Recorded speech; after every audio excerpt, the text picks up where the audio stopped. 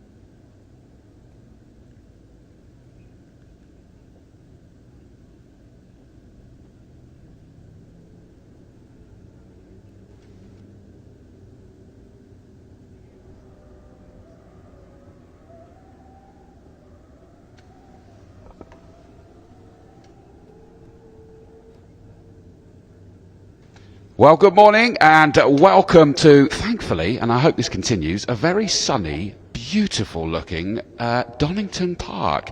And if the circuit wasn't looking beautiful enough as it does right now, with the sun just beaming across it on this wonderful circuit as it is at the best of times, the cars that are going to be unleashed on it are just going to be the icing on the cake.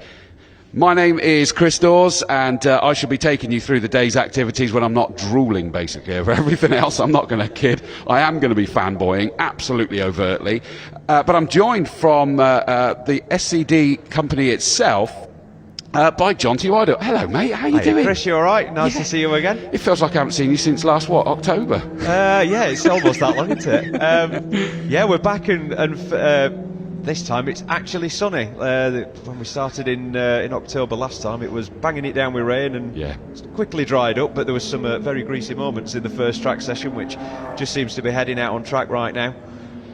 It does. I noticed that we've got sighting laps. We've got to keep these caged tigers just under control a little bit, haven't we? Yeah, we need to make sure that they know where we're going. We don't want any offs in the first session, definitely not. No, exactly right. I mean, we don't want anybody with all the gear, no idea, and I'm sure there's none out there like that. But we are out looking. I mean, I've got the pleasure now. We're obviously now up in the commentary box, the tower, the sort of pit-in end of the pit lane, looking out over the circuit. As you can imagine, we can see the start-finish straight into the first corner. Then we lose them, sadly, behind the trees. Down the crane is one of the parts of this circuit I would love to see more than any, to be honest with you. Old hairpin, we still lose them. But then back up the Schwanzess and into McLean's, we see them come sweeping up the hill. And round the back half before they then come barrelling back towards us down Exhibition Straight. And it just, even, this is a members session at the moment, and it would put every other car show to shame.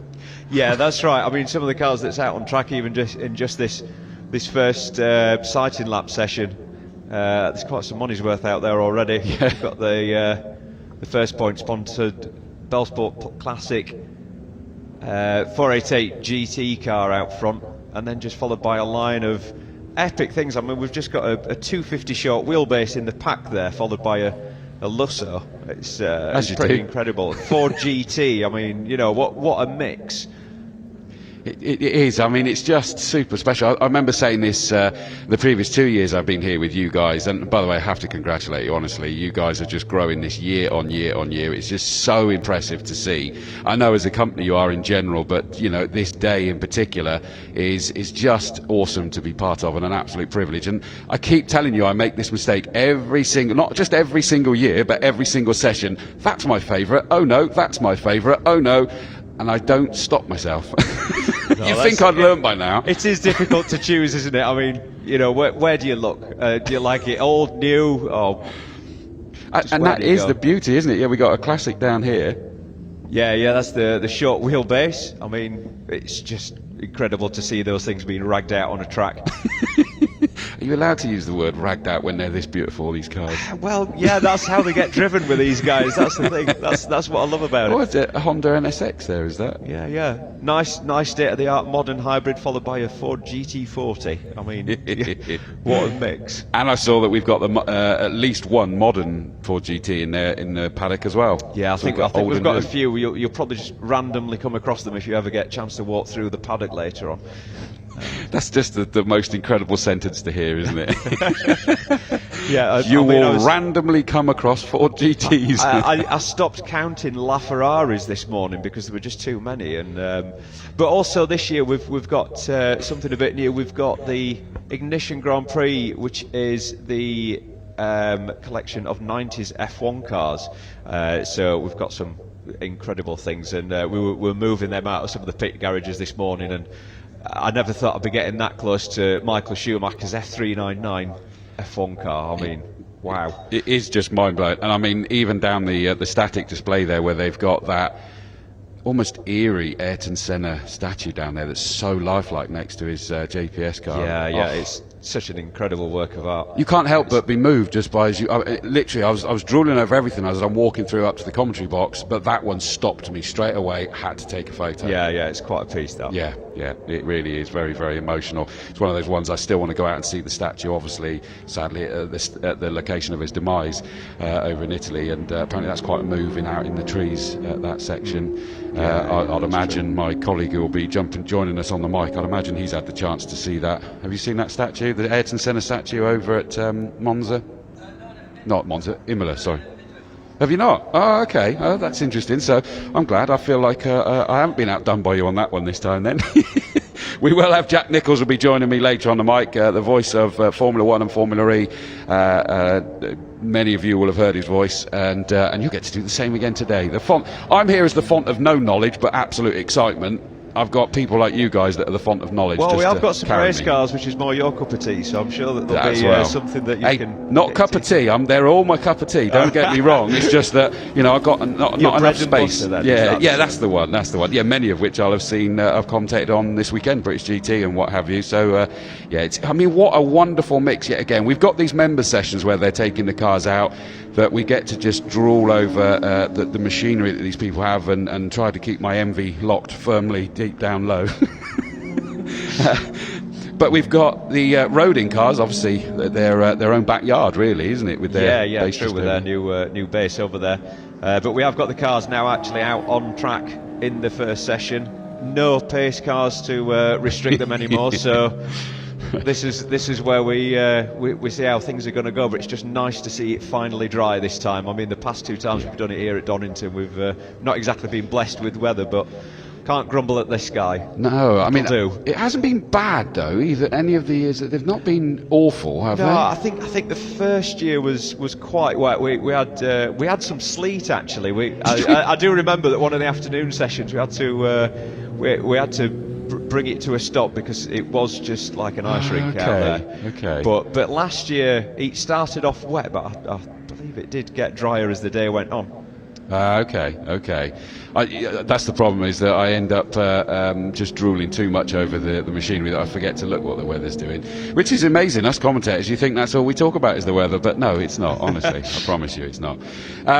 We've got a number of member sessions during the day. As the day progresses, the likelihood is, John T, we won't be talking about the member sessions because we'll be throwing the production down to the stage where we've got all sorts of guests that the presenters will be interviewing down there. Yeah, that's right. I'm going to be heading out. I'll be leaving you very soon, and I'll be catching up with people on the live stream later on down in the paddock. I'm going to be walking through the pits and interviewing a few people, and then we've also got a very special grid walk later on. So I'm going to get my Martin Brundle on and see if I can run around on a racetrack grid. This is where, during the course of the day, totally different the way that we're doing it. Obviously, you've got the big screens up around the paddock, you've got the TVs in various locations, as well as available online to watch on your phones and your tablets and everything else. I'm having to pay attention because we will have times when, I know you'll be pleased to hear this, I have to shut up, and we'll be throwing down to the stage. But I'm also going to end up schizophrenic by the end of the day because I've got director in my ear chatting to all of the camera crews and everybody else with the remote broadcast. Somewhere in there, apparently, that could be talking to me, and the likelihood is I'm going to miss it because I've had to turn it down. But I've got to try and hear and watch the screen. But this is again where you guys at SCD have gone bigger again. Yeah, we just keep trying to build on it each year, and with the calibre of cars, hopefully is going to turn out. We've still got things arriving. I mean, looking down, you can just about see where the hypercar parking section is, and yeah, there's some pretty incredible things down there. I mean, we're usually short on things like Enzos and LaFerraris, but I can see two just straight away as soon as I look down there. I've already seen about 3 or 4 LaFerraris when I walked in this morning before the others have turned up. So yeah, the level of hypercars that we've got coming this year, again, we just need to step it up. We've got the live stream so people can follow it. The secret meet is not quite so secret this year. I did notice that on the way in. There was an awful lot of people waiting to take photos out. It's like, how do they know? Yeah. Well, usually they just appear later on in the day when people put stuff on Instagram, and then they realise what's going on, so they get in a car and get over here. But yeah, this time it's we did sort of release it because we had have this live stream going out this year so that people can be a part of the event. You know, it is something that we want to share with the world, so we sort of got that stuck out, but obviously it does mean that we've got a lot of people now that was waiting on the gate. Yes. Even when we turned up at 6 o'clock this morning. Were they really? Wow. Well, if any of you are watching this stream and listening in, welcome out there, and I hope that you're enjoying. I know that you kind of almost like a 4D experience, because they'll be able to hear these beasts going around the circuit. They've been taking some wonderful photos as everybody's been arriving, and you know, they may be able to watch and listen to us sort of rabbiting on about it as well. Yeah. We got so many guests coming in to join us, haven't we? Yeah, Both we have. here, you down there on the stage. It's just amazing. Yeah. No, we've got plenty of people that we're going to be chatting to throughout the day, it should be hopefully a nice full day's entertainment for anybody watching. Yeah, absolutely. And I mean, obviously, the whole thing is you guys, supercar driver. Speak to me. What's been happening with you guys over the last year? Oh, a lot. A lot, and also not a lot. Yeah, I mean, that's the irony, isn't it? It's been obviously annus horribilis, if we can go Latin for a minute. It's not been the most straightforward of years, but I think that can be said for most people, really. But no, we seem to still be carrying on and just doing what we do and just building on this. I mean, like, you know, the last time that we ran this event in October, we were still heavily quite restricted in what we could and couldn't do. Just as the 250 short wheelbase is lighting up its rears, I think, out of that corner. I hope that's all it was. We'll wait and see as it comes through. I was wondering whether it was a bit of fluid that it was dropping. It's coming on to the start-finish straight now, so we can actually look at it instead of on the images. No, that looks fine, doesn't it? Yeah. I think it was just a bit of keen acceleration out of a corner. Agreed, other than that it went on for quite a long time, so I was a bit worried. There's a Lotus just going steady down there. Yeah. But it looks I think he was just getting out of the way of the Glen Turret Cup car, which was flying up behind him. Yeah, good I had idea. the pleasure of driving that thing a few weeks back at Anglesey, and wow, it's just on another level from supercars. This is when you and me fall out, though, is that you throw in that, I got a chance to drive this then, and he's like, oh, thanks. It's known as the art of the blag. Yeah, absolutely. And you do it. Are you actually, it sounds like you're going to be too busy today, though, because normally you get to jump in a thing or two. Yeah, I think I am. I think the boss has decided that he's that keen for me not to drive things this year, that he's just given me too much to do that I can't possibly do it. So, Ching Ching, he's managed to achieve it. You are busy. You're going to be roaming around. You guys, and I'm just sort of finish off this loop a second. I'm sure it is since the last time you've moved into new premises, even. It was about a year and a half ago. That was it really? Yeah. Wow. Okay, so ignore that. So that we do get to borrow some nice cars that we can actually put in the office and look at, which is quite lovely. And this year is that you've got more sponsors involved with the Secret Day. Yeah, that's right. Yeah, down in Paddock 2, we've now got the new sponsor village, which rather than being over to one side, it takes up all of Paddock 2. And we've got some lovely looking picket fences rather than the tatty tents that we had last year. Bonnet de douche, Rodney, that when I came in. Yeah, so it's looking really good. It's again, like we say, we just like to build on these things, and it seems to be working. Look at that sight on screen now. You've just got such a mix. I mean, you've got a BAC mono going the inside of a 250 short wheelbase, chasing a GT3 RS. What a mix. It really is an eclectic mix, to say the least. Also, same sponsor, same charity for the day, which I always struggle, and I'll do it in a second when Jonty's sort of like gone roaming, but we have Bluebell Wood involved, was being supported again by the day, and it's one that you guys are very, very close to. Yeah, that's right. We've been close with these with Bluebell Wood since the beginning, really. We've got a good relationship with them, and it is a really good charity to support.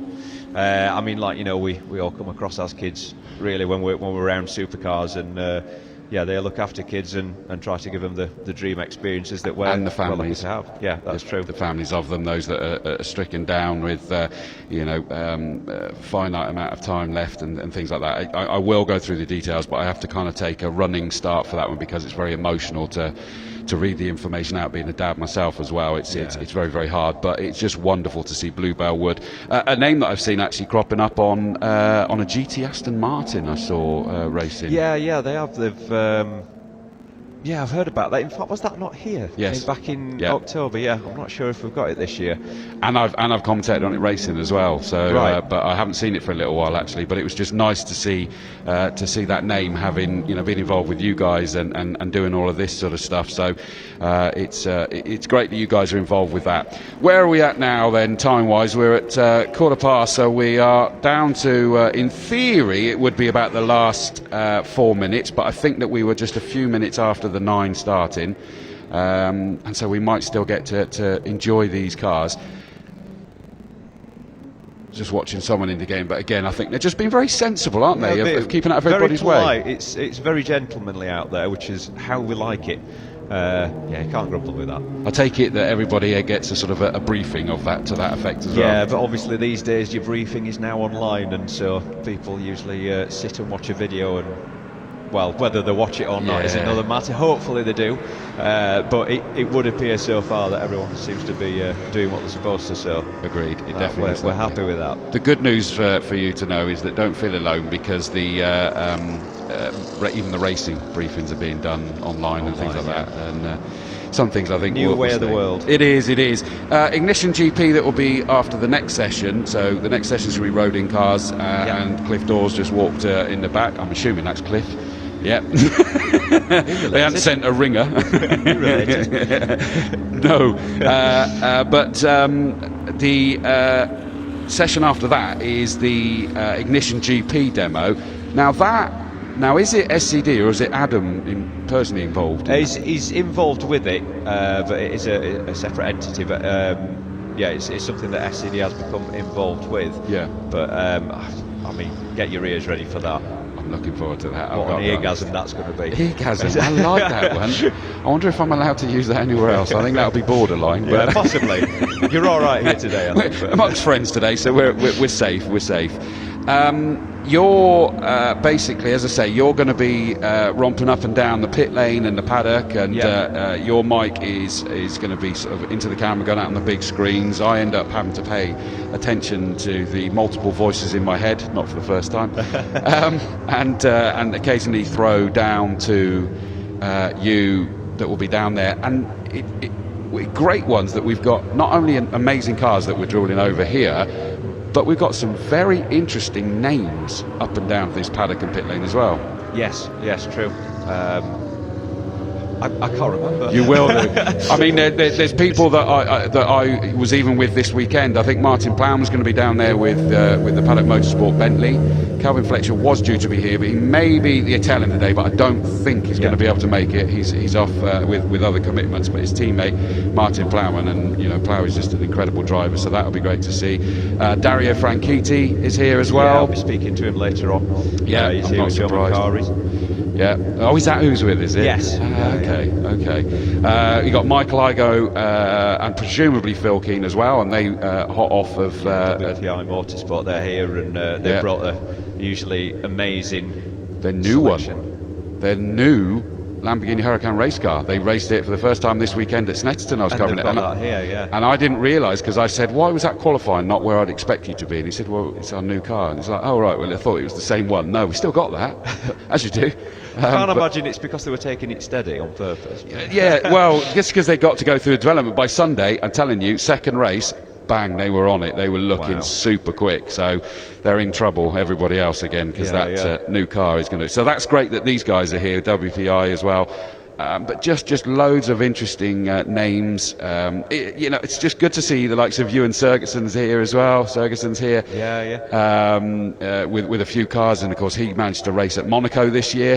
Yes, and also at Goodwood as well. Although the car that they were racing, the Embassy Shadow, actually then ended up being driven by Damon Hill at Goodwood. Yes, I saw that. Handed it over. I mean, that must have been a special moment to see that. For him as well, because I saw how emotional his posts were, to go like, I just cannot believe it that Damon Hill with the famous helmet as well in there driving that car. I mean, it's that can't even be your next best thing, can it? It's almost like, how do you follow that? yeah, exactly. It's amazing. But just very quickly, you got the likes of Martin Short, Michael Lyons. Of course, he won multiple trophies in the Classic at Monaco.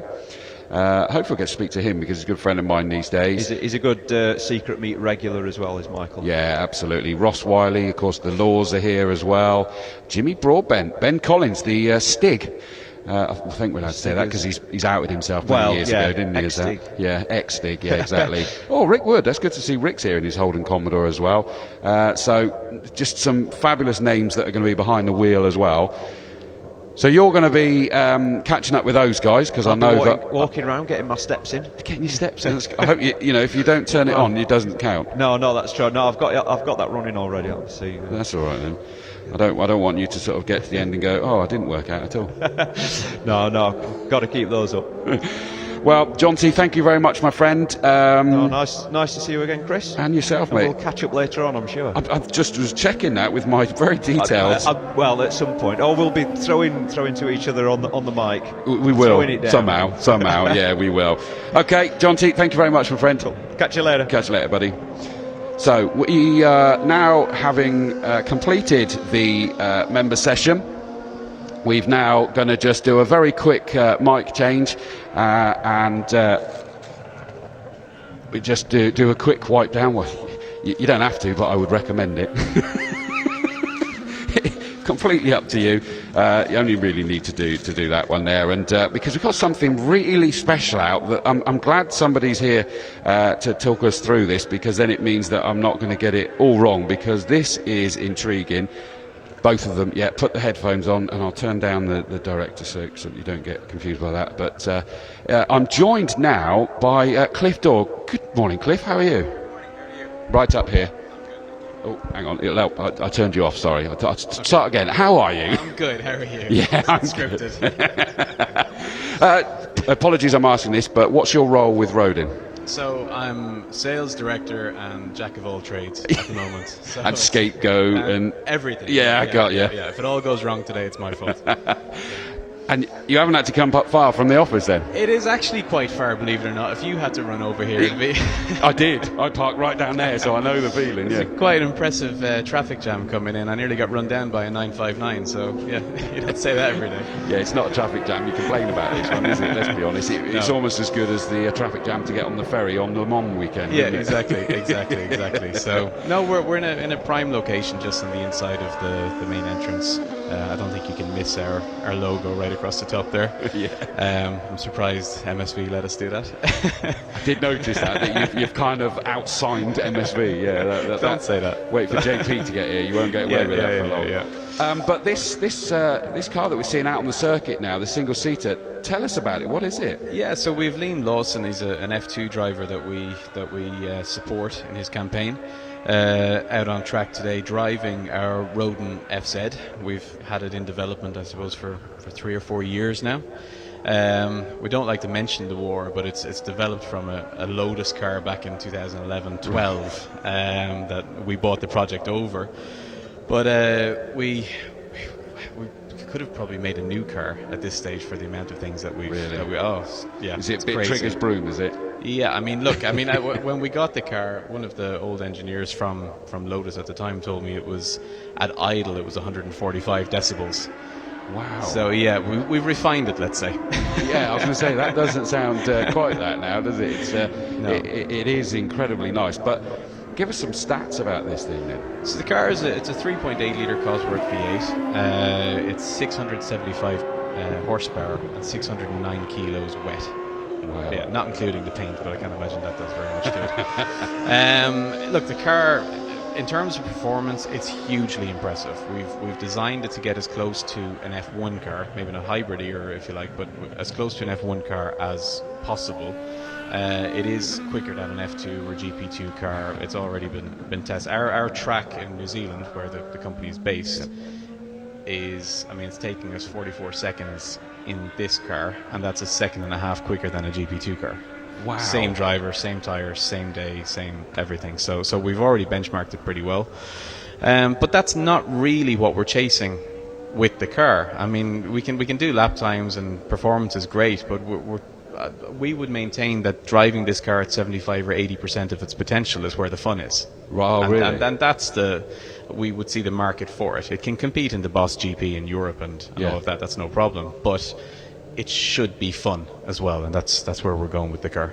So this is something that people can buy and take out on the circuit. Yeah. Buy it, take it out. We partnered with High Tech GP. Yep. So they'll do all our after sales, running of the car, dropping off, picking up the car for the customer, everything. That's all going to be across the UK and Europe to begin with, and then we'll move further afield at that stage. So yeah, it's a full package. So if the owner comes to us and says that they want X, Y, or Z, we'll provide it and drop everything to them.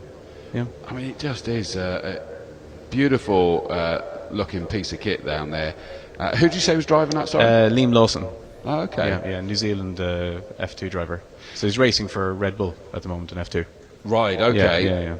And it is New Zealand-based company, isn't it? It's a New Zealand-based company owned by an Australian gentleman.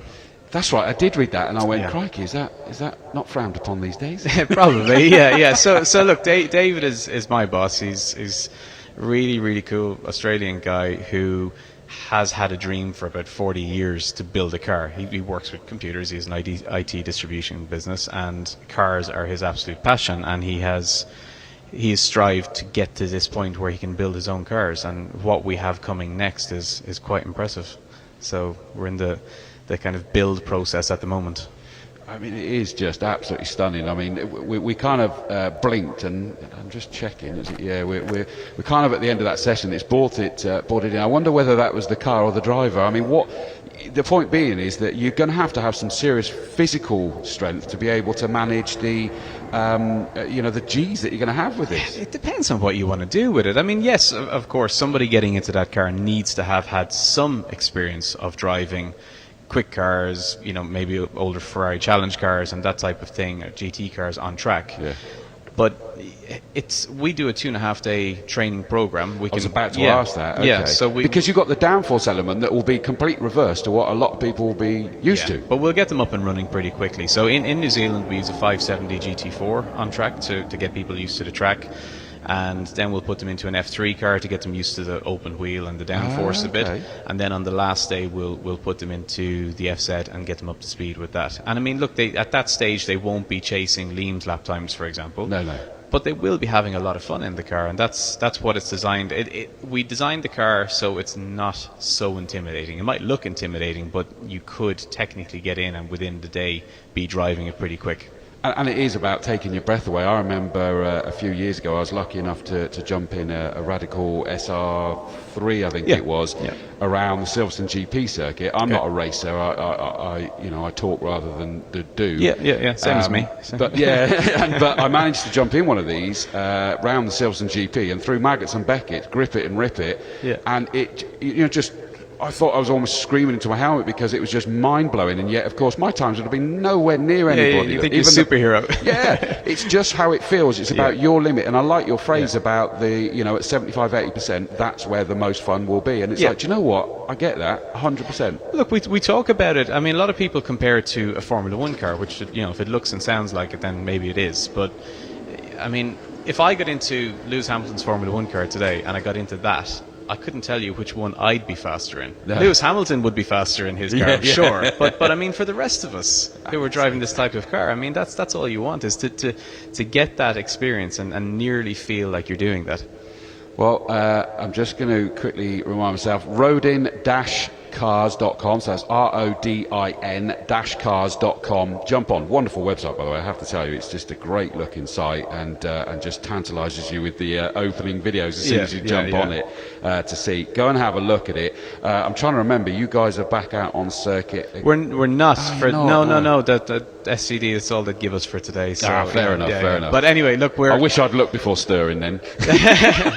Look, the car is going back into our showroom now, so we're not going to display it in the paddock here, but it will be on display fully in the showroom up until about 3 o'clock today. Okay. So anybody who wants to wander down and get a bit closer to the car and see the finer details, and they're worth seeing. So and do go and have a look, go and have a chat to these guys. Now's your chance. You're in the environment.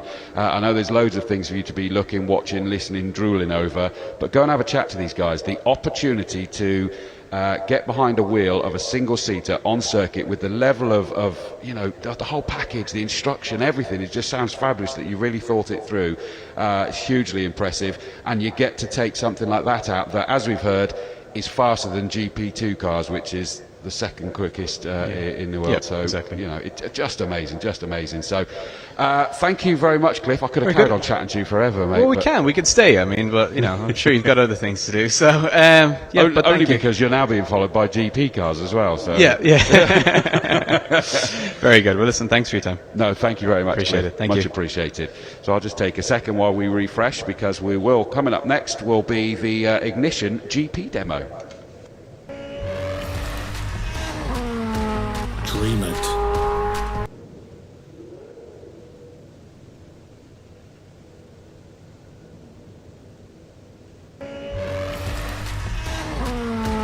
Dream it. Believe it. Rode an FZ. Nothing like it.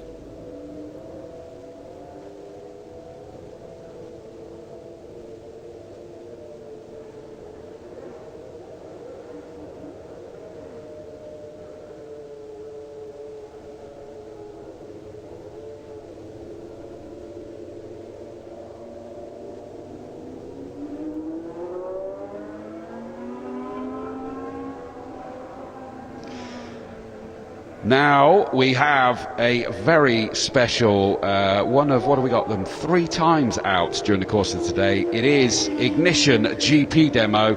It is Formula One cars that just hugely impressive collection of the GP cars. And thankfully, I'm joined by someone that will know so much more than this, because no pressure, mate, but is. It is, if you listen to Formula One on BBC Radio 5 at all, if you watch Formula E as well, you'll have heard this voice. It is the one and only Jack Nicholls. Good morning, Jack. Good morning, Chris. Cool to be here, isn't it? What a selection of cars, what a day. I've never, obviously because it used to be secret, I've never actually heard of this before, but it's such an amazing event. Yeah, it's a little less secret this year, as you probably saw when you came in with all the togs out there and everything. I mean, you probably thought I was exaggerating when I told you just how amazing this event is, and it's grown year on year. But as you saw it when you came in, it genuinely is everything I told you it was. Yeah, exactly. And this is a particularly exciting element about it, isn't it? This is Ignition GP, so this is for cars that ran from 1989 to 1997 in the Formula One World Championship. It's that sort of era of F1 cars that basically don't get that much running anymore, and the Ignition GP team have decided to try and set something up that these cars can run in. You're looking here at a 1997 Benetton that was driven by Gerhard Berger and John Alesi, and that, I mean, this for me is the sort of, I don't know, this was my peak era of loving Formula One, you know. This is what did it for you. Yeah, exactly. So this is, and some people have that with the 80s, some people have it with the 70s. Obviously it generally depends when you grow up, but for me it was very much this era of car. The car you're seeing now on screen is the Tyrrell 021 coming up to the final corner. This is the Benetton 190. This actual chassis won the last 2 Grand Prix of the 1990 Formula One season, when being driven by Nelson Piquet, and this is it coming down towards the Melbourne hairpin, and as I say, it's being driven by John Reeks at the moment, but this is the very car that Nelson Piquet won 2 races in at the end of 1990. It's that kind of history that I just love. 100%. I mean, I'd agree with you thinking about it, because my highlight was 92 Mansell-Mania at Silverstone. The last year we were allowed on circuit after the checkered flag, because too many of us, myself included, ran. Were you on the track? I was. Oh, that's so cool. I nearly got clipped by a footwork.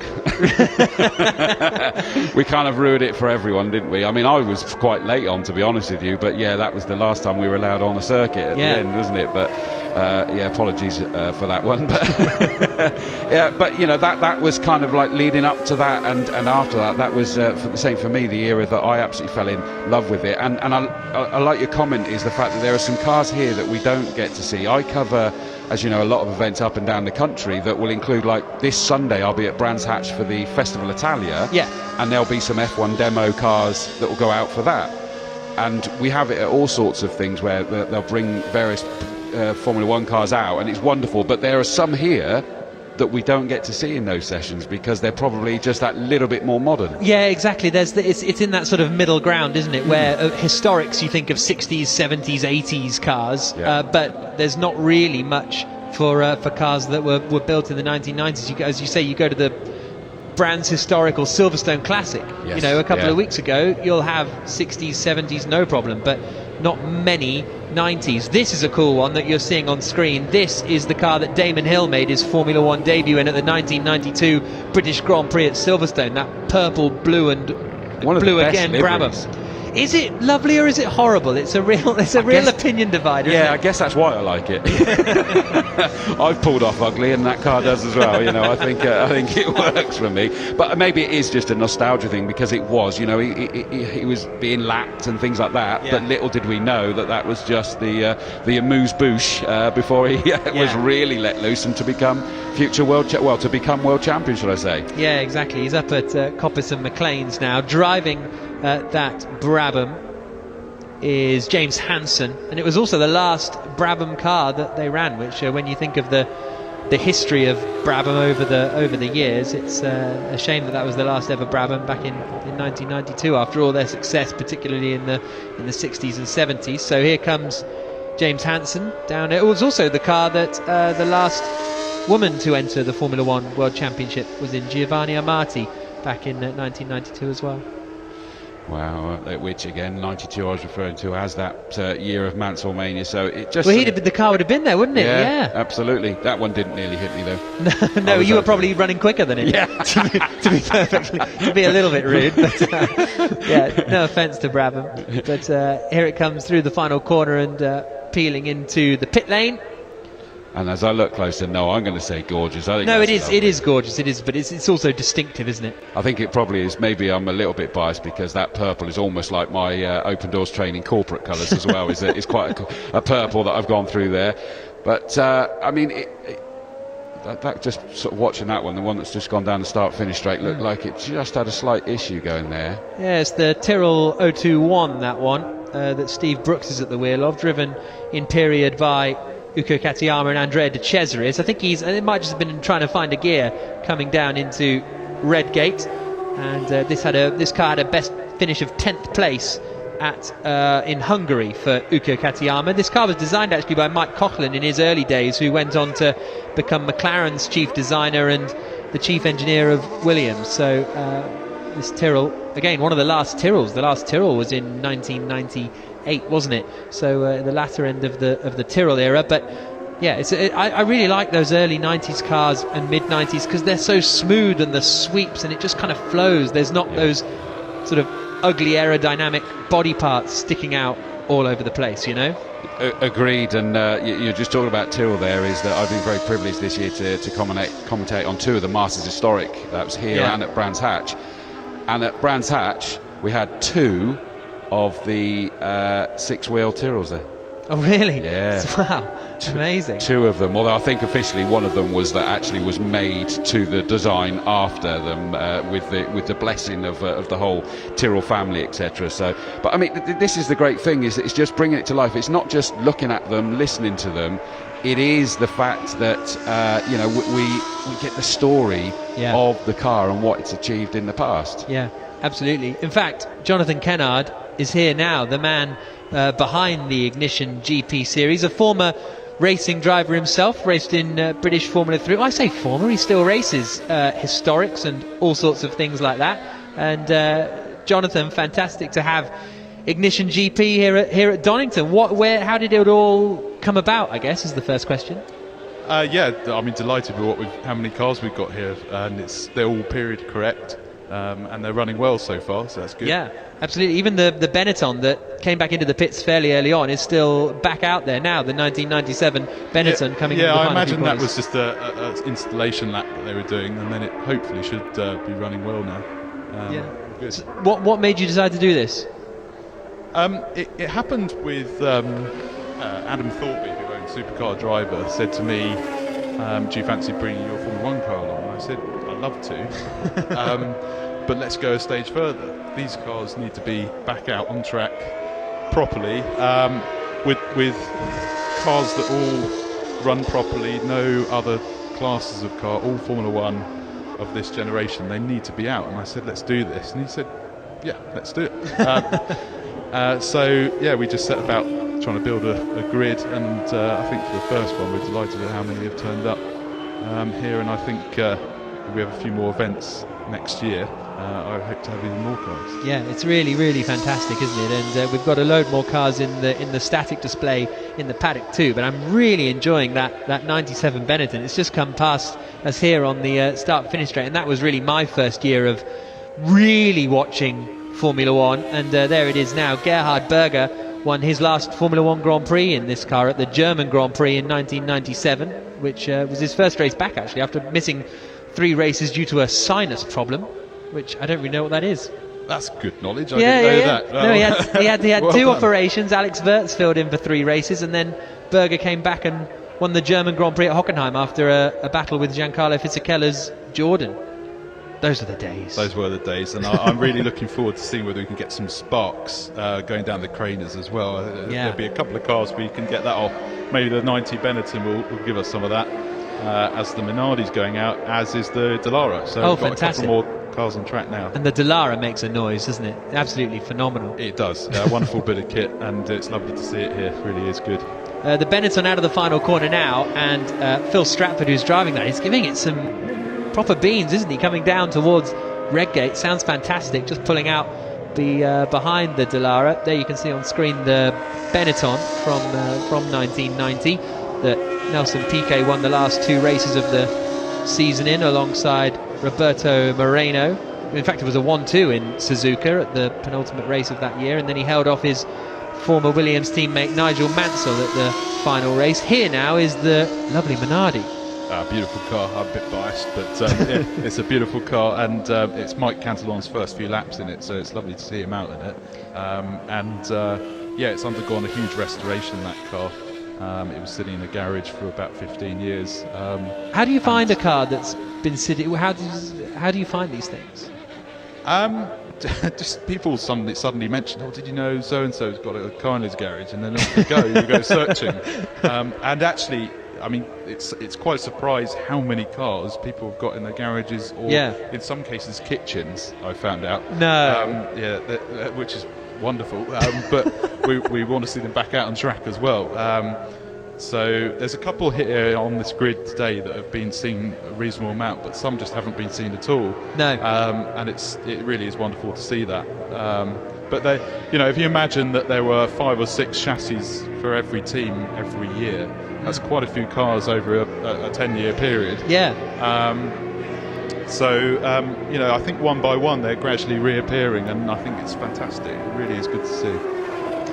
This is that Benetton, which is one of the cars that you do see fairly regularly at various shows up and down the country. As the Dallara comes past us now, there is the aforementioned 1997 Benetton, just coming down the hill. Finished 3rd in the Constructors' Championship in 97, designed by Pat Simmons, the technical director. And then here is the 190 again, which was designed by John Barnard and Rory Byrne, although Barnard joined during 1990, but Rory Byrne, who went on to be part of that incredibly successful Ferrari operation from the mid-90s through to the mid-2000s, and in fact another Rory Byrne car's here in the paddock, isn't it? Michael Schumacher's 399 Ferrari. And those static cars are really cool as well, aren't they? Yes, absolutely amazing. We actually had all of them on the grid last night as a grid shot, and I'll tell you what, it just looked incredible. Yeah. I was blown away by how good it looked, and yeah, it really needs to. We need to get more of those out actually, and I think that will be happening. But yeah, we've got a Senna McLaren, we've got a couple of Williamses, one of which was on the grid here in 1993. You know, there's some fantastic cars. Yeah. Here is the Dallara you're just seeing coming through the chicane and then down towards the Melbourne Loop, the 1991 Scuderia Italia car driven by Emanuele Pirro and JJ Leto. Leto actually finished third at Imola that year, but that was the only points finish he scored, and it was his best result of the season.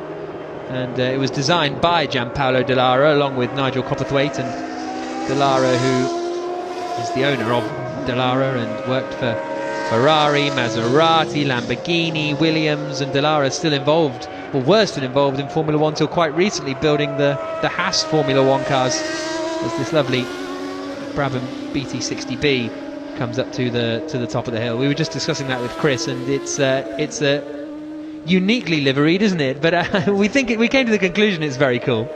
I think every livery was cool of this era in some way or the other. That's very true. But all very different, and yeah, I mean, you probably mentioned before I came up into the commentary box, that was Damon Hill's car from '92, and lovely to see that out again. That was in the States for many years, and again has done a full rebuild, and again we're seeing it. How does it end up in? Obviously, you probably don't know, but how does it end up in the States? It's just bizarre. No idea. Yeah, they just do a sort of a scatter when they've finished racing, and in some cases, or many cases, a lot of these cars were sold by the teams to fund the following year's racing. Right. So that would have been one of those cases probably. Yeah, they just you wouldn't believe where they're found now, but there's a few sparks off the Brabham. Wonderful to see. Hopefully we get that on the camera soon. We always want to see that. There's the Benetton again coming down the Craners. I tell you what, Phil is giving this a bit, isn't he? It's fantastic. Not hanging about, is it? No, exactly, because so often, and I think that's probably part of the benefit of running the cars like this, is the drivers have a little bit more freedom, I suppose, than doing a sort of static display. Well, obviously more than a static display, but you know, like a processional display behind a safety car or something. You know, you really get to see these cars in action, even at the hill at Goodwood, for example, which obviously wonderful event, but you don't really want to be sticking one of these in the hay bales, do you? No, where there's a bit more freedom here. Yeah, well, I mean, within reason, we're encouraging these guys to go for it. Yeah. And I think everyone wants to see that. And they really have listened to me. It's fantastic to see. I mean, Phil's an old hand with this. He's driven this Benetton quite a lot. So I think we're seeing that now. He looks just absolutely superb. And actually, it's his first time at Donington Park. And look absolutely superb, so he's doing a good job. Oh wow, yeah, he normally races in Europe, and actually a shout out to Phil. He's come over all the way from California just for this event. Wow. So, big thanks to him for supporting it in that way. Yeah, amazing. One of the coolest cars out there, I think, the 197 Benetton. There's a look down the Craner curves, but a few dark clouds out there, but it looks like we're going to have a fairly pleasant day, which is fantastic as he comes down the Craners again and into the old hairpin. Got the B190 coming past us here in the commentary position. All of these cars are in the pit lane as you would expect throughout the day, and then there's the stationary paddock there, and there's the Minardi, and it looks like he's been pushing. It certainly does. Hopefully he's kept the engine running, and we should do the spin turn and carry on. Yeah, exactly. Have you driven that Minardi much? I've driven about 10 laps in it. Okay. I'll be gagging to do some more at some point, but over to Mike for now. Looks like he's enjoying it a lot.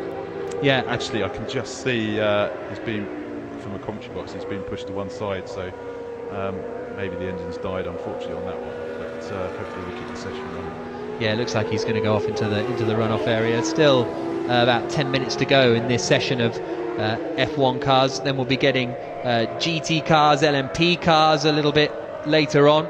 before our first visit to the stage, coming up at about 10:30.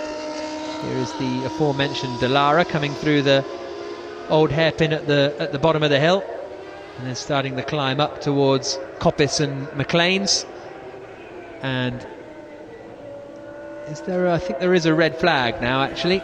So I think they have red flagged the session for the moment to go and pick up that car from the back. So thank you very much, Jonathan Kennard, for joining us, the man behind Ignition GP, and getting these. I just love it.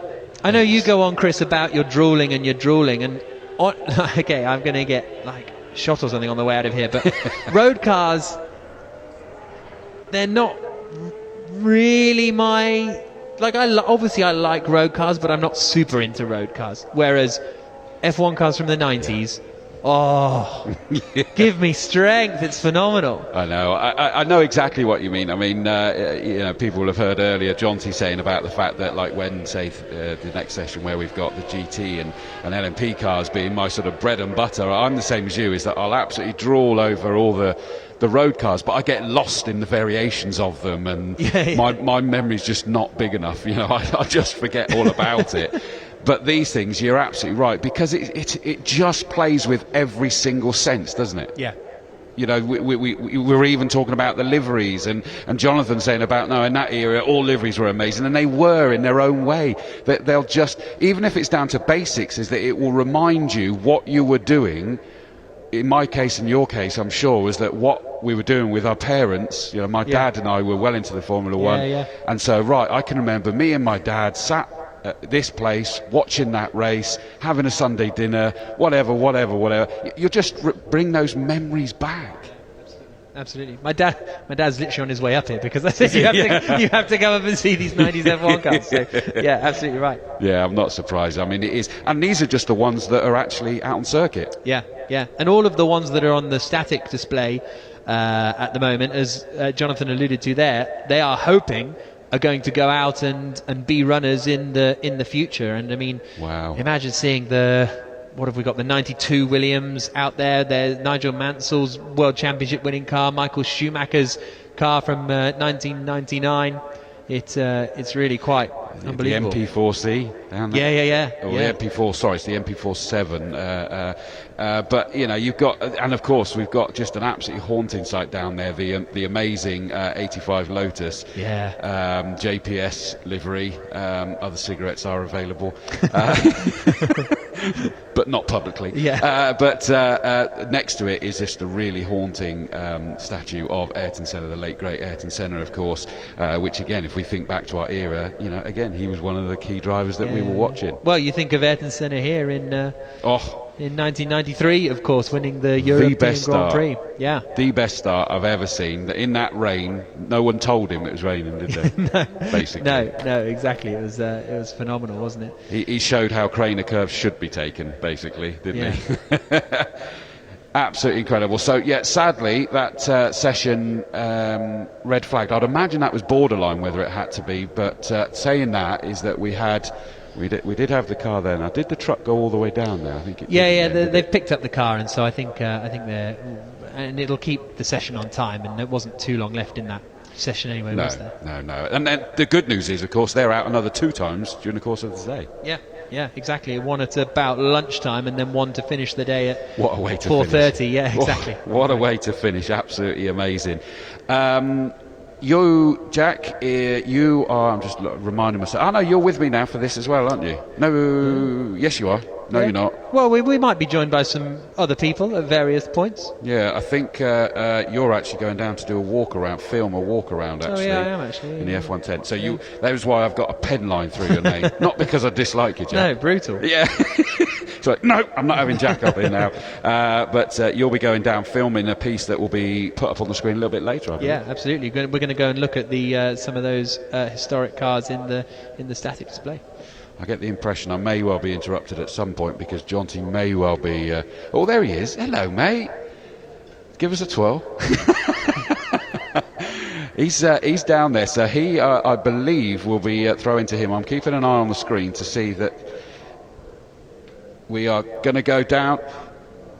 So Jonty's going to be wandering around. He's got a cameraman in front of him. Let's hear what he has to say.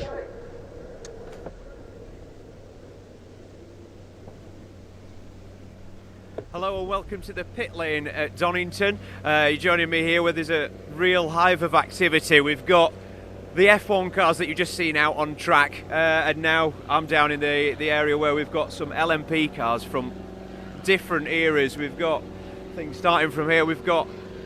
It ranges from things like, we've got a McLaren M8F, you know, a 7.6 litre beast of a car. In the next garage we've got Brabham BT62. These cars are about to head out on track, so you'll be seeing a lot of action from these soon, and we'll be popping back up to Chris Dawes in the commentary box. We've got the Bentley here, and then I'm just going to try and grab a word with Jimmy Broadbent. He's in the Praga, who you know we've been quite heavily involved with this year.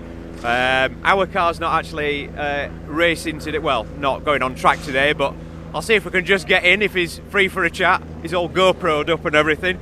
Are you, Jimmy? How's the session going so far? You ready to go out? Yeah, all good, mate. I haven't got enough cameras actually. Can I borrow yours? Can we get that on top? Is that all right? Yeah, if you want, I'll just get my guy to just sit on your roof, and he can get another angle for you. So this is your first secret meet, isn't it? Yeah, first time here. Amazing driving in. So many awesome cars. I felt a little bit out of place actually in my little car. Yeah, it's a bit different with race cars and road cars on the track together. So you're going to be putting in some decent times. Is this like a testing session for you, or just a bit of fun? I mean, it's a bit of both. I mean, you know, we're here later on the year in Brit Car, so it's good to get out there and sort of learn the car around here. And all the downforce we have is going to be insane. So I'm looking forward to seeing what this is like down the Prairie curves for the first time. Flat for us, of course. So yeah, a bit of G-force coming my way, I think. Cool. So you're getting ready to go out just now, then. So I'll not keep you too long. But how is the season going for you so far? Is this your first season now with Praga, isn't it? Yeah, first season of full racing. So it's going well enough, I think. About as well as it could go. Pace is getting better and better every round. So about as much as I could hope for in a car like this. So I think it's going all right. Yeah. Cool. Well, good luck out on the circuit. I hope it goes well, and we'll be watching you on the screen. We've got another Praga further back. This is Jay Morton and Ben Collins, the Stig. He's just like lining up, getting ready. We'll see if we grab a word. Hiya, Ben. Morning. You all right? Yeah, good. How are you? Not bad. This is your first secret meet with us, I believe. It is. Yeah, I feel very secretive, and I'm trying to get to the bottom of that. Why is it so secret? Well, it's not secret anymore because it's going out live, so we decided to change the secret bit. Okay, so I don't have to hide anymore because the whole Stig thing, I still get into that mode sometimes. Yeah, I'm a bit disappointed you've not got the white helmet on. It's strange to actually see your face. I know, I'm really sorry. They ripped the front part off, and now that's it, the secret's out. But I did keep the white suit. So it's a secret as a secret meet now, then? That's it, yeah. That's it. Right.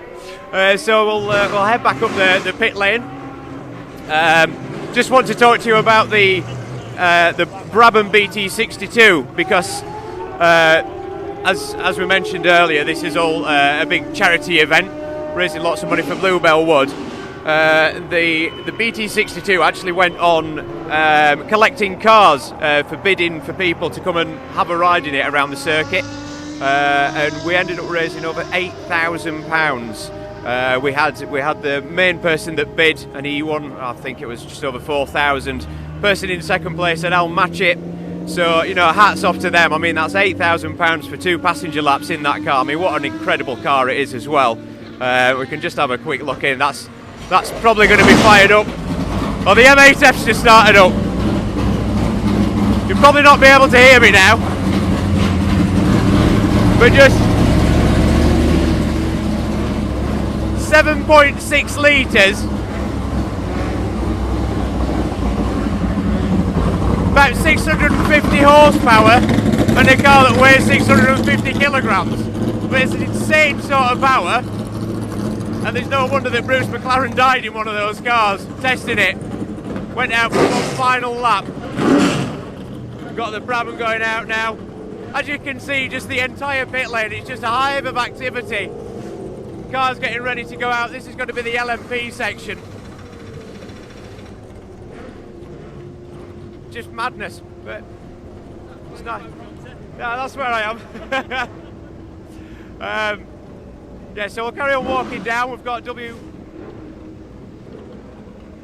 Motorsport. They've come in their new Huracan. So we've got the Holden making a noise going down the pit lane. Lambo's out. Jimmy's about to head out. Kelvin Fletcher was originally supposed to be here driving the Bentley, but he's unfortunately had to drop out last minute. And then, I mean, look at that thing. DBR9, one of the best sounding GT cars. Not sure you can hear me. And we've even got the sunshine coming out now. I mean, we couldn't have asked for a better day. Two troubles in the Bentley, I think. I think we did have a red flag session at the end of the last one, so I'm not sure if someone came off on that. We're just getting ready for the next cars lining up. So this is going to be the next LMP demo. We'll be handing back over to Chris up in the commentary box. It's just madness down here, but hopefully you're enjoying the live stream. Well, thank you very much, John. So we're going to hand back up to Chris up in the commentary box as the next cars head out onto the circuit.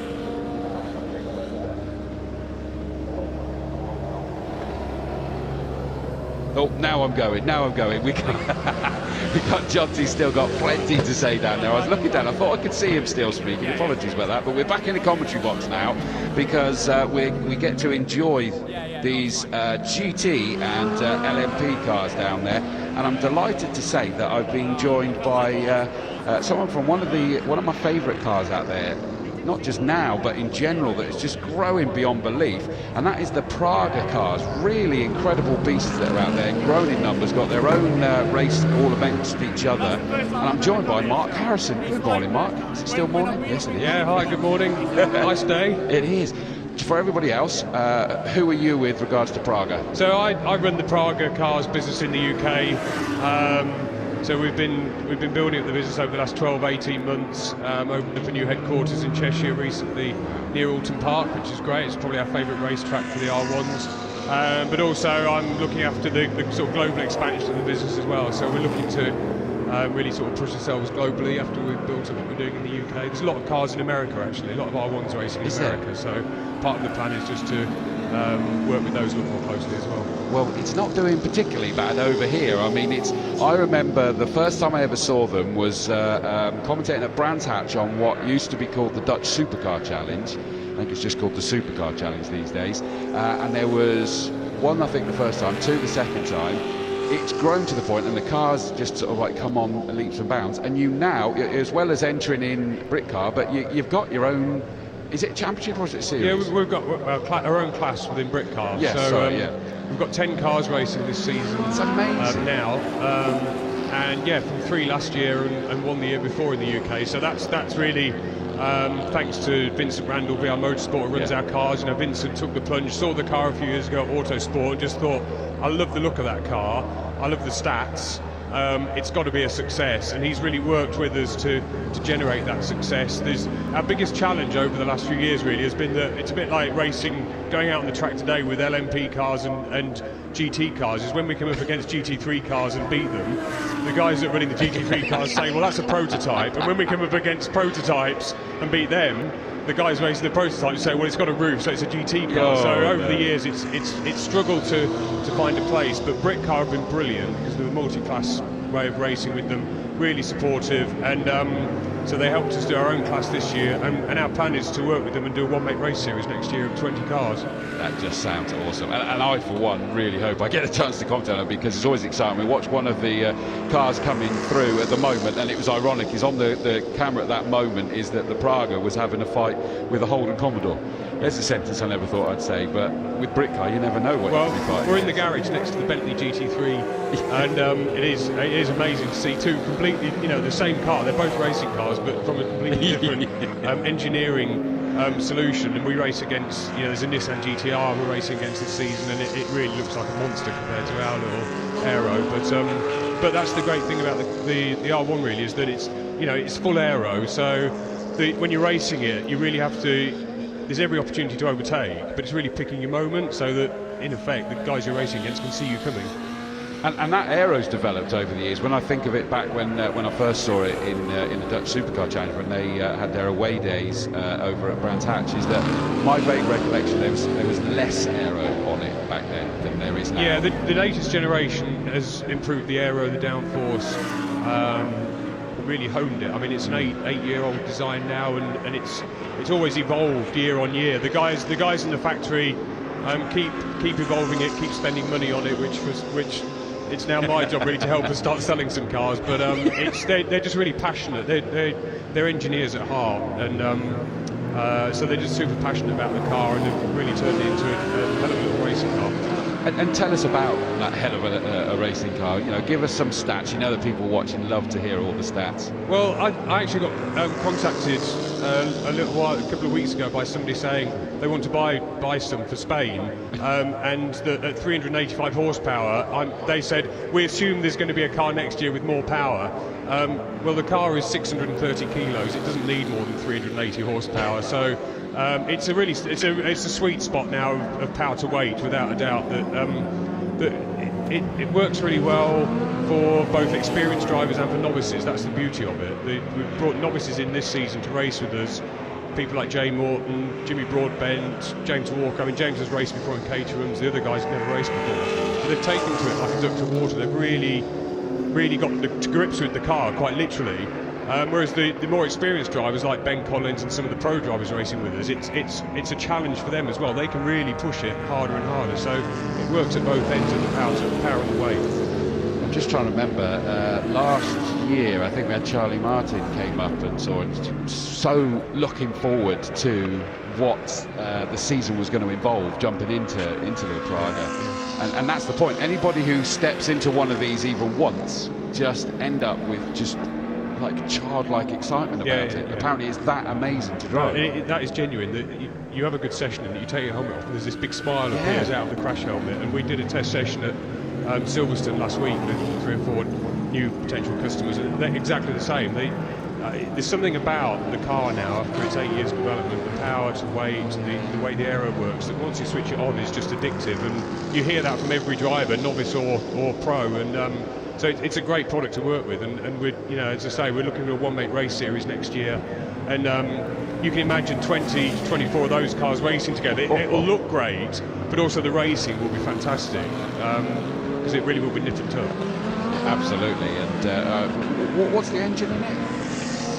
What is the engine in the Prix? It's 2-litre Renault, so it's a really well-proven small engine power plant that is really reliable.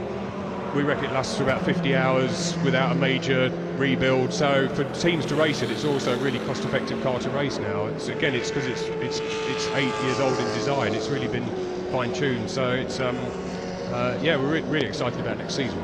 With that in mind, listening to things like, you know, bulletproof 50 hours, those kind of things, where do you see this car? Is it, you know, we've got some great endurance cars out there. Do you see it endurance? Do you see it mid-endurance? But surely it can even sprint race as well. Yeah, well, next season we're looking at sprint races, half-hour sprint races, as well as a 1-hour endurance. But we're also, we've got a new dealer that we've set up in Belgium that's enters the 24 hours and is older every year. So they're going to put their car into 24 hours and is older. We'll join them with a factory car at the end of September. The dealer we've just signed in California, they came third in the 25 hours of Thunderhill. You know, why do 24 hours when you can do 25? But so they came third in the 25 hours of Thunderhill. So it is a genuine long-distance endurance race as well as a sprint race, which I guess is part of its appeal. I do love that 25 hours. We do that Fun Club, go over to Spa and do the 25 hours. They're the kind of people that when you say you've been on holiday to Tenerife, they tell you they've been to 11 Reef. But I know, they've just got to go one better all the time. But I mean, they are just wonderful. We've got another one out on the circuit now, the 87 car. I mean, you've got a mixture of drivers that are here, sort of chopping and changing by the looks of it. In one of the cars, we've got Ben Collins, Jay Morton, Miles Lacey, and in the other one, YouTuber. It's not fair to just call him a YouTuber anymore, to be fair, but that's where people will know Jimmy Broadbent, sim racer as well as real racing, Jem Hepworth. and Charlie Martin. I mean, that's quite an eclectic mix of drivers. Yeah, as we well. put the word out, who wants to have a drive, and we thought, well, me. and everybody said yes. I think that's the beauty of the car, is people just want to spend, even if it's just 15 minutes, they just want to get in it.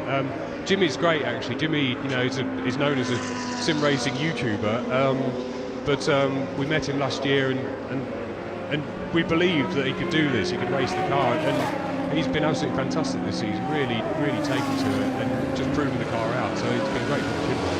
I think that's why I kind of pause when I say it's the way to say it so that people know who we're talking about, but it just doesn't do the guy justice anymore, does it? By any stretch, although he's taking some grief from a Le Mans team owner at the moment that seems to be suddenly become the Donald Trump of motor racing. Well, yeah. You're doing well if you start winding up people like him. Yeah, exactly right, exactly. I don't think it will be a water off a duck's back and all of that. I mean, but obviously, for obvious reasons, we're talking a lot about the Praga here, but I mean, to have out in this session as well, I mean, what a wonderfully eclectic mix. Putting your motor racing fans hat back on again, is that you were already talking about the Bentley that was next to you. What an array of cars out here. Yeah, I mean, I was here last year's, I think it was in October, wasn't it? And it's just moved up a level, and it's just, I guess it's quite rare to see so many different types of cars out on track together, and you know, look at the people I've got throughout it now. It's great to see. So great weather, great day all round. It's probably a good opportunity now, I think, probably also to say thank you to the marshals. You know, we were at Brands Hatch racing 2 weeks ago when we had the terrible incident there with the marshal, and so our heart goes out to you know, his family and friends, and it's really a big thank you to all the marshals here today at every race meeting. You know, the Orange Army, if it wasn't for them, we wouldn't be here. So thank you to all the marshals today as well. We're actually we've got a charity appeal on our stand if anybody wants to come by and contribute to the marshals appeal, actually from what happened a couple of weeks ago. So if people come by, I know SCD has its own charity, and I know they didn't mind us sort of doing something for the marshals as well. So yeah, big thank you to the marshals. Yeah, that's a good one. I've over the last couple of weekends while commentating, we've been doing minutes of silence, which are very, very emotional, as well as finding some words to try and do justice to what, you know, poor Rob Foote and his family. You know, rest in peace, sir, and thank you for everything. And yeah, second those comments. On the screen at the moment, we've got is that the Bentley you were talking about? Yeah. That was next year. I mean, it's a monster, isn't it? It really is. It's exactly twice the weight as out of the R1. Is it really? And twice the size. Just trying to see who's behind the wheel of that one. Now, presumably then that is Martin Plowman. I thought they were bringing their Paddock Motorsport Bentley, but I'm assuming they brought that one out instead. Only because I can't see another Bentley on the list. I might be wrong. I know we were seeing Michael Lyons out in the Momo liveried Gebhardt as well. That was great to see out there. Allegedly we got a Rover Vitesse SD1 going out at some point, but I haven't seen that yet. I might have missed it because there's so much going on and we've been chatting. I mean, you always know it's a good field when you've got the Porsches going around and they're not the ones that are catching your attention. You know it's a good field then. That Peugeot LMP1 just coming in there as well. So sort of again looking back at my list to see who's at the wheel of this. We're supposed to have the XT220. I did see the Brabham BT62. Now that's another engineering masterpiece that's come out recently. It's just incredible. Yeah, I think again that's probably in a way a bit similar to our car in how where does it fit into racing, and it'll be interesting to see how that develops as a racing car. I think I heard David Brabham's doing some hot laps today as well, so I did bump into somebody earlier who said he was going to have his breakfast after that. Good idea. I mean, you're absolutely right about it sort of not knowing where to fit in. I've commentated on that car in the likes of GT Cup during the course of this year, and it is just so loud, so quick, and yet apparently they're still having to turn everything down, so it's not allowed to do its full capability because it will suddenly kind of blow everyone away about, well, where should we put this? Yeah, well, I think that's why we really enjoy racing with Britcar, and I know it's raced in Britcar before because certainly Claire, who runs Britcar, you know, there's a flexibility there as to what can race and how it can race, and so that was great for us to get going in Britcar, and it makes Britcar a really exciting race series to go and watch because you never know what you're going to see, and we've sort of outgrown it now a little bit with 10 cars, so that's why we've got our own class. I think at Alton Park we were we had 9 cars and we were first to 9th after qualifying and came first, second, and third in both races. And I think a few of the other the other racers sort of had a quiet word and said, "Can we do something about that?" So we'll work with the Brit car organisers next year, but they'll help us organise the One Make Race series, and we'll go off and do our own thing, which will work for everybody, I think. Fair shout to that. It is impressive. I just also saw going past there the wonderful Aston Martin DBR9 GT1, Dario Franchitti and Joe Macari on sort of piloting that one. And there we go. There's the Aston Martin, and I mean, again, that just brings back some wonderful memories of the likes of Le Mans and what have you as well. I mean, I'm biased, but this is the best demo session, isn't it? I think it's. I'm not allowed to answer that. Yeah, we should just keep them out for a couple of hours and just get talking about each individual car. But no, I think that's really the great thing about the secret meeting now. It's really developed into not being secret. Well, yeah, and it genuinely is a day for enthusiasts, isn't it? And it's lovely to see, and long may it last. Yeah, it's one where you don't complain about having to queue to get in because you're looking backwards, forwards, left, right, everywhere. It's like, that's fine, I'll wait. I'm sure everybody's looking forward to when it's all electrified in 20 years' time. Oh, don't. It'll be very, very different. But the Aston Martin that I was talking about, and I know it's not what's on the screen at the minute. We're looking at one of the Pragas, and we've got one of the Porsches coming down the exhibition straight there. But I'm then looking behind me in the commentary box as well. This is the beauty. We've got, looking and listening absolutely everywhere as right in front of our commentary box goes the. Listen to that noise. That was when there was less rules on the noises, wasn't it? Yeah. Donington Park is just such a great circuit, isn't it? I think for us, our Praga drivers love Donington Park. It's where we're trying to do as much testing as possible. Donington Park and Alton Park really work well for the Pragas.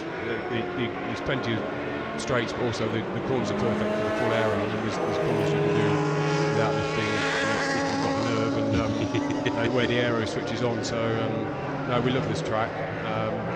We were here back after the secret meeting last year. We came back in November, I think, to do some early testing with one or two of this season's drivers. It was a cold, frosty, wet day, and there was a few nervous looks at lunchtime. But then the sun came out in the afternoon, the track dried, and actually it went back to suddenly you were able to switch the aero on, you were able to re-engage the car, and the smiles came back when they took the helmets off. So no, it's a great track for us. We love it. It really does, but I like your pick actually, because Alton Park, they say they throw drivers out because it tests absolutely everything, so a great chance to do this. And yeah, this is probably a bit more sort of like wild. I mean, going down through the corner curve, the speed that they must take down through there, gripping on for dear life as they go down there. And Old Hairpin is like the worst named corner because it's not a hairpin, it's just incredibly quick, so they're able to really feel how quick we take through the corners. Yeah, and I think that the elevation changes as well and things like that. It's a really dynamic racetrack to drive, and so we come back here. The final round of the Brit car season is here October 23rd, I think. It's a big gap. We just had the last round of Brands Hatch, which obviously we didn't actually race there for the reasons we just explained. But it's a big gap now until the final round at the end of October. But we've got at least three cars battling for our little championship out of the 10. One factory car with Jack Fabi and Charlie Martin. One of the new cars owned by a team, Chippy Westonvale Performance, and then one of the older cars as well. It's run by Richard Wells. I've seen Richard here today actually. He's battling for the championship as well in the car that won the championship last year. So it's a nice mix of factory new car, team-owned new car, and team-owned older car. So it'll go down to the wire, which is great. Which is what you want. If you were writing a script, that's how you'd want it. Yeah, because it just works for everybody. The worst thing would be have three factory cars battling for it, and the customers frustrated. But it's good. I love hearing that name, Jack Fabi, because I remember contacting him when he first came out in, I think it was the Sax Max, the Junior Sax Max series, and just as what would he have been, 14 years old presumably back then, and to sort of hear a driver like that sort of coming up doing something in Praga. It's just wonderful, and I mean, at the end of the day, you've got to say the reason why we're both, you're allowed to be biased, I'm supposed to be hiding mine a little bit, as people will have heard, I do a lot of GT commentary. It's just in rude health, isn't it? And if going back to many moons ago, is that you asked a youngster what do you want to do when you grow up, and it'd be I want to be a Formula 1 driver. Whereas now the phrase is I want to be a professional racing driver. I want to be a professional driver. The most chance of doing that is in GT racing now. Yeah, I mean, there's huge opportunities, and the nice thing for us as well is that Praga is the third biggest go-kart manufacturer in the world. So it's not. Praga karts haven't actually taken off in the UK until the last couple of years. We're starting to get some momentum now, but there's a direct route now. If you're a kid, jump into karting and come through, and so that's something we'll be building on, is how can we get kids into Praga karts. And the nice thing is, as we saw last year with Jack is still a young guy.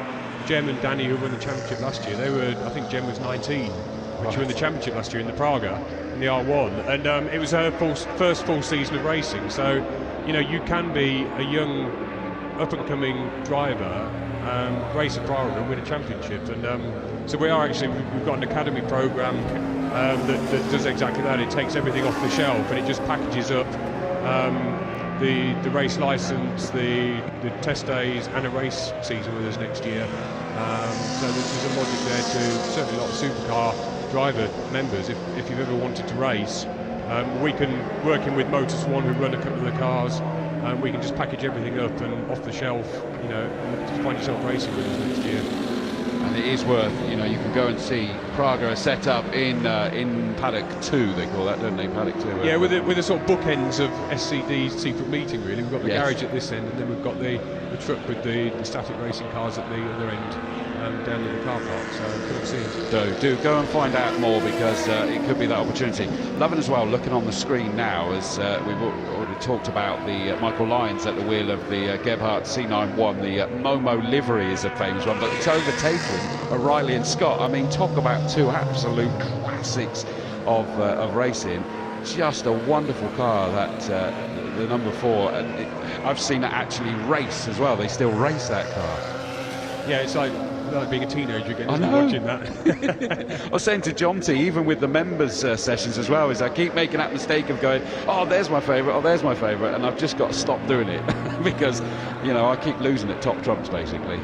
Well, there was a top trumps. I'm sure there was a top trumps pack, which was just GT racers and sports prototypes, but it actually makes you wonder how as teenagers we watched racing like that, because it was hardly ever on the television. But there must have been a time, I guess World of Sport maybe on ITV probably showed it, or but somehow or the Sunday morning Channel 4 motorsport TV. Yeah, I'm older than you. I didn't have Channel 4.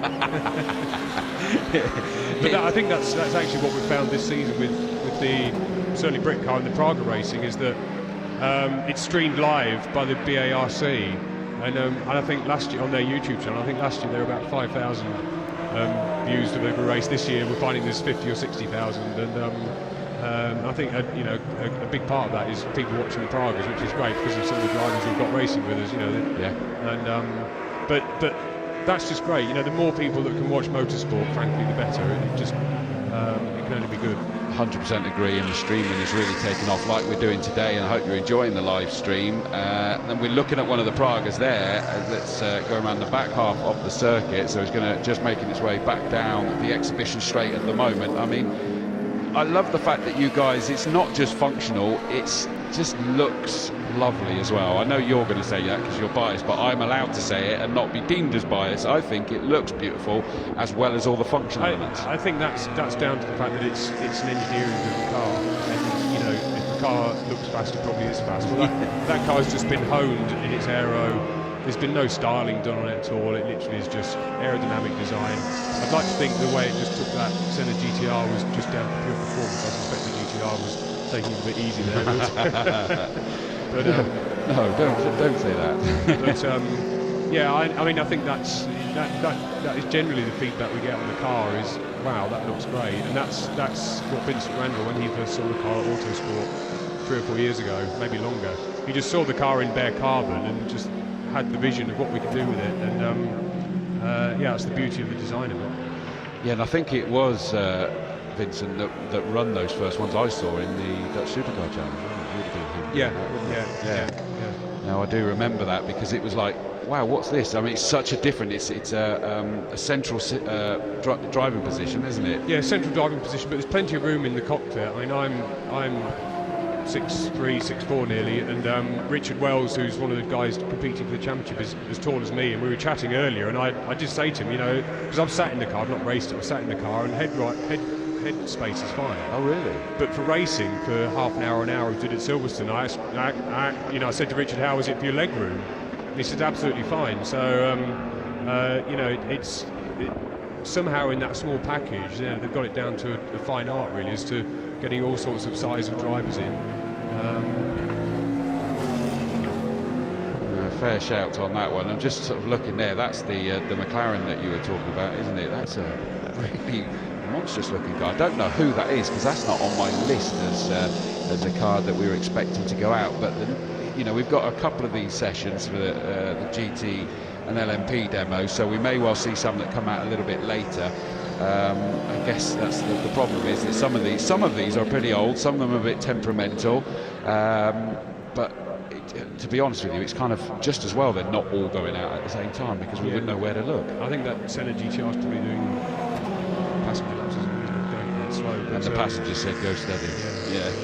I mean, that's an interesting design in itself, isn't it? That's aero honed, and I mean, on the design, I think you had Frank Stevenson up here as well last year, and Frank. So I got Frank working with us this year on doing the livery for James Walker and Miles's car, and he loved the Praga when he saw it again because of its aero focus, and I think that's something that Frank brought to McLaren when Frank was design director at McLaren. If you look at the McLaren P1, you know, that is a car that will just age beautifully because it was really aero driven, but also I think Frank realised that for a road car you still have to do some styling. You can't just do pure aero, and it will work on the racetrack but not on the road. So I just love the design of the P1. I think that's where he really hit the sweet spot actually in his career. That's why he wasn't such a big fan of the Senna, was he? It was one of my most enjoyable interviews, I've got to be honest. He's a wonderful character, and even once we got talking about, I didn't realise quite how many things he'd been involved in, including the Mini. Yeah, so Frank was design director at the Mini, and we worked together there. Actually, that's how I first met Frank. And because he said it, they designed it like going right, what's quintessentially British, and they went bulldog. And as soon as he said it, you then looked at the front and went, yeah, do you know what? I get it now. And he's just a genius. The guy's a genius, isn't he? But such a character as well. But he was not prepared to hang back his words on this one, was he? No, and I think that's what I always like working with Frank because I was the PR director at McLaren when he was the design director. So managing Frank's words. Yeah, so you could never get him to work to brief. But he would always say what he thinks. But he's such a nice, charming man as well that he loved working with media, with customers, with guests and things like that. And he would just chat away all night with people. And I've worked with a few car design directors in my time, and Frank's easily the most outgoing, welcoming, chatty design director out there, and he's a great guy to work with. And the fact is, he's got the products to prove his talent as well. You know, I asked him recently, what's your favourite, the Mini, the McLaren, or the Maserati MC12? And he wouldn't say, but then he quietly sort of said, actually, you know what, the Maserati MC12 was just something about it that he just absolutely loved that car. Almost get the impression though is that would almost change from day to day of what he picked out as his top one. But the reason why I'm happily sort of like throwing him under the bus with his comments from last year is that you were kind of alluding to it, that McLaren Senna, I personally like it, but I think it's not because it's beautiful, whereas the P1 was just beautiful. It stands still, it looks amazing. And I think you hit the nail on the head, is that one was designed purely function, wasn't it? It was all about everything's in the right place to do a job, and not really about looking slick and sexy, which he's still a huge advocate, as you say, is that it's got to look good as well. Yeah, and I get the logic of the Senna on track. I mean, that, you know, pure aero design makes sense on track, but again, on the road, you would assume there needs to be some styling to appeal to, you know, car fans, enthusiasts on the road. But you know, isn't it great that the cars don't all look the same? I mean, this is the danger in the future, that cars will all look the same if we're not careful. The bureaucrats will have their way, and this is one of the challenges we're working on really at the moment as well in the European Union with the bureaucrats is trying to make sure that cars with pointy front ends and spoilers and wings still exist in the future, because they're just lovely things, and there is a danger that won't happen, that cars will all look the same in the future. So we should celebrate everything that just looks a bit interesting and a bit exciting. 100% agree. Well, that's the end of that session. Thank you so much for joining us, Mark Harrison from Praga. I can't remember, are you joining us for the other session, or was that the I can't remember. I'm talked out now. You are. I think that's it. You get a rest now. So so thank you so much for coming up for that. Much appreciated. Well, thank you to everybody at SCD for organising this great event, and long may it last. Agreed. Well, there we go. Thank you very much, Mark. Great to catch up with that session and everybody that was out there in those couple of Pragas, but with multiple different drivers out there in the session. What will be up next is a couple of member sessions, and that will mean that I'm actually, stop saying thank goodness, but I will be going quiet very shortly, because we're going to be throwing down to the stage, and I believe that Jonty's got a special guest that's going to be presenting down there with him as well, and we've got all sorts going on down there. A great addition to this year's event is that we actually have the stage where we're going to be able to interview people. If you can get down to the stage, then please do, add to the atmosphere. Failing that, it is of course going to be broadcast on all the big screens and the TVs.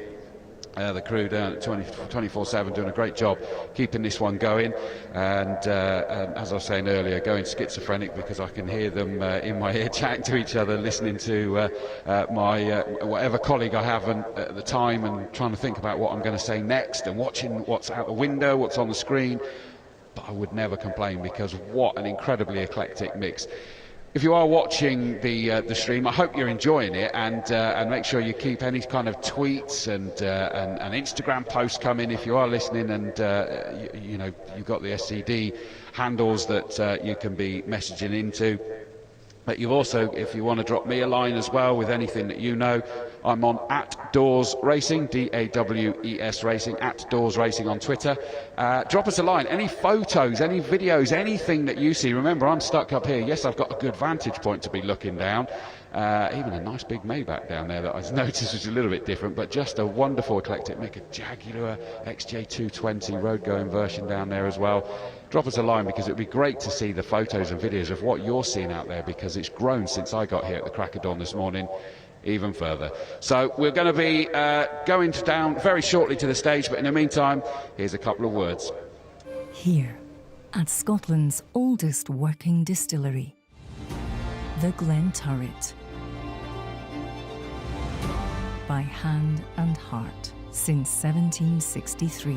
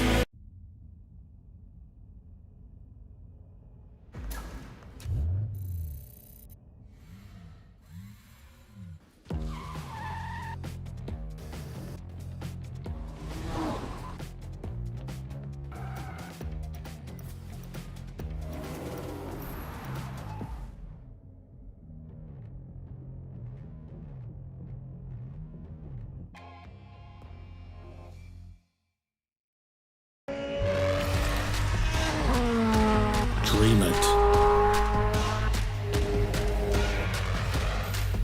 Believe it. Rode an FZ. Nothing like it. So hello to everybody who's joining us online and everybody in the paddock. This is the first time we are coming live to you from the stage. My name is Amanda Stretton, and I'm delighted that I am joined by Jonty from Supercar Driver Wydell. You are going to tell us what we've got to look forward to today. We've got a hell of a lot to look forward to today. We've got massive amount of supercars. We've got hypercars, we've got race cars, we've got 90s F1 cars. Oh, I'm not coming through on mine. Sorry. Yeah, we've got such a mad collection here today. We've got lots of track action going off.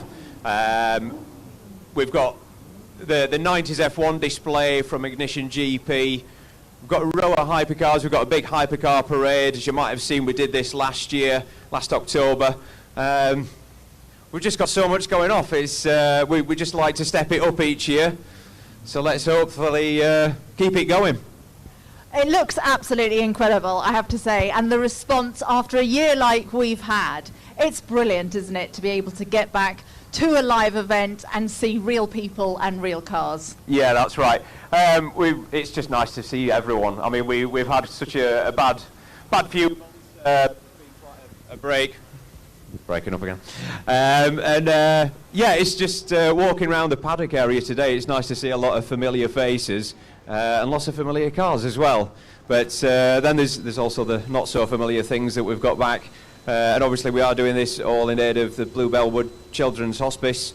We've been raising a hell of a lot of money, and hopefully we'll be beating what we were doing in the previous years.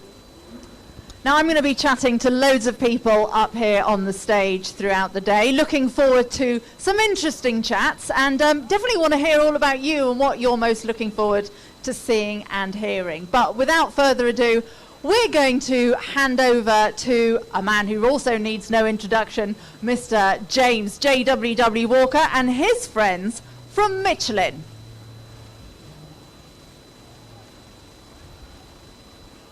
Wakey, wakey.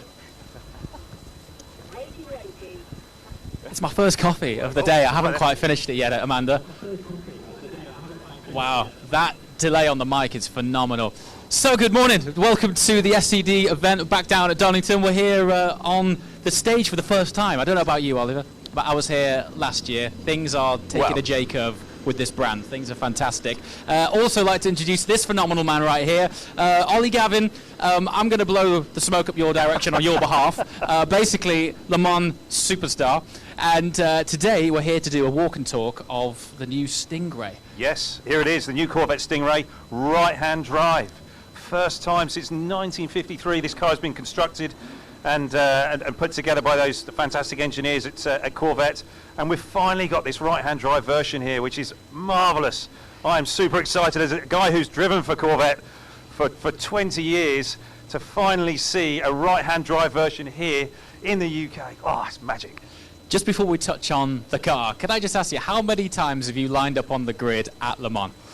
I've lined on the grid at Le Mans 19 times, 18 times for these guys, and every time was special. Every single time was very, very special. Well, if there was ever a time to drop the mic, now would be it, but hold on to it for now.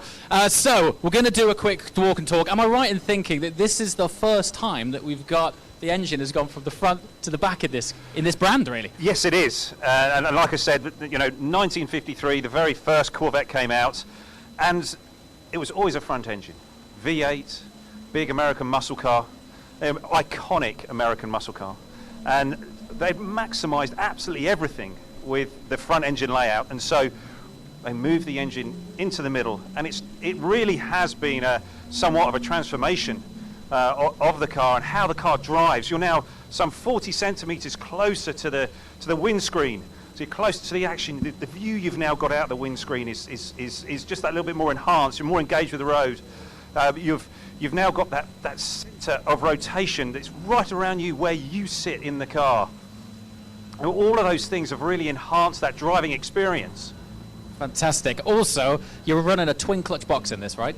Yes. And it's a naturally aspirated, what are we, 6.2? 6.2 LT2 engine, yes, and it's it's that configuration that we've currently got in this car, and the 8-speed dual clutch. I mean, all of this has been worked upon, and we've got that mass just that little bit lower in the car.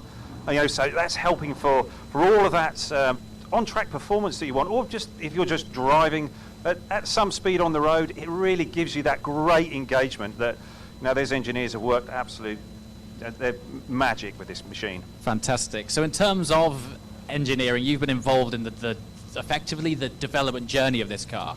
Yes, so I was involved with this car a couple of years ago now. It's hard to try and keep up with the timeline, you know, with COVID and everything else.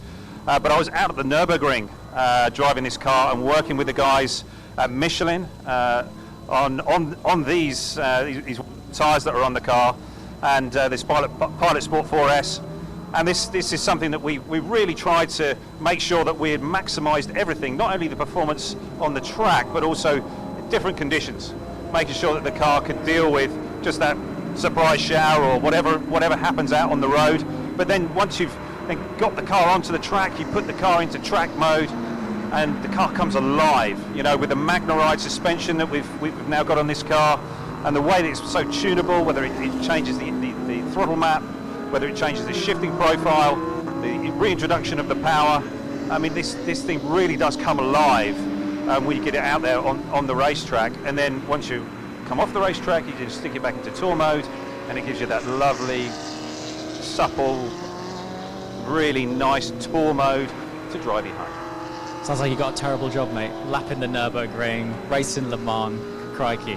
I'm really fortunate to have been in the driver's seat and passenger seat with Ollie in this car not so long ago, and it is fascinating seeing the badge of the brand, but being in a rear mid-engine twin clutch box. I mean, there's no escaping the original DNA, the sound of that V8. It's such a sort of archetypal American muscle feel, but in a package that feels much more sort of dynamic and almost track focused.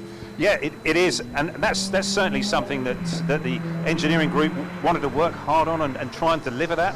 And that's certainly a focus has been about that performance, but making sure that we can drive the car to the racetrack in a nice, relaxed, sort of calm way.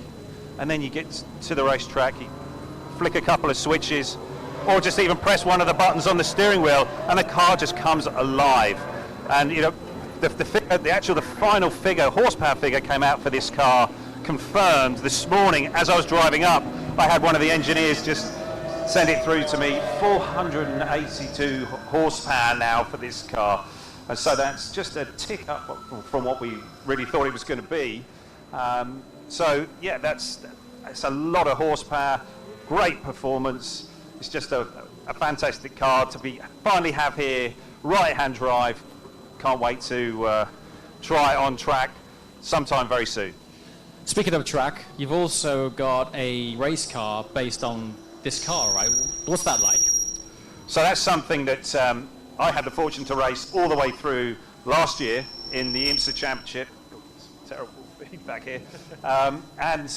You know, that was an 11-round championship there in the United States in the IMSA Championship.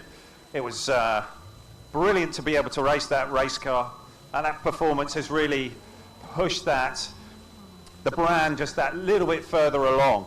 And you know, after I'd competed for 20-some years in C5R, C6R, C7R, to then finally get to behind the wheel of the C8R mid-engine, it was very, very special. Winning at the Sebring race in July, which was very, very special to me, get my 51st victory with the team. And the team are now going to be taking that car back to Le Mans. They've got the Le Mans test day this coming weekend, and then the following weekend is the Le Mans 24 hours, which is going to be very, very special. It's going to be great to see the car out there, and I can't wait to see how they get on. I think they're going to be extremely strong, and they'll be taking the fight to Ferrari and Porsche, and seeing how they get on. I'm pretty confident that they're going to have a very strong showing. Fantastic. Well, thank you very much for your invaluable insight into the journey of this thing. And we look forward to seeing a Corvette right-hand drive on our roads for the first time. Yes, it'll be great. Brilliant. Can't wait. Thanks a lot.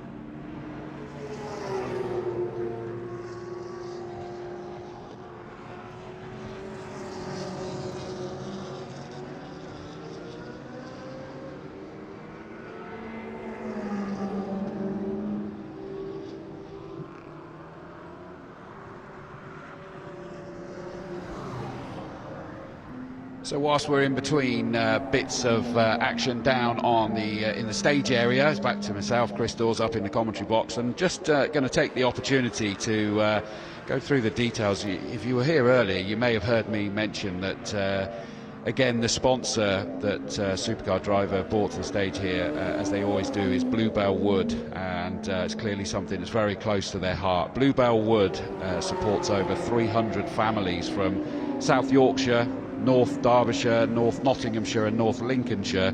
There are one of only 54 children's hospices in the country, and therefore, as you can imagine, demand for their services continue to grow as they support children whose lives are just too short.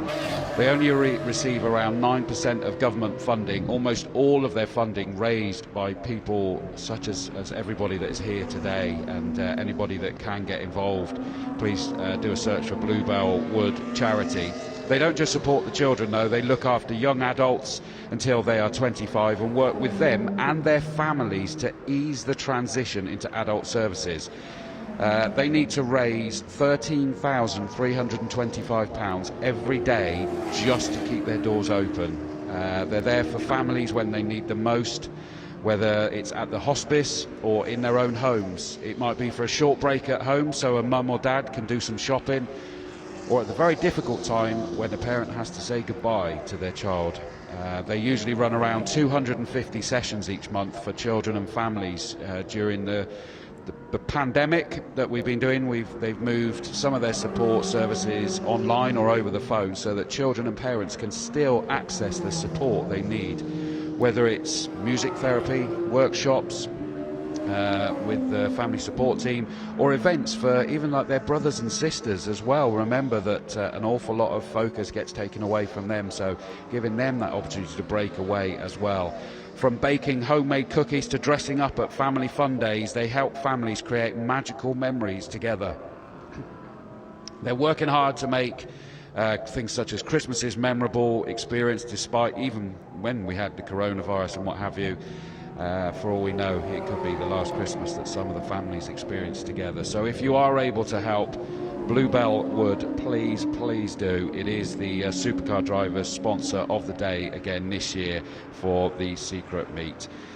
So as we're enjoying the sights of the Craner Curves, one of the most famous sections, not just of this circuit, probably of motor racing in the country. And if you heard earlier when we had the Formula One cars out on circuit, with Jack Nicholls joining myself, is that we talked about the 1993 European Grand Prix here, and Ayrton Senna from, I can't remember exactly where he started now, but it was certainly a good chunk of the way back down the grid, and it was chucking it down on that day, and no one told him. He just went hell for leather round this Craner Curve section and the rest of the lap, but it was just this bit that you're looking at right now that was just probably the most famous. If you've not seen it, just do a search. I'm sure it's got to be on YouTube somewhere. Don't do it now, you're watching this, so don't search now, just make a note and search for it once we finish at the end of today.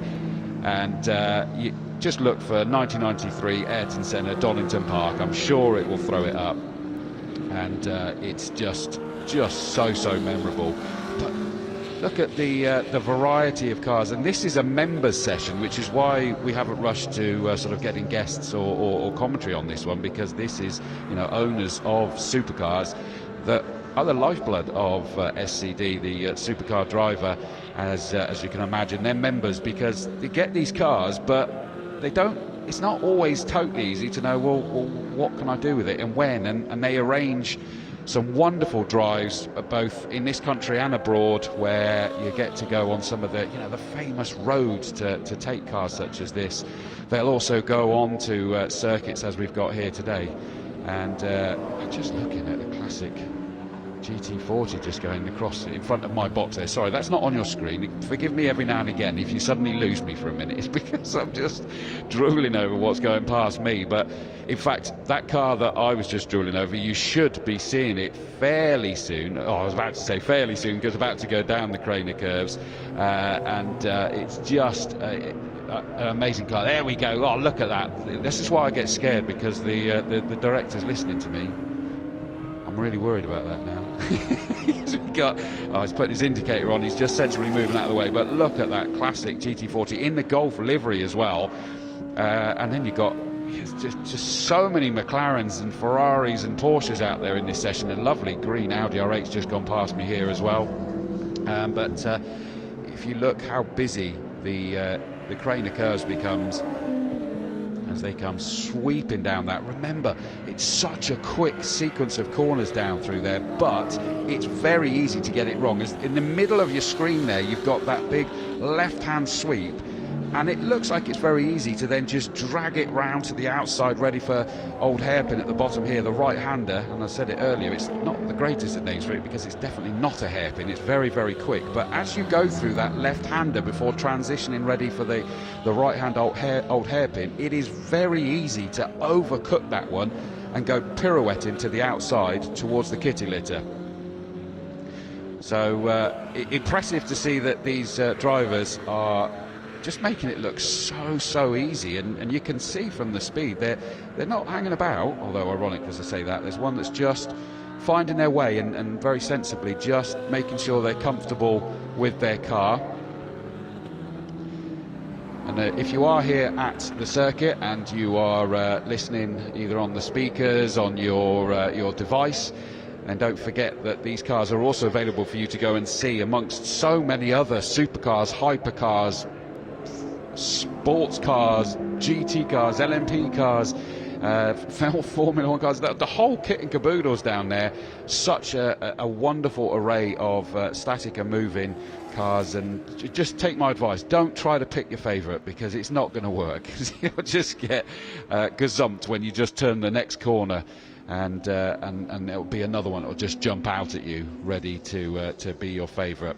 I believe that coming up fairly shortly we're going to be having Jonty is going to be taking over the mic, and he's going to be going down round the sponsor village, which is a great addition to the Supercar Driver Day, and he's going to catch up with some of those guys that are doing a great job in supporting his day and making it happen.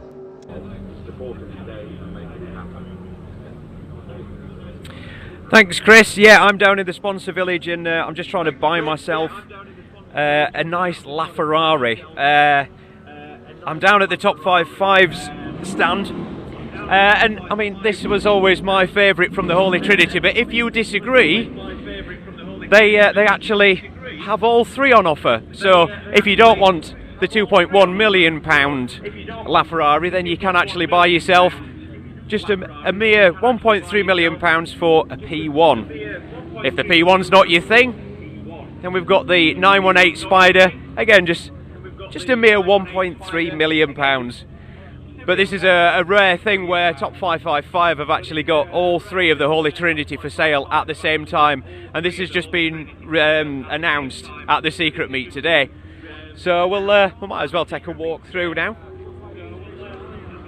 We've got Tom Hartley's have got some pretty incredible stuff here. We've got Carl here.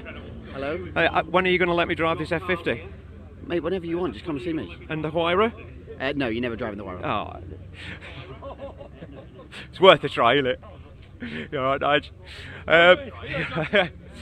Yeah, so we've got some epic cars down here on display, all for sale as well. So if you're feeling quite flush this Tuesday morning, then we've got some incredible things to buy. A nice Speedtail there. But if cars are not your thing and you want something just as equally expensive but a bit smaller, easy to store, we've got Berries over here. These are you guys, if you want your Patex, these are the ones. I'll just see if I can grab someone. They've got a nice display over here. All right. Yeah, look at this. So, you all right? So, can you tell me what's the most expensive in here then? We've got a few at 150,000. The most expensive one we sold last year was 2.2 million. They're all available today. We're official Patek agents, so we're not any grey dealers. We deal with Patek Direct. So all these available. Come have a look, try some on, and come have some fun. So that's one way to spend some money on something smaller than a supercar, or a hypercar for that matter. 2.2 million for a watch. That's an expensive wrist. We've got the Michelin supercar paddock. I believe James will be taking you through that later on. I'll come back in a bit. And so we've got quite a few manufacturers are here with us as well today. We've got Ferrari, Aston Martin, we've got Alexander's have got quite a nice display. But if it's the size issue that's the problem, then we've got something that might take your fancy. I mean, I've always wanted a Ferrari F40, and I found one that I think I might just be able to afford. We've got First Point here as well for keeping your pride and joys insured. They look after me, which is always nice. Give me a nice policy that means I can get to drive some of these things, which is brilliant. But look at this for an F40. I mean, it'll fit in my garage along with a 917. I mean, you know, it's perfect. So I'll just see if I can grab someone. You all right? So go on, who can tell me something about these things then? How quick can they go, and can we take them on track? They go about 35 miles an hour, and yeah, if you let us on track, we'll try and take on one of the Formula 1 cars. That's definitely worth a try, isn't it? I'll give that a go any day. And then if you want to use these cars, as a lot of people do, as investments, the Car Crowd guys have got a bit of solution to that. If you want to part own one of these cars, then this is a good way to do it. You can pay for shares in a car, and then actually just benefit when it goes up in value. But rather than putting all your eggs in one basket, you can spread it out over a few more people, a few more cars. Sorry, I think they're a little bit busy at the minute. So we'll head over. We've also got the supercar parking. I mean, this is just the car park of the members that's come here today, and it's just a sea of colour and wings and engines. It's a pretty crazy sight, that, to be honest. If that's your standard car park, that's pretty mad. We'll head back down this way. Like I say, James will be covering the Michelin supercar paddock later on. We'll be handing back to Amanda shortly as well, who's on the stage. But we've got some epic stuff. I think actually I'll head over to Ferrari. It's always nice at Ferrari. You can tell where my heart is. So they've got some of the latest stuff on offer. Look at that for a nicely spec'd 812 GTS. And they've got the new SF90. And one of the prettiest new Ferraris about. We've got the Roma. And I did hear, I'm hoping it's around here somewhere, just a bit further down, there's the 330 P4 Norwood racing car, which that's a special thing. I drove that last year, which is pretty awesome. We've also got Super Vettura, as ever, specialise in their Koenigsegg's especially, but look at that for a collection.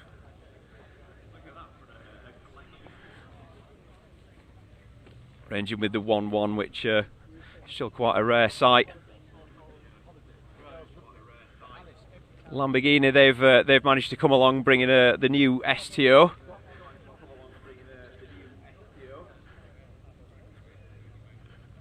Lovely matte red colour, that. And then we've got got a lovely little mix here. You can see that we've got some special cars over this bit because there's a massive crowd of people around them. We've got a Bugatti Divo next to the GT40 with a 330 P4 in between. It's like something straight out of the Le Mans '66 film. And then over here we have got the hypercar parking. F40 is usually quite a rare sight, as are the Enzos, but we've got a couple of them in there. And we just got one of the Speciale Apertas. He's just come back out on, just come back from the track. So I don't know if Amanda's ready for us yet, but we will be handing back to her over on the stage very soon. So I'll leave you with Amanda, unless we're going back to Chris in the commentary box.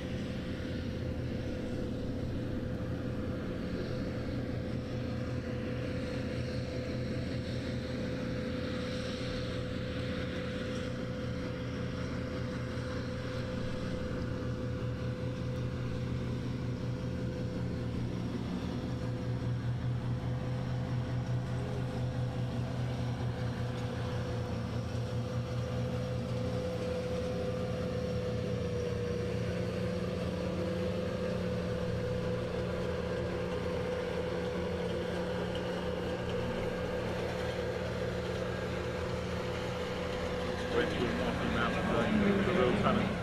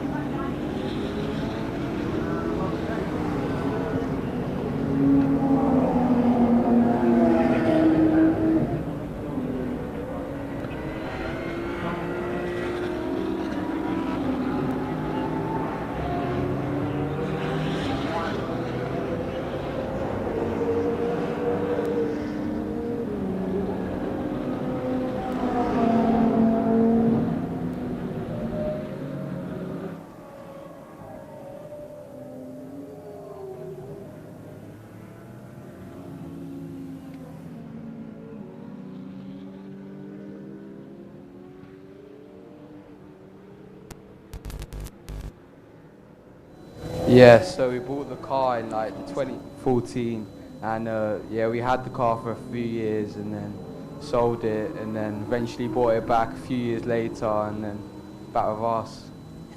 Obviously, it's a car that means a lot. Why did it leave in the first place? I don't know, just... A very good offer was had, but delighted to have come back. So what's it like on the road? Because you came up this morning. Yeah, it drives amazing. With the Tempesta kit on it, it just drives so much better with the new suspension and everything. Yeah. And you've only unfortunately been a passenger, haven't you? We've just been talking about your road to getting your driving licence. You're not quite there yet. No, a few more years and we'll get there. A few more years and go for the black box insurance, because that is going to help. Okay, Darren, so hi. How are you? I'm really well. I'm going to push you here just a bit more so that everyone can see you and I'm not blocking you out. I'm just listening to the noise of that BMW going out. Yeah. Well, don't listen. Listen to me. Listen to me. Okay, so Darren, JBR, obviously one of the partners here at the event. Why did you get involved in this? Well, with the Key Finance partnership to SCD, we've been involved with SCD for a number of good years now. We're delighted to be partners with SCD, who are now, I think, the largest supercar owners club in the country. We share their passion for the cars, and we like to talk to all their members. And you know, we are a finance company, but really we're interested in talking to customers, understanding how they tick, what cars they like, occasionally trying to get a drive in one. So the owner of the car is a good friend of mine, but just standing over there. It's the turntable. I'm going round. I'm watching you backing into that. But I've actually helped the owner buy and sell this car twice. That's quite a story. And it is an absolute beauty. It's one of my favourite cars, but never yet been for a ride in it. So looking forward to that. You're dropping some hints. Did you pick it that? Do you want me to translate, or you got it in time? I think he said he'd let me take it around the track later. Yeah, I think so. Is that with me driving? Could be. Great. Okay, but look, it's obviously important, isn't it? I mean, cars like this, they are more than most people would necessarily have sitting in their bank account. So why go for finance? Well, what are you doing? Oh, okay. Oh, sorry. Why go for finance? Well, I think, you know, really finance, you know, even at the highest level, is really about what someone would do with their cash. It's not, you know, people who buy these cars don't really need to finance it, but they like to utilise their cash and make it work for them. They can make more money putting into their projects, their property developments, or whatever it is that they're doing in their businesses. And, you know, it really comes down to monthly affordability and cash flow and investment. But, you know, this is a car, but this is really a work of art. This is a very collectible piece, and one that you'd really want to keep in your collection for many, many years, especially with the move over to EV. You know, cars like this are going to become even rarer than they have been to date. So I would advise the current owner to hang on to it this time and not get tempted to sell it on again. But I agree with you. It is an absolute work of art. Francis, coming back to you, just talk a bit more about the car and the interior, because one of the things that, I mean, obviously I know the cars, but it wasn't until I sat in I could really appreciate the beauty of what goes into building them. Just go through that. Well, everything on a Pagani is handmade, handcrafted, and a word we use quite often is that we take a very artisan approach. So very skilled specialists that put these cars together. Of course, the carbon is all done in-house, but also all of the metalwork, for example, all the small buttons, all the fixtures and fittings, they're all crafted out of aluminium, aerospace grade aluminium. And even for something like the smallest switch, starts off as a large piece of aluminium, it's machined down, and everything is hand finished for the customer.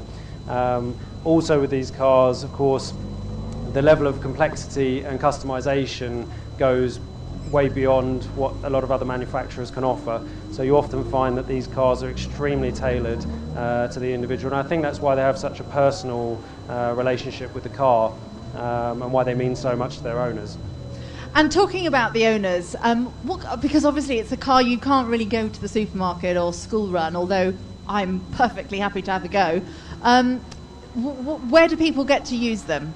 I would say the most frequent place that we see them are at the events that are catered for our owners, and events such as days like these, that gives people an opportunity to get together and enjoy those cars with a circle of owners and people that share the same interests and passions.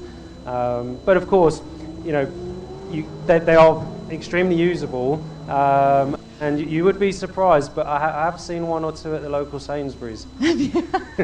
Really? One or two? I wouldn't recommend putting any fish or cheese in the luggage compartments. They get a little bit warm, but no, they are a very usable car if you want to use them. Well, as I noticed, just when you moved it now, it was reasonably easy to move the car around at low speeds as well. Yeah, I think it's a car that owners feel confident in quite quickly.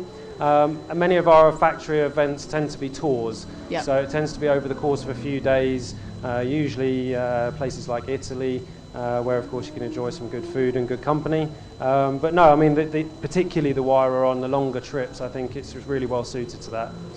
So question for you, Francis, how many Huayras are in existence? So for the coupe itself, they were made as 100 examples. There were originally around about 7 supplied to the UK, but I believe at the moment for the Huayra Coupe there's probably only 5, and even of those, 2 of those are international owners, so they're not constantly in use. So they're a very exclusive car. So if you saw 2 of them in the Sainsbury's Cars Park, that's really quite extraordinary. It was on an organised event trip, just a little stop off for a coffee. And you could find nowhere better than Sainsbury's to take them. Somewhere a little better, but okay. Chris, when you do get your licence, is this going to be one of the highlights for you, getting to go out to Sainsbury's and have a coffee or going on one of the other organised tours? Yeah, I'd love to do that when I get older, if my dad lets me.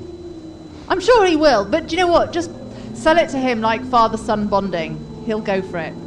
Hopefully. Yeah, he's gone for it already. Great stuff. Well, listen, thank you so much for bringing it up here onto the stage. It is absolutely exquisite. I think, actually, Darren, in my sort of favourite cars, I might put this up there as well. It's definitely one of my favourites. Certainly one of the favourite cars that I've ever financed, definitely, and one of the most unique. Just as Francis said, very, very rare car indeed, and being presented in, I think, immaculate condition, having been returned to its current owner. It is immaculate, and I have to say I love the colour as well. So, great. Thanks very much, guys, for joining us. Thank you.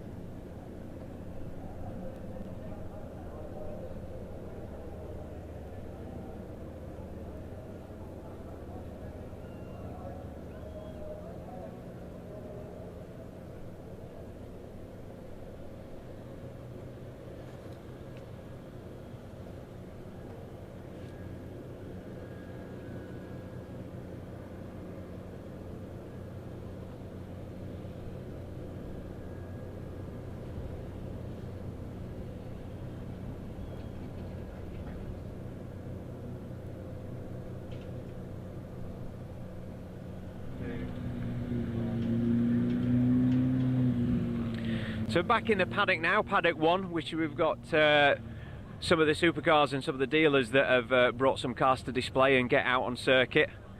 We've got a lovely few bits, and I'm going to try and chat to some people. And here's a face for radio, or maybe just podcast. You all right, Tony? On this screen. Yeah, you're on that screen. There, look. You can see how ugly you are. Oh my God! Don't get too close. Hello, everyone. So what's going on here then? It's secret, mate, isn't it? But it's not so secret. No. Am I still the best member? No, no way. Absolutely no chance. So who is now? Who is now? Well, you've got about another 1,000 that come in front of you. Are you looking around your Porsches then? I love a Porsche. You know I love a Porsche. Best car. You know that. Yeah, I know you like your Porsches. Is that your old one? No, it's much better than my old one. It's good, in good condition, that one. That's true. It can't be yours. Right, go on. Ask me then. Is that it? I don't know. What should I ask you? You're the experienced person on podcasts. Yeah, but I mean, you're a terrible interviewer, really. Do you want me to take over? No, you're all right. No. Bye, everyone. Get on it.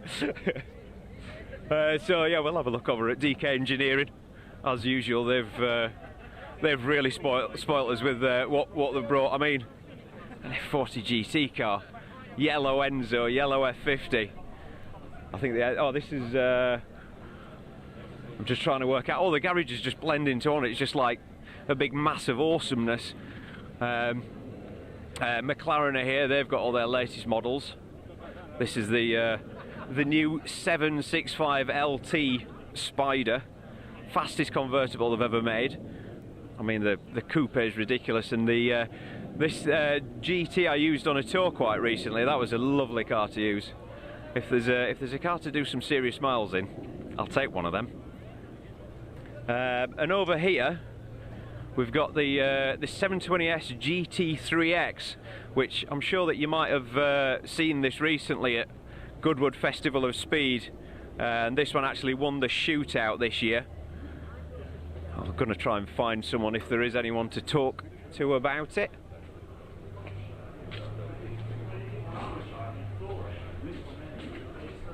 No, everybody's gone. Everybody's abandoned me. I'm sure they've seen me coming. Oh, you all right? Hiya. Yeah. Can you just tell me a little bit about the GT3X? Yeah, so pretty much just completely unrestricted 720 GT3. Yeah, it's just a beast, just a complete niche car. Pretty much £1 million toy.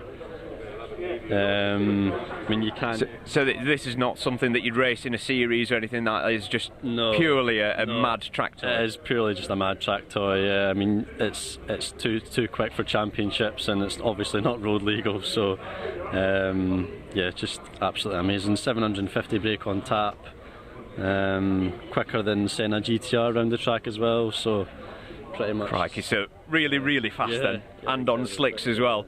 So there's no wonder really that this managed to win Goodwood this year then? No, I mean, it just stunned everyone. It just took everyone by surprise. So, I mean, it doesn't get much quicker than that. It's just unbelievable. Epic thing. Right, we'll have a carry on up the pit lane. This is the sort of non-race cars. We've got Joe Macari's in here as usual. They've got a nice little display. I think some of their cars might be out on track at the minute. They brought the Dallara Stradale along. I was lucky enough to take this out on track last year, and it puts a lot of things to shame considering it's got such a small engine. And then we've got a nice 250 short wheelbase, and we've got Alex here. Can we get a word with him? How are you doing back at Secret Meet again? Yeah, it's great. Really good. Great turnout, so. Have you been able to get out on track in anything yet? Nothing yet. No, they just took the short wheelbase out, so maybe later. Maybe next session. Can I take it out? Yeah, go on. All right. Hopefully he'll say yes. Yeah, that's a hell of a thing to take out on track. So, yeah, as you can see, it's a nice mix of supercars, hypercars. We've got the race cars, F1 cars. We've got everything, and we've even got this beautiful sunshine which is coming out for us today, which is a Donington Secret Meet first. It's usually not so great, but yeah, we've actually been blessed with weather. I suppose that's what comes of actually doing it in August this year. So I'll hand back over now. I don't know if we're going to the track, and then we'll have got some more interviews coming up soon. So catch you later.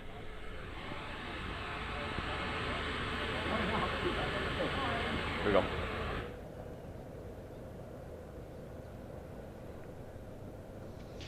Thanks for that, John T. Catching up with some of the people down there in the pit and paddock area, of which there's so many people to catch up with, whether it's talking about what they have done and achieved themselves and still doing today, or the mighty machinery. Officially it's supposed to be about the machinery, but when you've got some of the names we've got down there as well, you can understand that we want to catch up with them as well.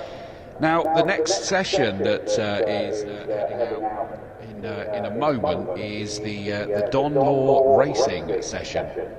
Now, Don Law Racing is, for anyone who does know, many of you already will, is Jaguar XJ 220s. That's basically what I need to say with that. They are just the lifeblood of the Jaguar XJ 220, which I know so many of us will have fond memories of those wonderful, wonderful cars. I'm looking at one that sat in the paddock area actually down below me, hoping that that's going to go out, but it doesn't look like it, so that's presumably a road going one.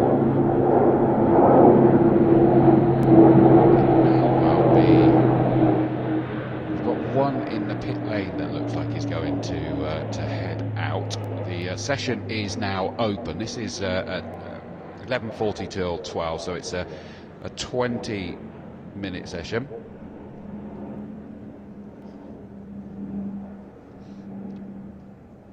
It's just great that they picked up these just amazing cars. I mean, they're just massive as well. Just to look at, they're just absolutely huge. So here we go. Oh, and it is moving. It's heading down to the end of the pit lane, the one that we've got ready. I'm not sure how many Don Law have brought with them. Of course, it varies. I mean, at the end of the day, they've done some serious restoration on these cars to get them back out and running. The thing is that they kind of keep quite a low profile in reality to Don Law. They don't broadcast excessive amounts. So out goes, look at that, Jaguar XJ220, an absolutely incredible car. I know we were hoping that we were going to be joined up here by Don Law himself. Now, it may well be, as I just see one of the racing ones making its way out of the garage as well, it may well be that John T could end up catching up with Don down in the pit lane. I'm not sure whether he's down there at this stage, but just don't be surprised at the moment. They're just getting themselves the feel for the car and the circuit and everything else. But it was a two-seater car produced by Jaguar from 1992 until 94 with Tom Walkinshaw Racing, or TWR, one of which has just gone out onto circuit now. So we got two of them out on circuit. The fact that these are, sports cars, the Le Mans, Nürburgring, all of that kind of thing, but you can drive them on the road, and do drive them on the road. Recorded top speed of 212.3 miles an hour. 212.3 miles an hour, 341.7 kilometers an hour, when Jaguar were testing that at the Nardo test track in Italy, which meant between in the early 90s it was the fastest production car. Allegedly they also managed to do a lap time of 7 minutes 46 in 91 around the Nürburgring. Now, I say allegedly because I'm not sure whether the Jaguar say they did it, but it's almost as if that means people question that. But that was faster than any production car lap time before it. V12 engine, four-wheel drive concept car initially. It was apparently designed by an informal group of Jaguar employees working in their spare time. Look at that on your screen now, and then think about that for a second. That was some Jaguar employees casually together in their spare time working on and creating something like this. It's why, you know, I was at Snetterton covering the British GT this last weekend, and you've got teams being run by people that were engineers, mechanics, and the like at some of the big marques. You know, certainly when we were at Snetterton, obviously the local one there being Lotus, and they'd done all their years in there, and they were now, and they'd created, and they were running these teams, created these great cars, and the XJ220 is a wonderful example of that. They created. Their desire was to create a modern version of the successful Jaguar 24 Hours Le Mans cars from the 50s and 60s that could be entered into FIA Group B competitions. So at the 1988 British International Motor Show in Birmingham was when it was first released, or revealed, should I say. And so much positive feedback from everybody when they saw it. And when you look at these, are you surprised? I mean, just look at it. It's going to get the positive reaction that they put it into production, and took approximately 1,500 deposits of £50,000 each, with deliveries planned for 1992. That's not bad, is it? 1,500 deposits taken at 50 grand each. There and then, back in, what did I say that was, 1988.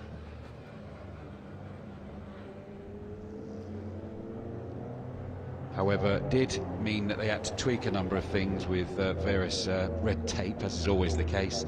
And instead of the V12, it was a turbocharged V6, changing it to a specification and a collapse.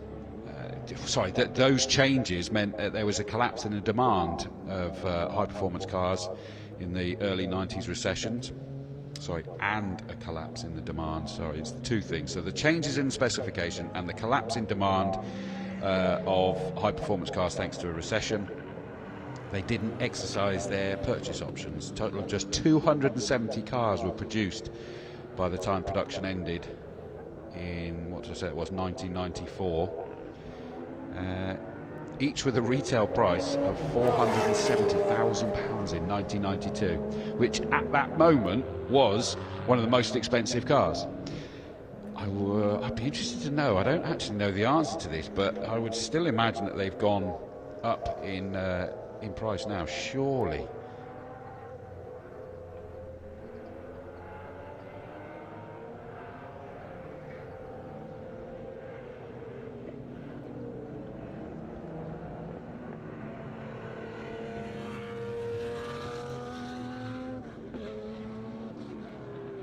It's one of those weird stories as well. I mean, I said about the fact that it was, you know, a number of casually congregating engineers getting together and in their own time.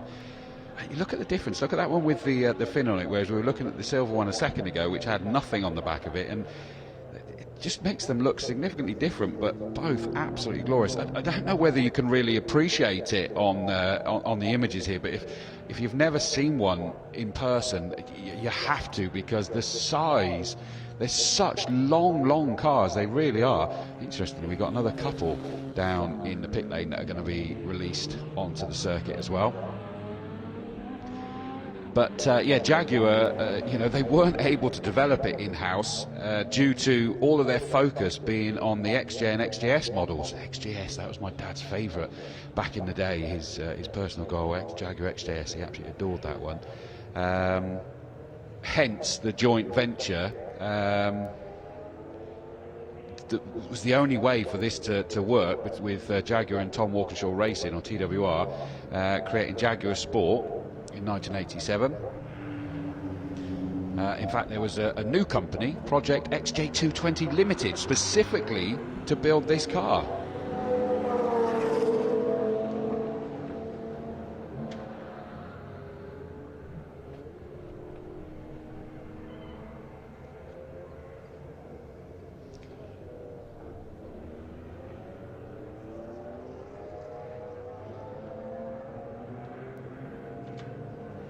had even a world record, recording 217.1 miles an hour at one of the runs.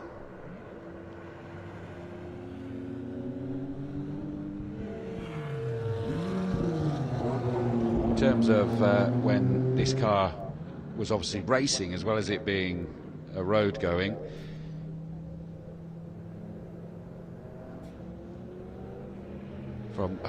it's kind of like our annual sort of starter gun, if you will, of a season is always the Autosport International show at the NEC. Obviously, I drove past that coming up here today, and it just made me feel sad that we haven't had that obviously this year with certain situations. But it was the racing version introduced there in 1993, called the XJ220-C, to compete in what was then FISA GT Racing.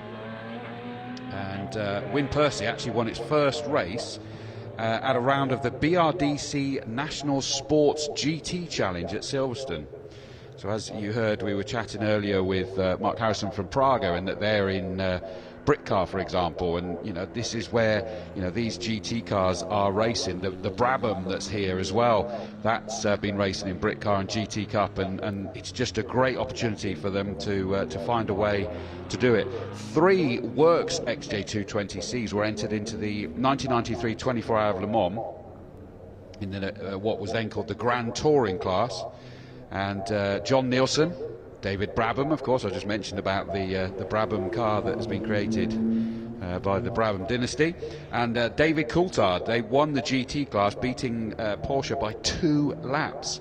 Sadly, the other 2 cars retired with engine failure, but what a way to debut that one. However, that was then revoked when it was controversially, and to us as Brits in particular, rather emotionally disqualified for failing to run with catalytic converters. You could have said someone nicked it these days, couldn't they, probably? Sadly, it seems to be a way of the world. It'd been entered under the IMSA GT category, and it was claimed that they needed to run with catalysts. So rather controversial, rather sadly meant that but it's still, as far as we're concerned, it's still on the record books. It physically achieved it, an incredible achievement in that year, and still we therefore still blow the trumpets for it.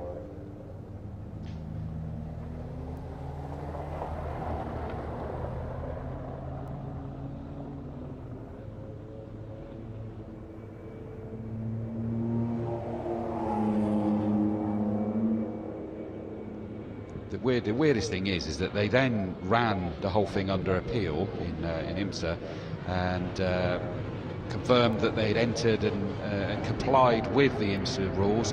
They won that appeal, supported by the FIA, but were nevertheless disqualified, as the ACO confirmed that the appeal had not been lodged in time.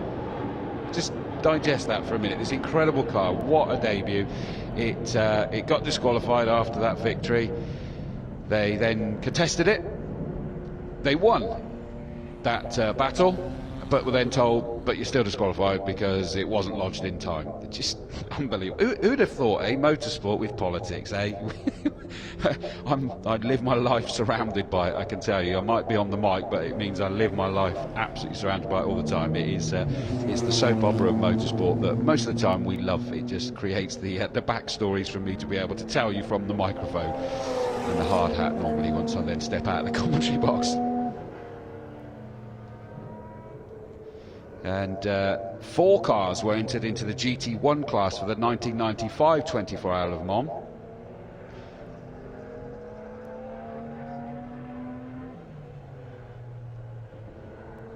But sadly they weren't actually with Jaguar or Tom Walkinshaw Racing backing. And they kind of lost out to a car that I know many of us here will also be loving, is the McLaren F1 GTR, which was rather impressive.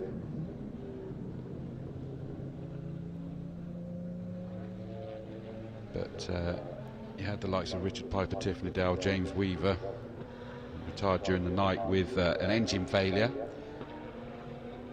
We also had quote-unquote lightly modified road-going XJ220 entered into the Italian GT Championship in '93 in the Martini livery. Beautiful looking in that Martini livery, and that was actually before the factory's Le Mans entry.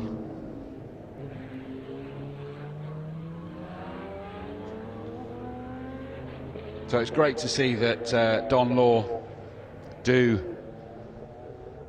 keep these things alive and out there kicking. And for those of you that are actually here, just the sight and sound of these things is coming across the line. We've got two of them together, one with sort of race stickers all over the side of it, and one that is just a lot more natural road-going version of the car. Both look absolutely glorious, whereas on the screen we've got one of the ones in the sort of like the sister car, if you will, because they look very similar, the number 5 car with the race stickers Haviline blasted down the sides of that as it makes its way on the far side of the circuit, just about to turn back towards us here in the main paddock area, coming along the exhibition straight. Kind of almost feels appropriate that it's going along what used to be the museum. Sadly, it's not anymore. The car's disappeared, but out of Coppice Double Apex it came down towards us. And here's the more sort of more natural road-going version. It's just about to work its way up the Schwantz S's. That was the car that's then ahead of it on the screen now, is the number 10 that it's got all the racing stickers on. So we got two that look fairly identical with the racing livery on it.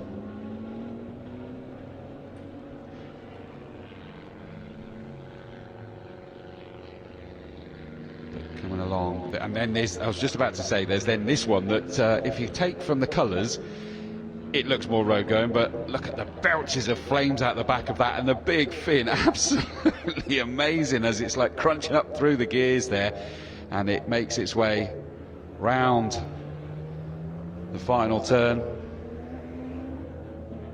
around Goddard's on to the Wheatcroft Straight. Just ahead of it already is the car we're looking at now. So in the background, we might, well, yes, you see the one with the big fin just in the background, but there is the number 5 car making its way down through the Carrera curves, the grip it and rip it part of this circuit. And I'm trying to look to see if you can tell really on this picture, but it may well be that they're providing passenger laps as well. A lot of things available for charity here today as well. Remember, Bluebell Wood being the main sponsor, so the main charity here today. Oh, there we go. The one with the big fin just gone scything past there on the exit of the old hairpin through Starkey's Bridge, now up Schwantz Curve.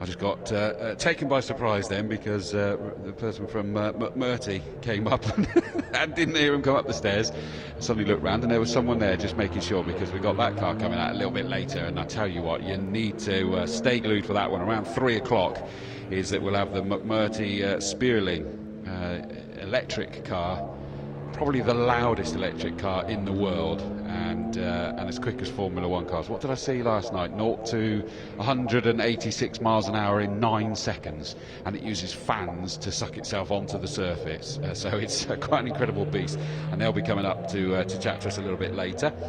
But the Don Law XJ220s session still out there at the moment, about to come towards a close very shortly. But great to see that. I wondered at the beginning, it looked like there was only sort of one that was venturing towards the pit exit, and I think we probably had half a dozen in the end, and a good eclectic mix even of these cars. You know, some that looked a lot more general with, you know, road going versions, then one that paint wise looked road going but with a blooming great big fin on the back, and then a couple that have got the the racing stickers all over them. Although I'm looking down at one of them with the racing stickers on, but it's definitely got a registration. But what a reg it's got on it! Something like G60, I think it says. TWR, which of course you heard me talking about earlier. Tom Walkinshaw Racing, the real force behind bringing this to fruition as a real car. But it does look like that is the end of that session, so they're now making their way back into the to the pits now, and it may well be, well, I am going to be joined again, I'm pleased to say, by Jonathan Kennard for the F1 demo that's coming up next. What a way to go. If you've got Jaguar XJ220s out there, you need to find something that's going to follow them with aplomb.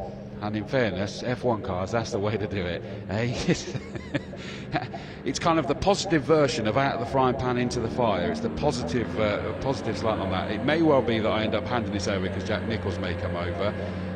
But for now, as it does just look, I'm making sure that we're going to be having this session finishing. And Jonty's just going to take us, I think he's down having a look at some of the static displays at the moment as well.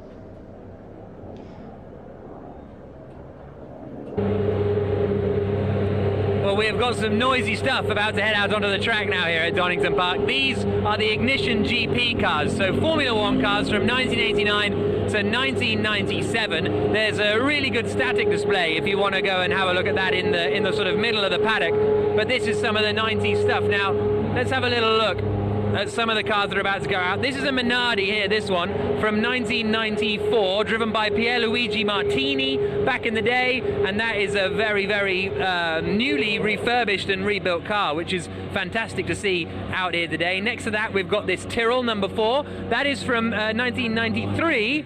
Ukyo Katayama and Andrea de Cesaris were the two drivers here. They've turned their engines off for the moment, which is good because you can hear me, because as soon as the light goes green, which I think it just did at the end of the pit lane, they're going to fire up and then it is going to kick off. Let's move further down here, Liam, and you've got this car, which I'm not sure if it's going to run in this session. It was running this morning, we'll see it running later. This is Damon Hill's car from 1992. He made his Formula 1 debut in this car at the 1992 British Grand Prix at Silverstone. And in fact, Liam, let's just watch these two go out, shall we, because they're going to be leaving the pit lane any moment. That Damon Hill car, the last ever Brabham, but here comes the Tyrrell.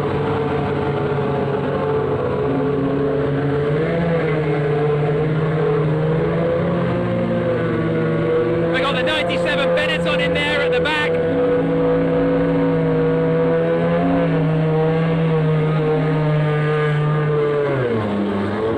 This is good stuff, isn't it? We've got a Leighton House here that's going to be going out a little bit later, hopefully. And that's David Brabham, actually, a former Formula 1 driver who raced in the early 1990s in F1, just coming to have a little bit of a look at the Leighton House. Pulling out of the pit lane here, what have we got coming out of the garage? Oh, this is going to be the 1991 Scuderia Italia Dallara that is about to leave the pit lane. They're just waiting to release it now. Pulls forward. And a stall. There we go. So not easy to start these Formula 1 cars, of course, famously, but yeah, an amazing array of machinery we've got down here. Oh, we'll watch the B190 come out, shall we? This is the Benetton. This is the exact car that Nelson Piquet won 2 races in at the end of the 1990 season. Great to see that car here out on track as well. And yeah, that's just a selection of some of the cars we've got going on here. So, Chris, I'll head up and join you, I think, and watch some of these cars on track.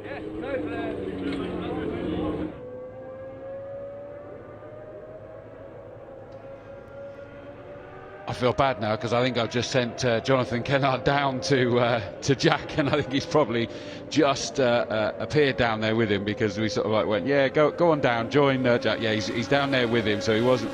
That was my fault. We weren't sure because I know there was talk about Jonathan Kennard joining the pit walkabout, but the cars have been released. It's like quite an unusual situation in the fact that they did actually all go out at the same time. Now there's a non-F1 car out there as well, and one that doesn't look terrifically healthy, with flames that were not just sort of like popping out the back there, but kind of staying out the back. But Jack Nicholls will be making his way down here. Oh, sorry, back up here again now.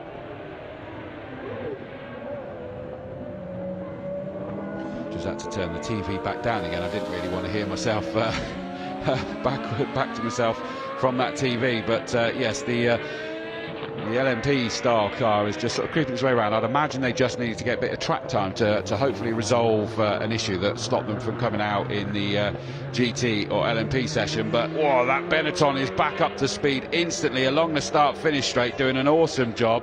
There's the slightly older version of the Benetton, but the newer sort of Gerhard Berger Benetton went absolutely screaming past another one of the cars there down the start-finish straight. Now we've got all sorts of guests joining us. Apologies, Jonathan, I sent you on a wild goose chase there. I'm going to hand this microphone.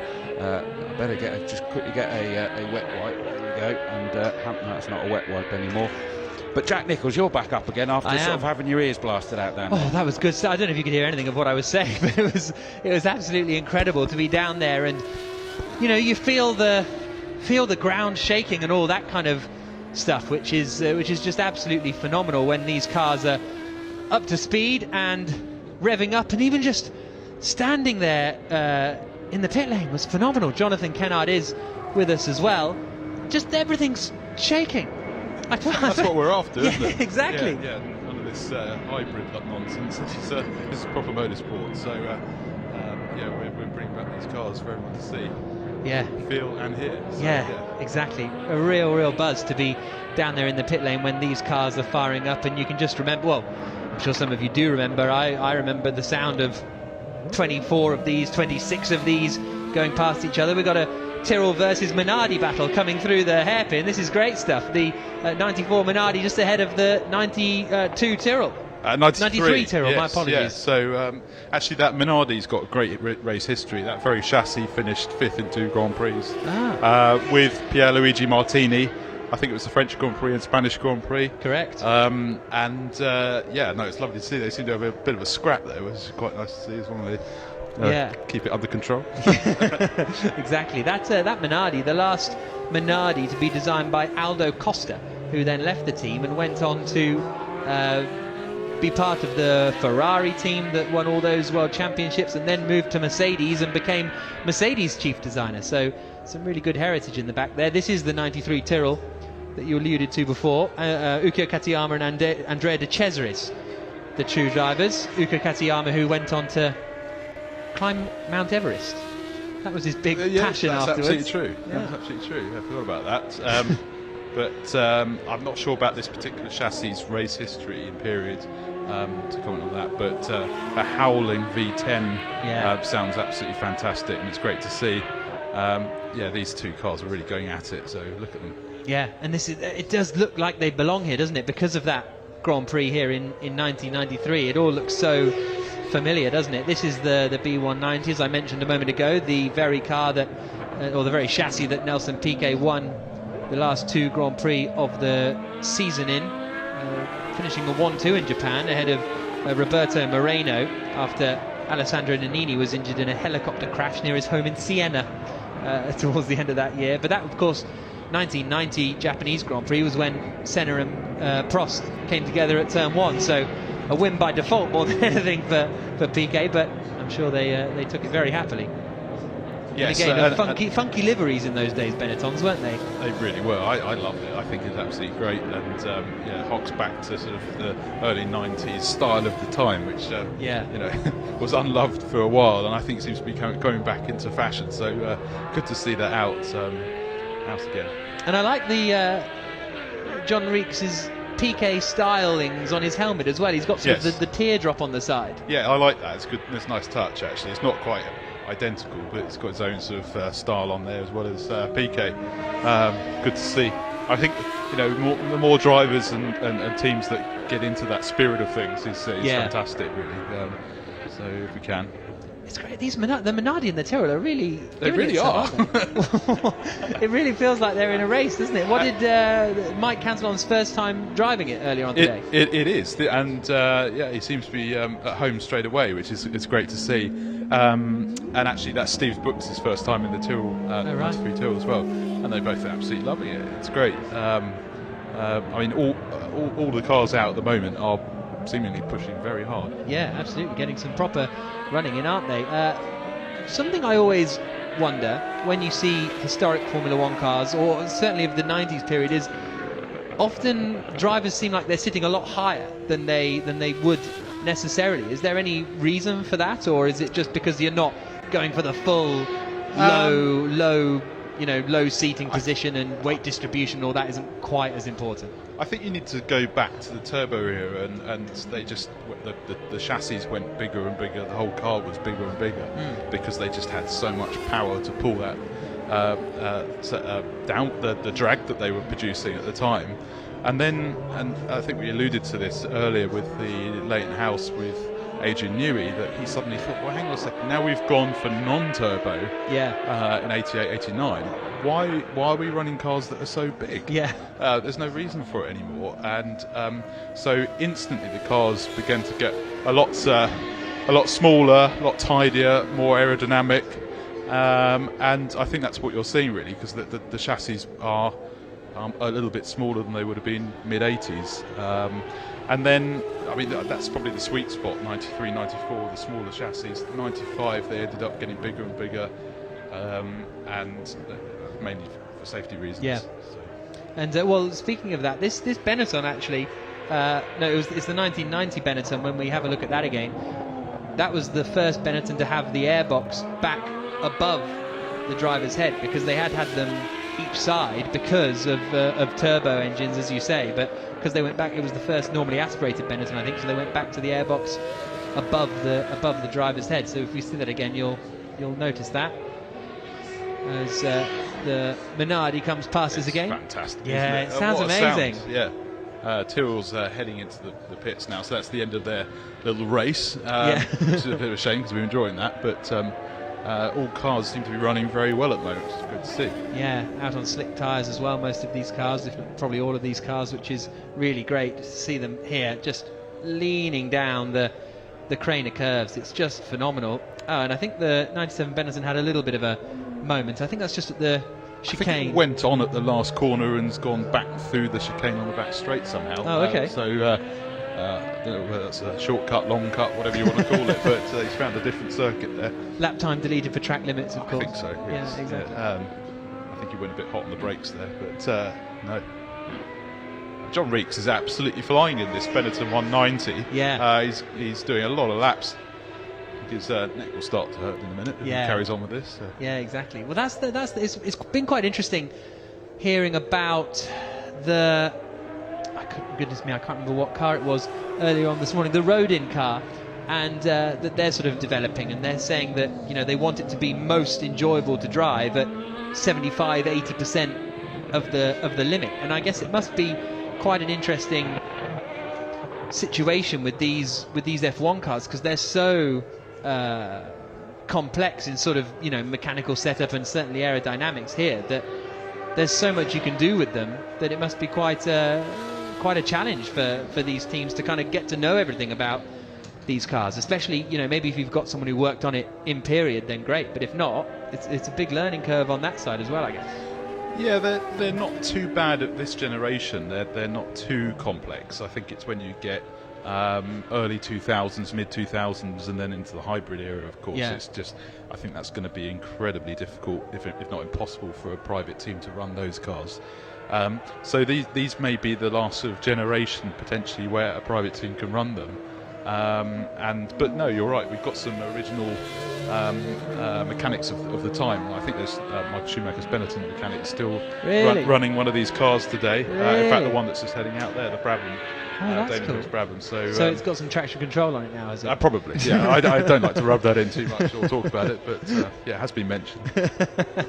Yeah. So Damon Hill's Brabham heading out, which is great to see, because they weren't ready to go right at the start of the session, but out on track now with about halfway through this selection of Formula One cars from Ignition GP, and there is the Brabham that Damon Hill made his debut in at the 1992 British Grand Prix at Silverstone, qualified 26th, and he's now coming down into the old hairpin, and the last ever Brabham in Formula One, that one, after their illustrious career in the in the series. 2 World Championships, of course, for Jack Brabham, and I saw David Brabham here actually having a look at the Leighton House in the pit lane, so that was quite cool. Yeah, and we should see that Leighton House out a little bit later on, hopefully in the last session, all going well. So that would be good to see it. It's a shame David can't jump in it now. Yeah, actually, that would yeah. be great to see. Of course, I think he was in Formula 1 91, so same year as that, but different team. Yeah, absolutely. So there comes the Brabham up through the chicane and then down to the Melbourne hairpin once more. Well, in fact, for the first time, because this is outlap, isn't it? So, yeah, fantastic to see the Brabham coming around. And I think we might have the classic plane taking off shot as well. No, not quite. Oh, yeah, there it is, out of the top of the can. And there we go, the classic Donington shot of racing cars and airplanes. It's really fantastic to be here at this event, and it's a perfect circuit I was just thinking this earlier, it's a perfect circuit for these cars, really, isn't it? Because it's sort of big enough and wide enough, but without being the kind of tarmac runoff land that some circuits are these days. Yes, exactly. It hasn't been modified to such a degree that it's lost its character. Yeah. It's still I think the identical layout that they used in '93 for the Grand Prix here. I think the only difference being that they used a different pit entry, which I think Senna famously used to get the lap record at the time, because it cuts off the final corner. But and there was no pit. That's something that blew my mind. That there was no pit lane speed limits until 1994. You just come in your F1 car and go as fast as possible through the pit lane. Yeah. When was that? How was that ever a good idea? It's one of those things you look at now, think it was crazy, but you probably didn't realise at the time. But although some of the mechanics probably did, they were probably finding that hard to believe. But yeah, I mean that's how he got his that record, that lap. So crazy.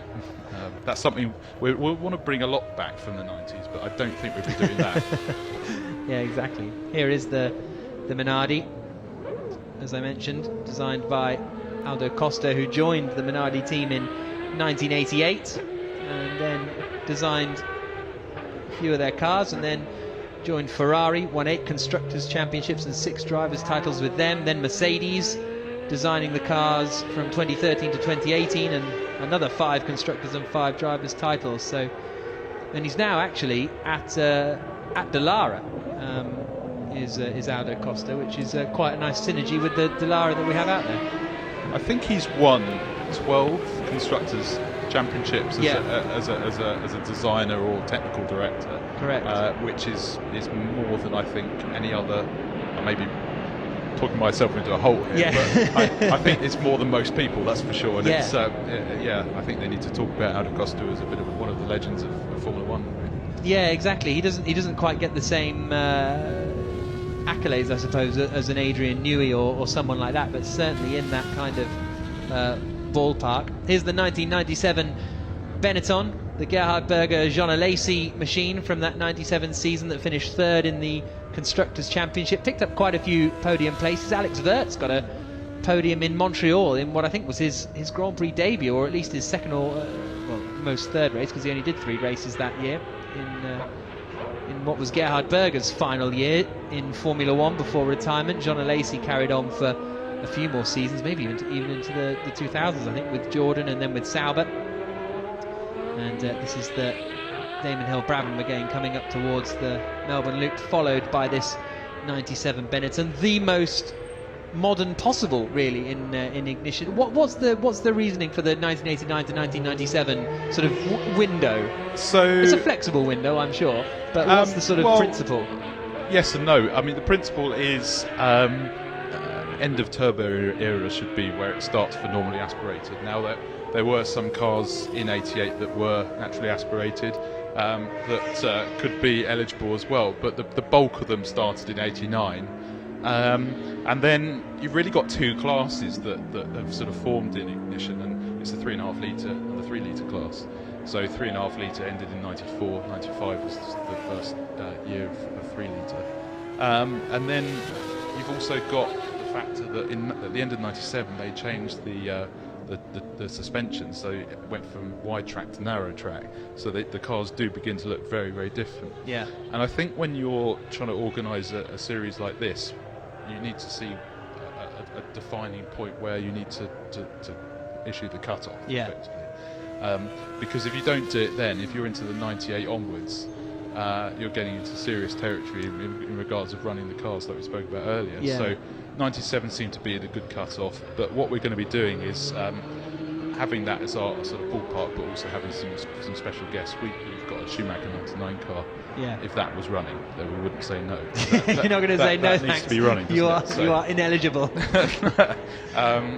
But that's the structure we're looking at. So fascinating. No, I've always, for me, I would say as the Benetton comes back into the pits now, I 98 for me is when that narrower car, the treaded tyres, didn't really quite do it for me as much. Now, obviously, I love a Schumacher Ferrari as much as anybody, and even up to modern F1 cars. But the times of the wide, simple, slick shod Formula One cars was just phenomenal for me. As we have the Benetton 190 again coming down into the first corner, and they were running a V8 Ford back in 1990, as opposed to Honda and Renault, who had V10s. Ferrari naturally still had their V12s as they come past and down the Craner curves and down towards the old hairpin. So yeah, it was a Ford V8 that they were running, and now the Benetton's in a scrap. Is that with the Tyrrell? Yes, it is. Yes, yeah, he's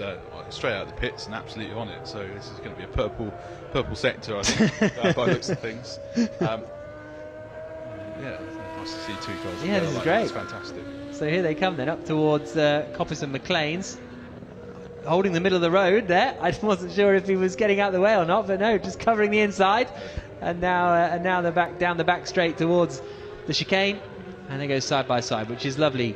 Really, really, really cool to see as the Tyrrell goes past. And yeah, Steve Brooks really putting in some laps here and putting them in at some good speed by the looks of things. Yeah, I spoke to him in between the sessions and he was absolutely loving it. They had a slight gearbox problem with this car where it looks as if they've solved completely now because it's running well. But it's his first time in this car, but also his first time in a 90s car. And I think he's absolutely loving it. Same applies to the Minardi here with Mike Cantillon. Absolutely loving it. Is it easier to sort of engineer or maintain these cars 25 years down the road, because sort of technologies have come on a lot more, and actually a gearbox problem that back in the day would have seemed like a sort of complex mystery these days is a bit more straightforward, or does it not make a difference? No, it definitely makes a difference. We've got different technology coming in. 3D printing can be quite handy when you're trying to produce a new mould for producing new bodywork, for instance. Oh, interesting. Another bit of new technology, we can scan the cars now to be able to print that mould for the bodywork. If you didn't have that, it's a highly expensive process to try and get that new bodywork made. So if you do have a Prang, it's going to be expensive, but it's not going to be anywhere near the cost that it would have been back in the day. Wow. Because things like the moulds for the bodywork, they just don't exist anymore on the whole. Teams just put them in the bin at the end of the season. They weren't interested in what these cars might do in 30 years' time. So yes, so that's a shame. But yes, to answer your question, they are easier to run now. The same applies to electronics. The Minardi we're seeing has got a brand new electronics package, which basically makes it easy for the engineers to run the cars, but also it future-proofs it, because you don't have to, like the famous story about the Williams FW14B having to run on a Scion small laptop from the early 90s. That's not sustainable, really. And so what a lot of owners are looking to do is trying to move them on new packages, new electronics, so there's nothing that's scary that can happen. And you can also map the engines better, so they should actually run better than they did in period, potentially. Wow, interesting. It's interesting throwing all the moulds away. I'm always reminded of Ferrari, who there's so few historic Ferrari F1 cars from the 50s, 60s predominantly, because at the end of every year Enzo Ferrari didn't want to keep them because they were done, so they'd all be used and deconstructed and used for parts as next year's cars. So that's why it's so rare to see historic Ferrari Formula One cars out and about on track. Have heard stories of modern Formula One teams using 3D printing, and then running with that in pre-season testing, like a 3D printed front wing or something like that on occasion. But yeah, it just makes it much faster for modern teams to get parts out for the pre-season testing. Yeah. Just to have 5-10 different front wings that they can try, which normally would have taken weeks and weeks to make. So it's really interesting how it's all developing now with modern technology. Here is the Tyrrell again, coming down through the Melbourne Loop. This car, that year had a best finish of 10th place for Ruko Katayama in Hungary, and was designed by Mike Coughlin, who went on to work for McLaren as chief designer, Williams as chief engineer, was involved in that Spygate scandal you may remember from 2007. But this is the Minardi again, coming through. And how long does it take so when you get hold of a Minardi like this, how long is it taking to make it run again, or does it just depend on what condition you find exactly. Yeah, it depends. I mean, some cars really have just been left from the last Grand Prix, but that's, in some ways, that's wonderful. Yeah. You get the bit of patina on it, and you start thinking, do I really want to change this? Because that's the history right there. Like when you don't clean the car that's won Le Mans sort of thing, and it's still got all the bugs on and stuff. But if you're going to do 170, 80 miles an hour, you kind of want to make sure that the wishbones are crack tested. Yeah. And, they're not going to let you down. So if you're going to run it properly, safety first. You've got to rebuild the whole car and do it properly. Here they come up towards the hairpin once more, and stays out for another lap. Mike is doing a lot of laps in that car, yeah. and it sounds fantastic. So it's running well, I think. Yeah, I think he's done the full half an hour nearly. So yeah, well he pulled out when I was down there, and I don't think he's come back in yet. So that's fantastic. Brooks came in for a quick one-stop strategy, but Mike now coming down through the craners. Do you have to get any sort of permissions to use sponsor logos or sponsor decals from them themselves, or are you allowed to just, or no, maybe not ask that question? I just suddenly wondered. They must if, be very happy to see them out again. Yeah, exactly. No, that just crossed my mind when I'm thinking of sort of restoring, these cars and their old paint jobs. Hey, there we go. A little bit of entry oversteer for Mike. This is great. Properly on it. Is it great for you, or are you a bit stressed? Yes, it is. It's slightly stressful. We don't want any trouble with these cars. So, but he's obviously enjoying it. So, what more could we ask for? Yeah, absolutely. Down into the chicane. A reminder: if you're here at Donington Park, make sure you head over to the static display, because there's some phenomenal cars there as well, including, as Jonathan mentioned, a 1999 Schumacher Ferrari. There's a 1993 Williams, a Damon Hill car from that era, a 1995 Damon Hill Williams as well. Ayrton Senna's race-winning car from the 1985 Portuguese Grand Prix, his first victory in Formula One. So many iconic memories there. And Mike does come into the pits now then in that Minardi M194. I presume actually it might well be the end of the session. I think we can breathe now. So yeah, exactly.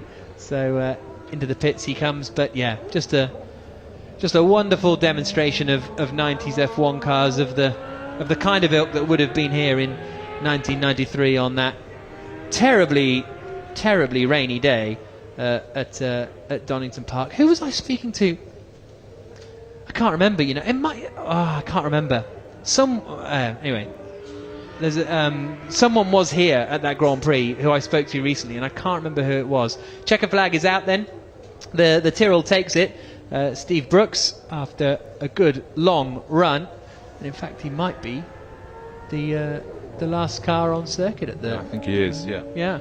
So he's done an awful lot of running. So, Jonathan, thank you very much for bringing these cars. To be honest, I think we're all very grateful for sorting out Ignition GP, and we'll be keeping an eye on it in the future, because this has been really cool to see these cars out there on track. And another run this afternoon. Yeah, well, thank you. It's my pleasure, but also thanks to the owners really for bringing. Yeah. They were chomping at the bit to get them out again. So big thanks to them for bringing these wonderful cars again. Yeah, absolutely. Cheers, Jonathan. Really cool stuff there. You have to say, with all of these 90s F1 cars out on circuit. Still plenty more. Again, they'll be coming up at 4:30, so 4 hours time if you want to see them again. They're the kind of thing you really want to get trackside for. I can see a load of you on the pit wall having a watch there, and you can go up to the viewing point at Redgate as well, which is a great place to watch them from, and it's just phenomenal. That is just phenomenal. And watching the Tyrrell, the car we're seeing here, and the Minardi sort of faux racing each other for a good few laps was fantastic. Your Honour, yeah. It was a great opportunity with yourself and Jonathan obviously stepping to the fore to jump on the mic there to talk everything F1 that you guys obviously know inside out. Was a great chance for me to sort of just step back and get some photos and some videos and some sound bites. And as I said, I make no apology for fanboying today as well. Yeah, exactly. You can't not. Well, you'd be weird if you didn't. Exactly. To be honest, there's such an amazing array of cars here.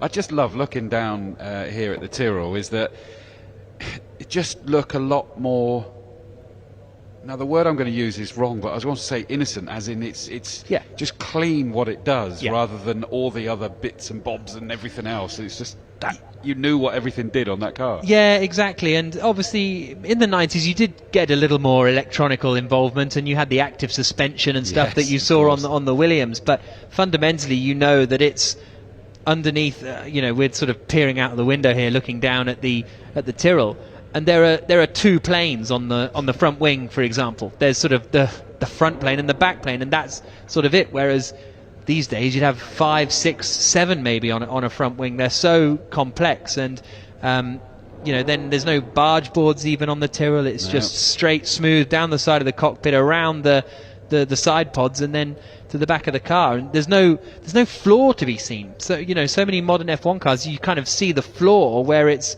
curved back in like a Coke bottle, and then you see the floor all around it, and there's nothing like that. It is kind of very simple and elegant Formula One cars of the time, I think. I don't know whether you're allowed to answer this one, but I'm going to ask anyway. You know me, I love throwing a grenade in. Yeah, here we go. You possibly guess where I'm about to go. 2022 F1 car was revealed, should I say, at Silverstone. What did you think? I thought it was all right. I think it's a bit of an odd one, because Formula One have done that, and they've produced that car, but it's not necessarily what it's going to look like, because the teams are still the ones designing their cars. I was wondering that, and I never really managed to see the actual answer for that. So it's Formula One's sort of interpretation of the rules and what it could look like. I think overall it looks cool. The thing is, and this is the thing forever, isn't it, that you can't uninvent progress. I would love to see Formula One cars look like these cars we've just seen out there, but that's because that's when I was a child, and there are people who growing up in the 70s think F1 cars should look like they did in the 70s, because that's when they were growing up and that's when you fall in love with it. So I think it's not too bad. It's not too bad. Yeah, I liked it. For me it looked like what I as a boy might have drawn. Yeah, exactly. Car. It kind of had that sort of like look to it, but the biggest one for me is the fact that allegedly it's going to enable overtaking again. Well, that's the big hope, and that's what you see with these cars, with the lack of aerodynamics that we alluded to. Didn't dirty the air, did it? Exactly. So it was sort of doable. So plenty of stuff, and plenty of stuff still going on today. There is, and I love that. And seeing Mike Cantrell out there, for example, he's one that I get to see actually race those cars in the Masters as well. And I think I was being given a countdown there, but I missed what it was for. So we're going to hand over to John T. He's going to grab an interview. Thanks, Chris. Yes, I'm down in the Smart Track garage with the Brabham BT62 and Mr. David Brabham, who's brought this thing along to give people a few passenger laps. And I hear we've been raising some serious money as well for these passenger laps. Yeah, absolutely. We were working with collecting cars on the charity auction site there that they had going, and we managed to raise £4,100 for motor neurons disease, which is a great cause, and we're doing a go-kart race on the 26th of August down at Thruxton to raise money again there. So it's just nice to see someone put their hand in their pocket, and took him out on the ride in Paul Bailey's BT62 competition spec, and he had a great time, and he's gone away with a big smile on his face. That's awesome. awesome. So what is this thing like on track? I mean, is it just completely chalk and cheese to a supercar then? Yeah, I mean, you could just see by when you're going out there with all these other supercars. Obviously, these are road cars. This is ultimately a race car, track car. So this one in particular is the race version. So we're a lot faster. So I have to be a little bit careful with some of the drivers, because you can tell there's some experienced and some less experienced. But yeah, what a fabulous event. I mean, the supercar drivers guys have done a fantastic job. Adam and his team, and you know, obviously working with collecting cars, we managed to raise some money, so everyone's having a great time. Yeah, no, it's a serious result on that. I mean, so can you just tell me a bit about the car, because it's sort of well known, but not really the details of it are that well known, I guess. Yeah, sure. I mean, obviously Brabham Automotive is out of Australia. We launched in 2018 with the ultimate track car, and when we launched it was 70 cars, and we call it the ultimate track car because, you know, it's got 700 horsepower, 1200 kilos of downforce, and it's under a ton. So it's pretty fast, as well as the carbon brakes. And then customers said, well, can we put it on the road? So we have a BT62R road version, and we have a competition spec because people wanted to race them. Hence Paul Bailey bought one and is racing in GT Cup very successfully. So it's a great, let's say, rebirth of Brabham, because it's 70 years of motorsport history, and this is the next exciting chapter with Brabham Automotive and the BT62. Yeah, it's an awesome bit of kit. I mean, so is there more to come from Brabham then? Is there more things in the pipeline? Yeah, we just recently launched the BT63 GT2, which is a concept car initially to race in the SRO GT2 Championship. So that's quite exciting for us, because it's much more of, let's say, focused on a particular series, where the ultimate track car was just the track car, and we've converted to race in different championships. And the reception for the BT63 has been amazing. Yeah, I mean, it's a great looking car. We really look forward to getting it on the track and racing.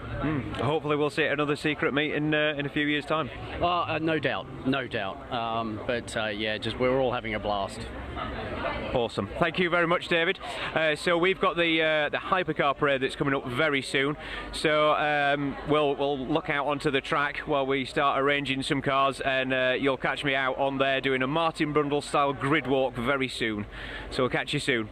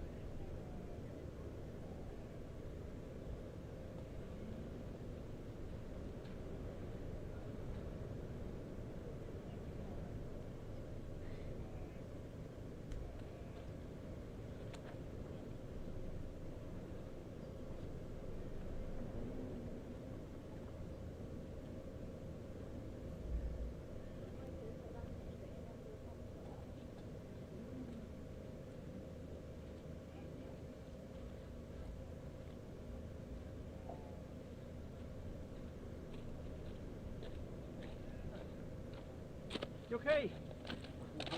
Yeah, I'm good, thank you. You alright? How you doing? I saw you the other day. Yeah. How are you doing? Yeah, I'm alright. A little bit tired, but you know. Well, you get that buzz when you come here and as soon as you arrive, so yeah. You met Dan? Dan Barnett, he's the chief filmer. Real racer. He's really good. Yeah. How long did it take you to get that stuff here? Yeah. About 3 hours to get here. It's worth it. Welcome to the grid at Donington, and what a sight that we've got for you here today. Starting with the 992 Michelin Porsche, but then just look behind that. I mean, just the front row alone, that's such a mix of unicorns. And then you've got the row after, and the row after that, we've got a Reventon. I mean, how many of those do you ever see? A Porsche GT1, the 996. These are just very, very rarely seen. With Carl Hartley's Huayra next to it, and then a Bugatti Divo of all things. This is madness. It's just the level of cars that we've got on this grid right now is absolutely insane. I'm a kid in a sweet shop here. I mean, where do you look? We've got another couple of Huayras, a Zonda, just a standard Chiron, you know. When could you ever visit somewhere that you can say just a standard Chiron? We have a Persport further back, I'm sure. We've got another Chiron. We've got a Koenigsegg, which I think I might be driving actually on this parade lap. I'm quite excited about that. A LaFerrari Aperta, the Zenvo. It's just, I don't know where to look, where to start really. F50, I mean, this is one of my all-time favourites. Another Zenvo. We've got an SF90. Monza SP2. I mean, look at the detail work on this. Look at the carbon. I love how this has just become beautifully sculpted. That must be a hell of an experience to drive on track, I'm sure. We've also got two of the viola purple Lamborghini SVs, Diablo SVs. There is only two in the country. They're both here, with another SV and another one. A full row of Diablo SVs. And then again, we just start with some more insanity. We've got a group of Diablo owners here. You all right, lads? Hi, Johnson. How's it going? So you're making all these rumbling noises on the grid today, aren't you? Then. Oh, yeah. No, a lot of fuel. Yeah, I can feel it going onto my legs just there. Carrying it on. I think we've got a 6-litre here, Diablo 599 GTO. And then a Murcielago GT1 spec car. That's a mad sort of thing. We've got 3 up. Everybody thought it was just the McLaren F1 that has the 3-seat position, but no, this is the Pulse GT1, designed to race in the GT1 series a few years back, and then just as it was about completed, they decided to change the rules, and unfortunately never raced. Got a good friend Paul here. Hiya Paul, you alright? Hey Johnsy, how are you? Not too bad. Jolly good. Yeah, so you're driving the SLS Black Series on this, are you? Very privileged to be in the driver's seat, yeah, for this parade. That's brilliant. Session. It should be good. I'm looking forward to it. So yeah, Paul was helping us with our event up at Grantley Hall that you might have seen a few weeks back. So how is this looking in comparison? It's almost as good, not quite, but it's almost as good. It's not quite as classy as when we were at Grantley, is it? But you know, it's good. It's not bad to see these things out. It's incredible. See you later.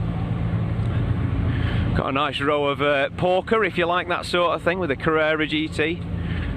GT2993. What a weapon and a death trap. And we've got some more Bugattis because we just felt like we'd not quite got enough. With the beautiful Persang. Is it? Look at that. You can see yourself in that. Hello.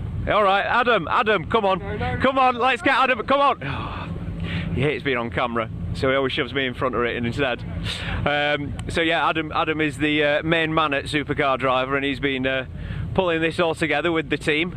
I've stayed out of his way. It's a nightmare on the run up to these things. So yeah, a bit more Ferrari for you. We've got another F40, another Laugh, flanked by a couple of SF90s. The Assetto Ferrano kit on that one. And here's the Persport. This has come from HRO and Bugatti. Next to a Ford GT, another rare sight. I think we've got a couple of these here kicking about in the paddock. Nice to see one on the track. Another LaFerrari. I remember we were desperate a few years back to get a LaFerrari along to one of these secret meets, and now I've lost count. They're all over the place. Heading back. Hey Rachel. Hello, you alright? Where's your race cars? It's not a hypercar. Okay. You should have got one then. I'll just take you over to this. So GTO Engineering have brought this beautiful pontoon wing Testarossa. What a lovely thing that is. Another SF90, another F40, couple more Carrera GTs, why not? Yeah, right. Another Bugatti Veyron. Again, we've got plenty of these. And an Enzo. Wow. And it just goes on and on. We've now got a row of Koenigsegg's further back. BSE Mono. It's nice to see a GTO next to its F12 successor. Neo STO taking up the rear. Huayra Roadster GT40. I'll see if we can grab a quick word with some of the owners. There's Adam here. I might try and get him again. Yeah. Adam. Still not willing. So I'll grab a word with John. Now this is John. You may have seen the video about him that we did a while back. Hello, yes, thank you, John. Are you in your F40? You made me quite famous, in fact. Yeah, you've been very famous. Everybody loves you now. A few views, thank you for that. Be like John. But yes, I'm another year older and still driving an F40. So how old are you now then? 80 plus. 80 plus. Yeah. We'll stick with that then, shall we? Hope to be here next year. Yes, I hope so. You better be. So yeah, John, 80 plus years old, still driving his F40, and he's brought it along for us. That's the one over there. Just have a look inside this thing. Look at the detail and the carbon in that. Another car that's just been recently getting used at the Goodwood Festival of Speed. Where to look?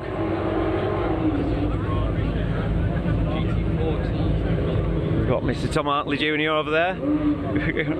Are you free for a chat? Supercar good is this event? Well, you're live on our YouTube stream. How are you enjoying it? This is, well, I was missing Pebble Beach, not going to Pebble Beach this week because of all the travel restrictions, but this makes up for it. Oh, This event has grown from, well, it's grown just an unbelievable scale now. It's just incredible to see all these cars here.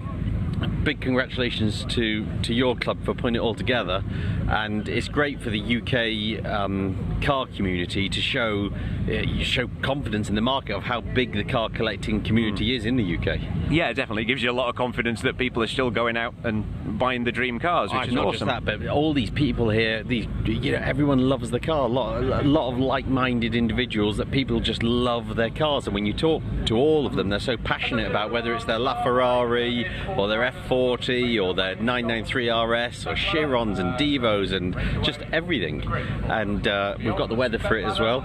Yeah, we must have got that from Pebble Beach. And could we have found a better place than Donington? Like, Donington's just the most perfect place. It is, yeah. I mean, it's pretty central for everyone, and it's definitely on your doorstep. That's for sure. It's on my doorstep, and I've been here racing a little bit lately in the Ginetta series that I'm in, so I know the track pretty well. So the LaFerrari Aperta, I should be able to take the apexes just about perfect. Oh, that's perfect. We'll be looking out for that. Cheers. Right, so I think we've got to get off the grid because we are lining all these cars up for a big picture, and I need to go and find the keys to my car that I'm driving as well. Otherwise, there's going to be a Koenigsegg left on the grid.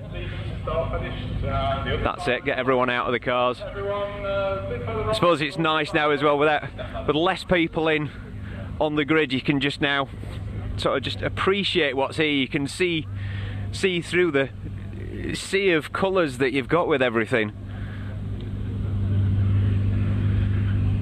And then we've got our photographer man Riyadh, who's getting up on his ladder.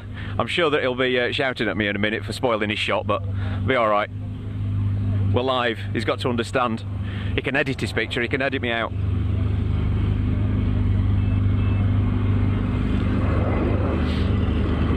I mean, look at this for a row. I mean, can you put a value on even just the first two rows? There's nothing that's worth, what, less than 2 million? Easily. The rarity.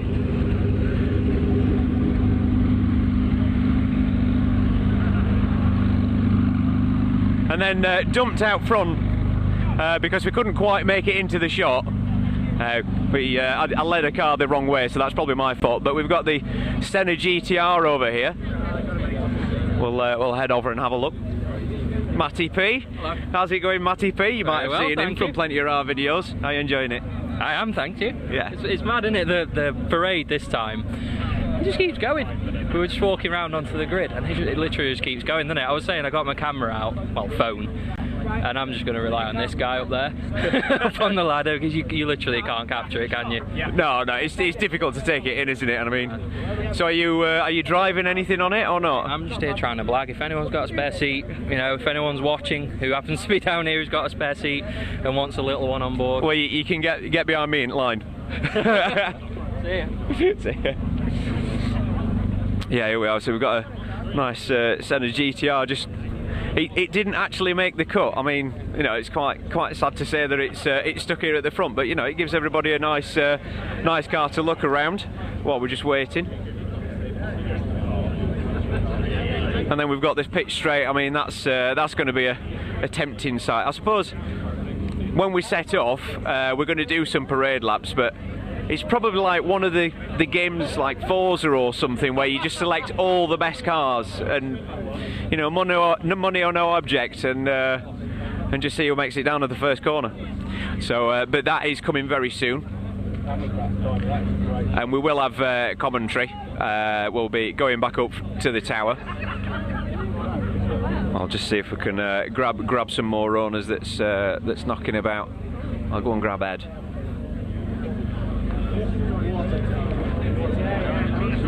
You know what? I haven't done, mate. Ed, hello, mate. You all right? Oh, I'm on TV. You're live. Not on TV. We're not that famous yet. So you're in your GTO, aren't you? Yeah, 599 GTO. It's done 11 miles since last year. That's sacrilege. I know, I don't You're use supposed, it's supercar driver, you're supposed to drive these Well, things. I'm going to do, how many miles is it this lap round here? 3. It's, do another it's 9. probably less than that. Well, we'll take you for a few laps just in case, shall we? Just make sure that you do it. At 50 mile an hour though. That's about as fast as you drive anyway, isn't it? Yeah, I don't like speed. Not at all. Unless it's airborne on a cross bike. No, I like motorbikes, that'll do me. You've seen the motorbikes anyway. No, look, what did you bring? You brought a Rage buggy. Rage buggy, yeah, that's it. Yeah, we got that airborne. I bashed my head on the roof of it, but covered it in dirt. as you do. Yeah, sorry about that. Good man, have a good day. You too. Who else have we got? Oh. Andy Wallace here. We've got we're live on the Supercar Driver feed. So I guess you're going to be driving a Bugatti by any chance by the jacket. I certainly am, the yellow one of our demo cars. It's a Chiron Pure Sport. Yeah, you were driving this Goodwood Festival Speed recently, weren't you? That's it. Yep. Yeah. Absolutely. It's an amazing car, but I have to say, you've done a fantastic job on the day. I mean, just driving in this morning and seeing all these cars, what a wonderful event you've got going. It's such a big site, isn't it? It's just walking down there, just difficult to take in what's actually on the grid. I mean, Bugattis, you very rarely see them, and I've lost count. It's like waiting for a bus, I guess, isn't it? Yeah, I guess so. Begins with the same letter. No, it's really great. It's a pleasure to be here. The Pure Sport's an amazing car. Every time I get to drive it, which is pretty regularly, it puts a grin on your face without even trying. I'm very jealous. I'd love to be taking that one round, but apparently I'm not allowed the keys. Well, it's in my pocket. How much money have you got? I've got keys to an F40 if you want to swap. No, you're all right. Thank you. Cheers.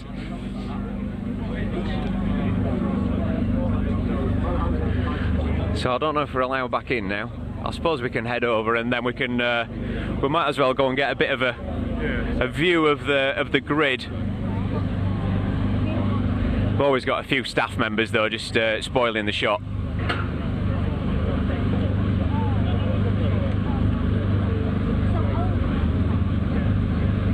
Quite a sight to take in, really.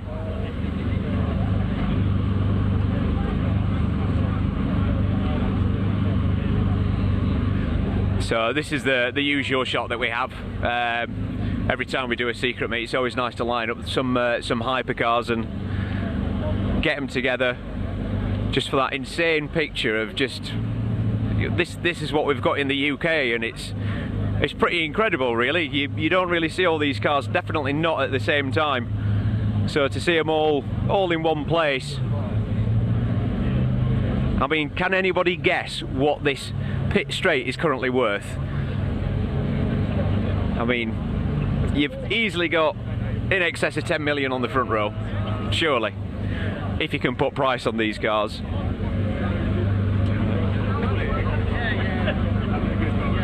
So I think we're gonna get everyone back in the cars now, get moving again, and then they will be doing some parade laps. So there should be plenty of noise. It is restricted to 50-60 miles an hour, I believe. So it won't be utter madness. I think unrestricted might be very, very dangerous, especially when you've got the likes of cars that all do well in excess of 200 miles an hour pretty much. So we are now going to head back up to the tower, where I believe there's going to be some commentary about the different cars as they're coming past. And we'll get some footage of these things actually moving, which is what it's really all about. So head to the tower now. Chris, I'll hand over to the studio. Always wanted to say that.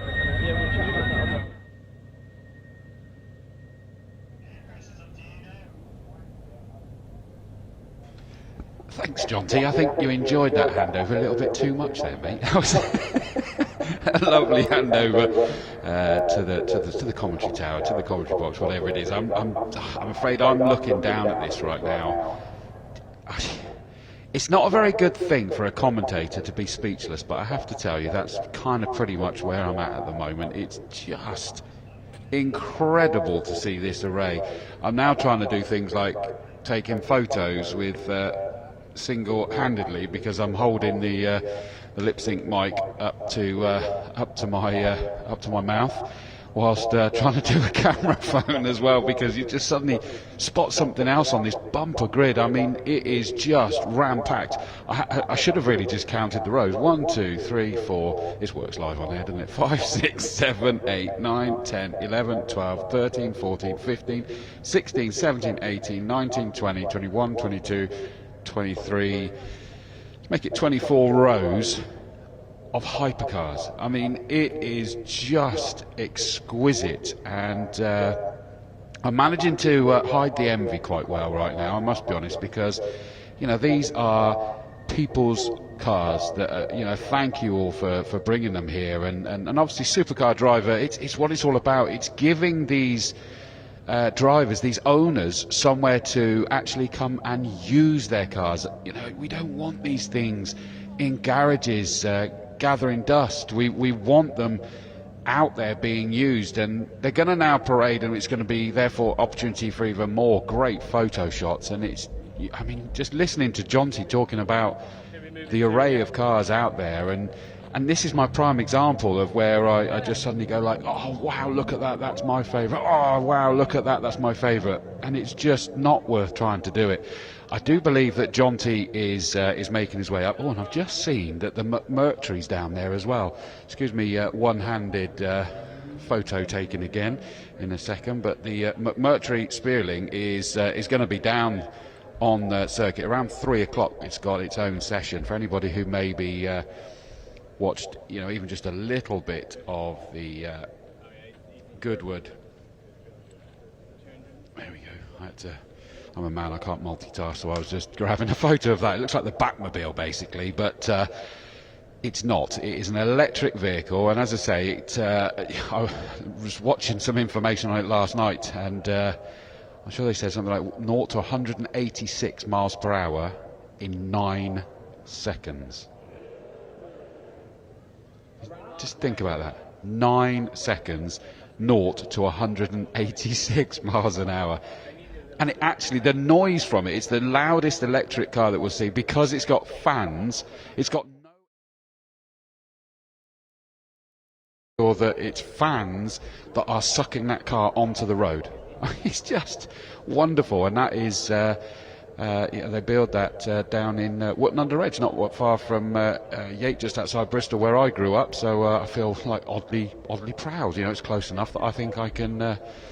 I don't think ownership's the word, but I'm gonna take some kind of association with that one. But the cars are now edging their way. The title sponsor, Porsche, there, obviously Michelin. It is the Michelin secret-ish supercar day. And I've just noticed as well, I'm looking down there and I can see it looks like possibly Mr. Palmer himself is down here as well. Obviously this is now MSV have picked up the circuit and worked their magic over this, as they have over so many. And I'm not surprised, and I bet, despite the history and involvement that Jonathan Palmer's had with motorsport and cars, is that I bet even he's just salivating at this, and especially, you know, not just the road going stuff, but the race prepared gear that we've got out here today is just mind-blowing in so many ways.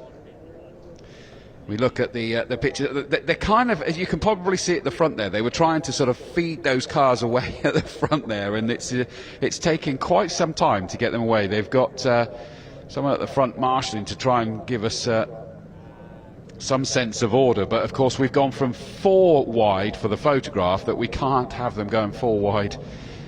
It's frowned upon apparently. Although we did have plenty of the Ginettas going 4 wide when we were commentating at Snetterton this last weekend, but I don't think they want to do that with these cars. So they're getting them back in a 2x2 order now, which therefore just means that it's taking, well, twice as long, I think it's fair to say, because each row's got to be halved and then filter through. And already I think the leaders are just going round Old Hairpin now.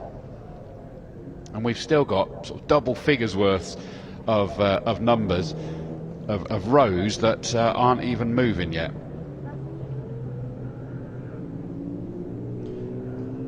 Just looking down again at the McMurtry Spearling.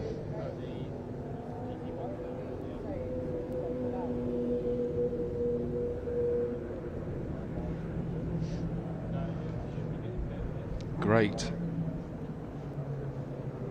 There's a little gap, and then we've got some interesting cars towards the rear as well that might not necessarily be deemed as hypercars, but you've got the the RS-GR, which was, of course, designed to be the rally version of that car, but circumstantially, it's probably made it even rarer is the fact that it's not going to be used as a rally car, unfortunately. I mean, it looks like an awesome piece of kit, relatively speaking, and it's going to have that unique story that in years to come, I mean, I think I saw it's like some crazy number of months waiting list for that car as well. So it just, you've heard me say about it being an eclectic mix. Well, it sums it up. That it truly is. The noise of that Porsche as that one pulled away as well was cracking. You'll notice on the camera they are trying to keep them in order. The almost identical twins. The two Lamborghinis down there in the identical sort of metallic purple livery. There you go. There's the McMurtry Spearling. I mean, I said it looked like the Batmobile. You can see what I mean. Look at that. And that is an electric car that can go as fast, apparently, as a Formula One car. I just love the look of that. We're going to see that circulating at speed, and I think that is the right word for that one, around about 3 o'clock, and it will be great because we're going to be joined as well by, just looking on my notes to see who it is, Thomas Yates that's going to be joining me. I know Thomas Yates is going on the stage, and it will be Thomas Yates that will be joining me at 3 o'clock. So yeah, make sure you if you're dipping in and out of this stream, make sure you're here for 3 o'clock when we're going to have that Batmobile looking thing go around the circuit. I wonder how many of you have tried to sort of pick out your favourite car from this array. Lovely Ferrari focusing in there, and you'll see that it's okay, that it's a parade, so they're there with their camera phones catching all of this moment as they're going around the world famous Donington Park circuit. Look at the classic Ferrari that we just saw then, the drivers with their helmets on.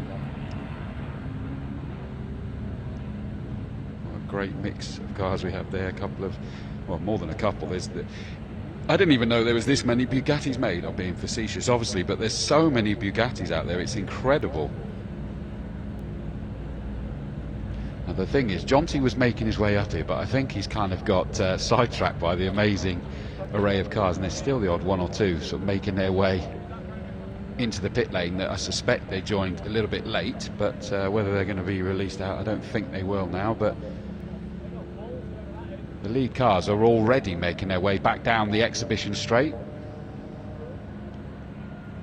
They've been very well behaved as well, because you quite often get that they'll kind of just drop back a little bit so that they can then boot it, saying, well, I was just trying to catch up, Your Honour. Well, I don't think that washes quite so well here, and I don't think that they'd be able to drop back far enough for these hypercars, because of course they'll still be dramatically accelerating by the time they catch up with the cars behind them. I do love that we have the McLaren Senna GTR car there as well, full race regalia on that one. Just sort of adds even more to that compared to even the road going version. We were discussing earlier, I know that the Senna is a bit Marmite. You either love it or you hate it, but frankly anything that's going to throw itself into GT bodywork paraphernalia, then you know it's good. One or two are just finding a little bit of a gap on the back here, I see. That's quite nice to see. A few of the Paganis of different flavours out there, clearly.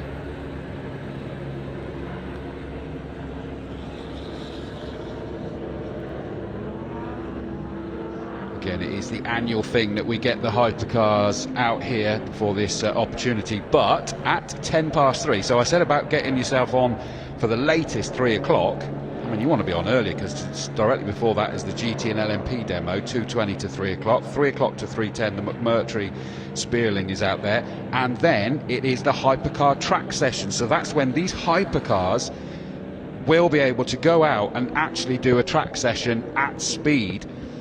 And it's a good half an hour session they'll get, so we'll get these cars actually going at more of a speed than we're getting here. This, of course, as we say, is just parade laps. One or two possibly didn't get that memo as they come past me on the start-finish straight. I think the memo got held up somewhere else there. I didn't think that they would drop themselves back far enough to be able to boot it, but they have. There's Ferrari F40 just pulling off at the Fogarty S's there. Oh, he's got going again, that's okay, good news. Cleared its throat and it's carried on, so that was a relief. I was a bit worried there. It got itself with an issue.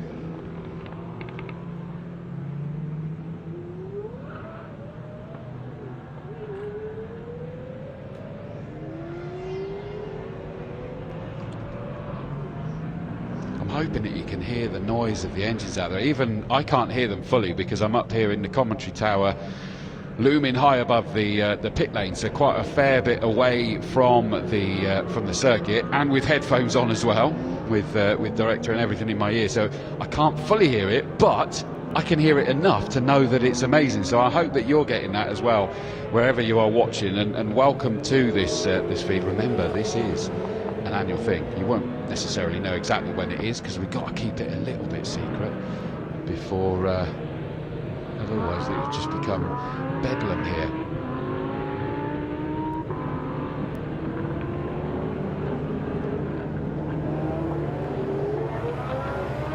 Lovely Ford GT in Golf livery that just went along. Now I do love that actually, because we've got the modern Ford GT in Golf livery out in this session, and we've got the more historic, he says as he looks around trying to, there it is, just going around the Melbourne hairpin at the moment, is the more classic GT40 in the Golf livery as well. It's just making its way up the straight out of the Melbourne hairpin at the moment is the Golf livery GT40. So it's almost a shame that we've not got those two together, because that would be amazing. I noticed there we also had the Lamborghini 4x4. As you do. I always thought that was mad when I heard that they were making that, and then I saw it and went, yes, I understand why you've done it. I really want one. Just love, we've still got a handful of these classic Ferraris out there as well, and one's just made its way down towards the first corner. Looked absolutely glorious as these the lead pack are making their way into the Fogarty's S's on to the Melbourne Loop. Because obviously we're using the full GP circuit here rather than the national circuit that would have cut down at the end of the exhibition straight onto the start-finish straight through the chicane. But frankly, you can see why we had to do that here, because we wouldn't fit everybody on the car, because the last car in the pack is just coming onto the start-finish straight now, as already halfway up the straight from the Melbourne hairpin up to the final tight left-hander of Goddard's is the lead of the pack. So they're nearly the full length of the GP circuit, the Donington GP circuit. That gives you an idea of just how many that we've got out there. I mean, we've got what? It's got to have been approaching 50 cars that we've had out there. Hypercars, 50 hypercars. Just mind-blowing as the Michelin Porsche comes across the line again. Looking at one of the open-top Lamborghinis. I do love seeing these road-going versions, having, like, even just this weekend, hot off of commentating on the British GT. GT Cup, for example, are also at Silverstone this weekend. And, you know, these, I'm commentating on the road-going versions. You'll see some of those actually out on circuit at 20 past 2. And you see where those GT race cars, where they've derived from. And it is these road-going versions, and just the fact that you can have these out on the road, and as I say, Supercar Driver really exists so that it gives the owners of these cars somewhere to go with each other and go on drives on some of the most beautiful roads, all safely controlled, as goes without saying.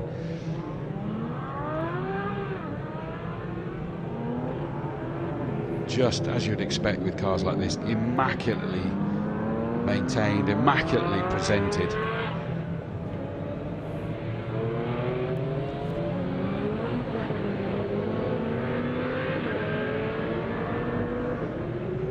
As the Lamborghini 4x4 just went through the shot there, followed by a few Ferraris. We've got the BMW there as well, so hence I said, used the phrase earlier, an eclectic. We've even got a Radical out there as well, to be fair, and good to see that Radical have got a presence here, one of the great race cars out there, and a great ladder series as well, really, to move up in racing as well. We talked about Praga as well earlier. I haven't had a chance to drive a Praga, but I have had the chance to drive a Radical SR3, so I can vouch for the fact that how good they are. Look at the classic Ferrari in the middle of that gaggle, just coming down into the right-hander at the bottom of the crane of curves, the old hairpin. It stands the test of time, doesn't it, that car? You've got this amazing modern machinery making its way around the circuit, and there is, I think, from memory, we've got something like 3, maybe 2, but I think it's 3 classic Ferraris out there, and they still look well and truly in place. They still belong. They're absolutely right for them to be there. There we go. There's that classic Ferrari with 2 people in there with the helmets on, which is great to see. What passenger laps would that be? I think people that know me know that this would probably be more likely to get me into a passenger seat, because I get the opportunity to do it quite a lot, but I tend to be a wuss when it comes to being a passenger. When it's taken at speed and I'm not the one that's in control, I don't tend to be too comfortable. That's interesting. There's a photographer sat in that car facing backwards. That's that amazing Ferrari that Jonty was sort of giving us the close-up on the moulding and everything. Now that car's just made its way through the Fogarty S's onto the Melbourne Loop. Now that will be one of the official photographers in the passenger seat. Well, I assume it's the passenger seat. It'd be going some if it was the driver's seat, wouldn't it? Goodness me. But it's just grabbing some photographs of the F40s just behind it, and a whole clutch of Lamborghinis just behind that one as well. So the lead pack crosses the line again. 1 or 2 of the others were like, are we still going? I don't know. Yeah, they've gone. Right, let's go. As the Paganis blast across the line ahead of them.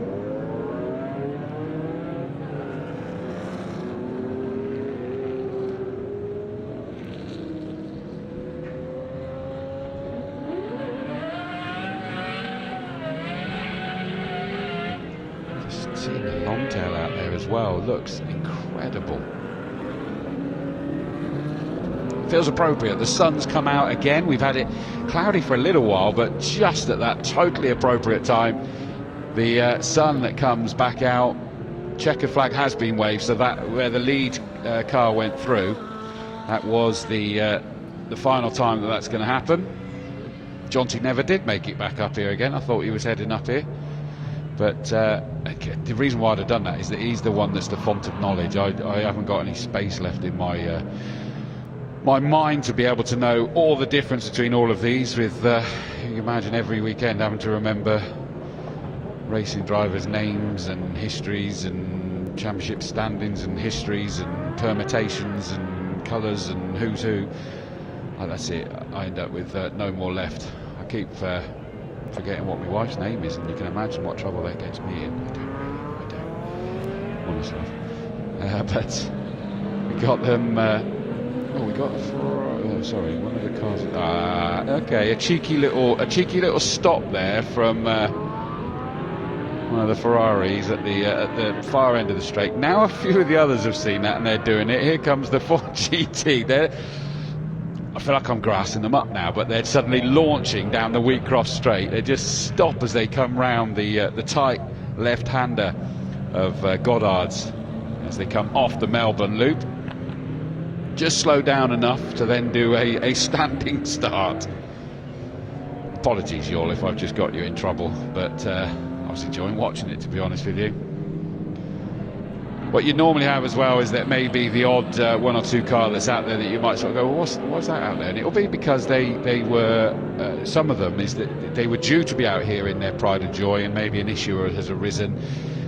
But you still get them out there anyway, which is nice, because this is just one big extended family, all with a common passion, a common love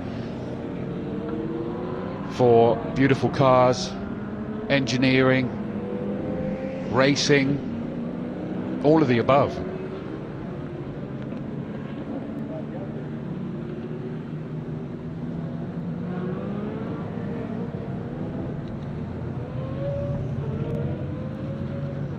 So remember, this is the final lap for these cars that they're just going on to. They'll be taking a checkered flag at the end of this. The Michelin Porsche that obviously was leading the way as the title sponsor, that one and everything behind it is already taking it. They're probably coming down the exhibition straight already, whereas these guys that are coming onto the start-finish straight, you've got two of them stopping. A classic Maserati coming onto the start-finish straight. The drag race, the initial phase of the drag race was won by the red Ferrari, but my goodness, that McLaren just took the second phase brilliantly as he came through.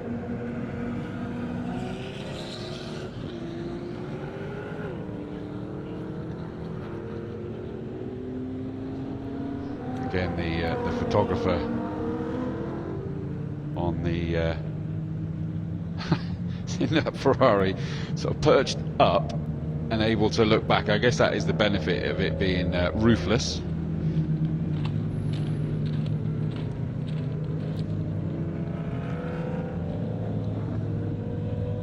I hope anybody that's watching, make sure you're putting in the comments. You know, let us know which was your favourite car, which one stood out, the make, the model, and the colour, because of course there's multiple cars of the same. Is there any that particularly stood out for you as just your favourite car to look at? And what of these? I'd always be interested for this, for people that are more in the know than me, mechanically minded, if you will, about these cars. Which one, if you could pick just one of these that you would get the opportunity to go out on this circuit and drive, which one would you pick?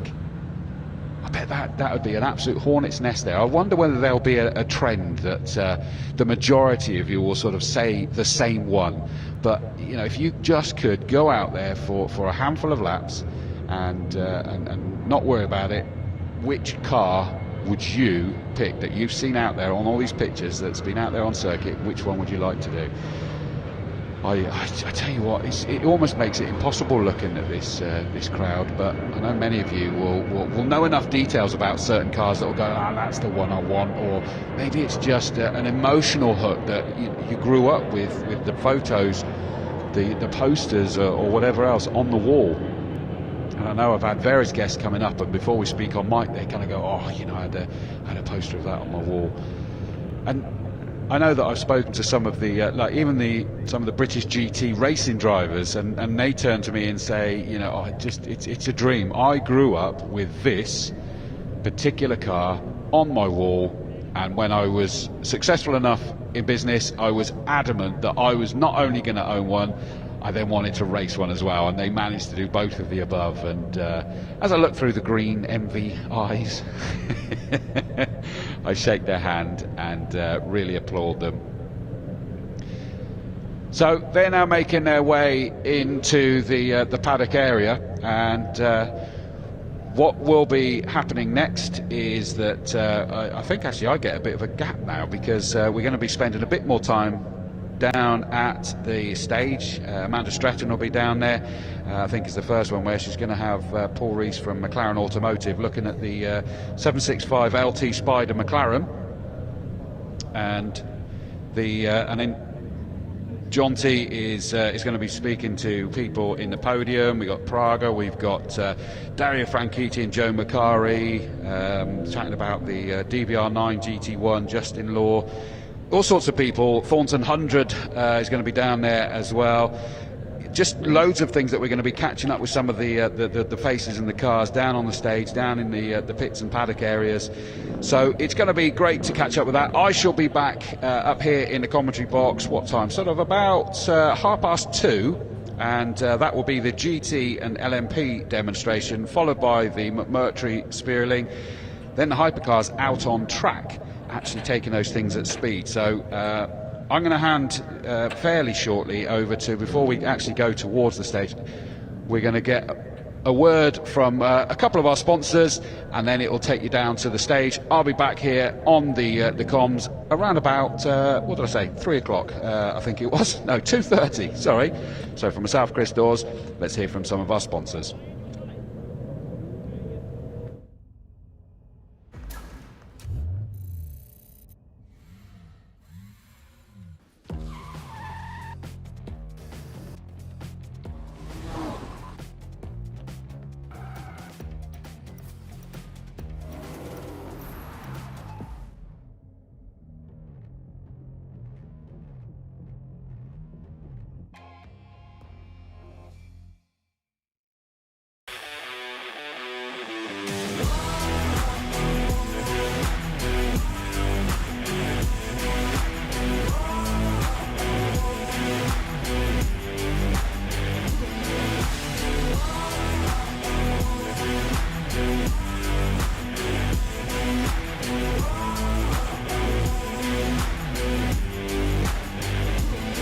Here, at Scotland's oldest working distillery, the Glen Turret.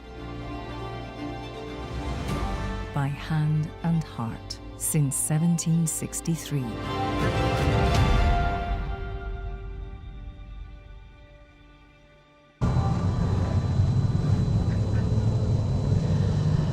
Well, after all that incredible track action, I'm delighted to bring your attention back to the stand where we have this. And, you know, I was looking for somebody from McLaren to talk to, and they told me that this guy...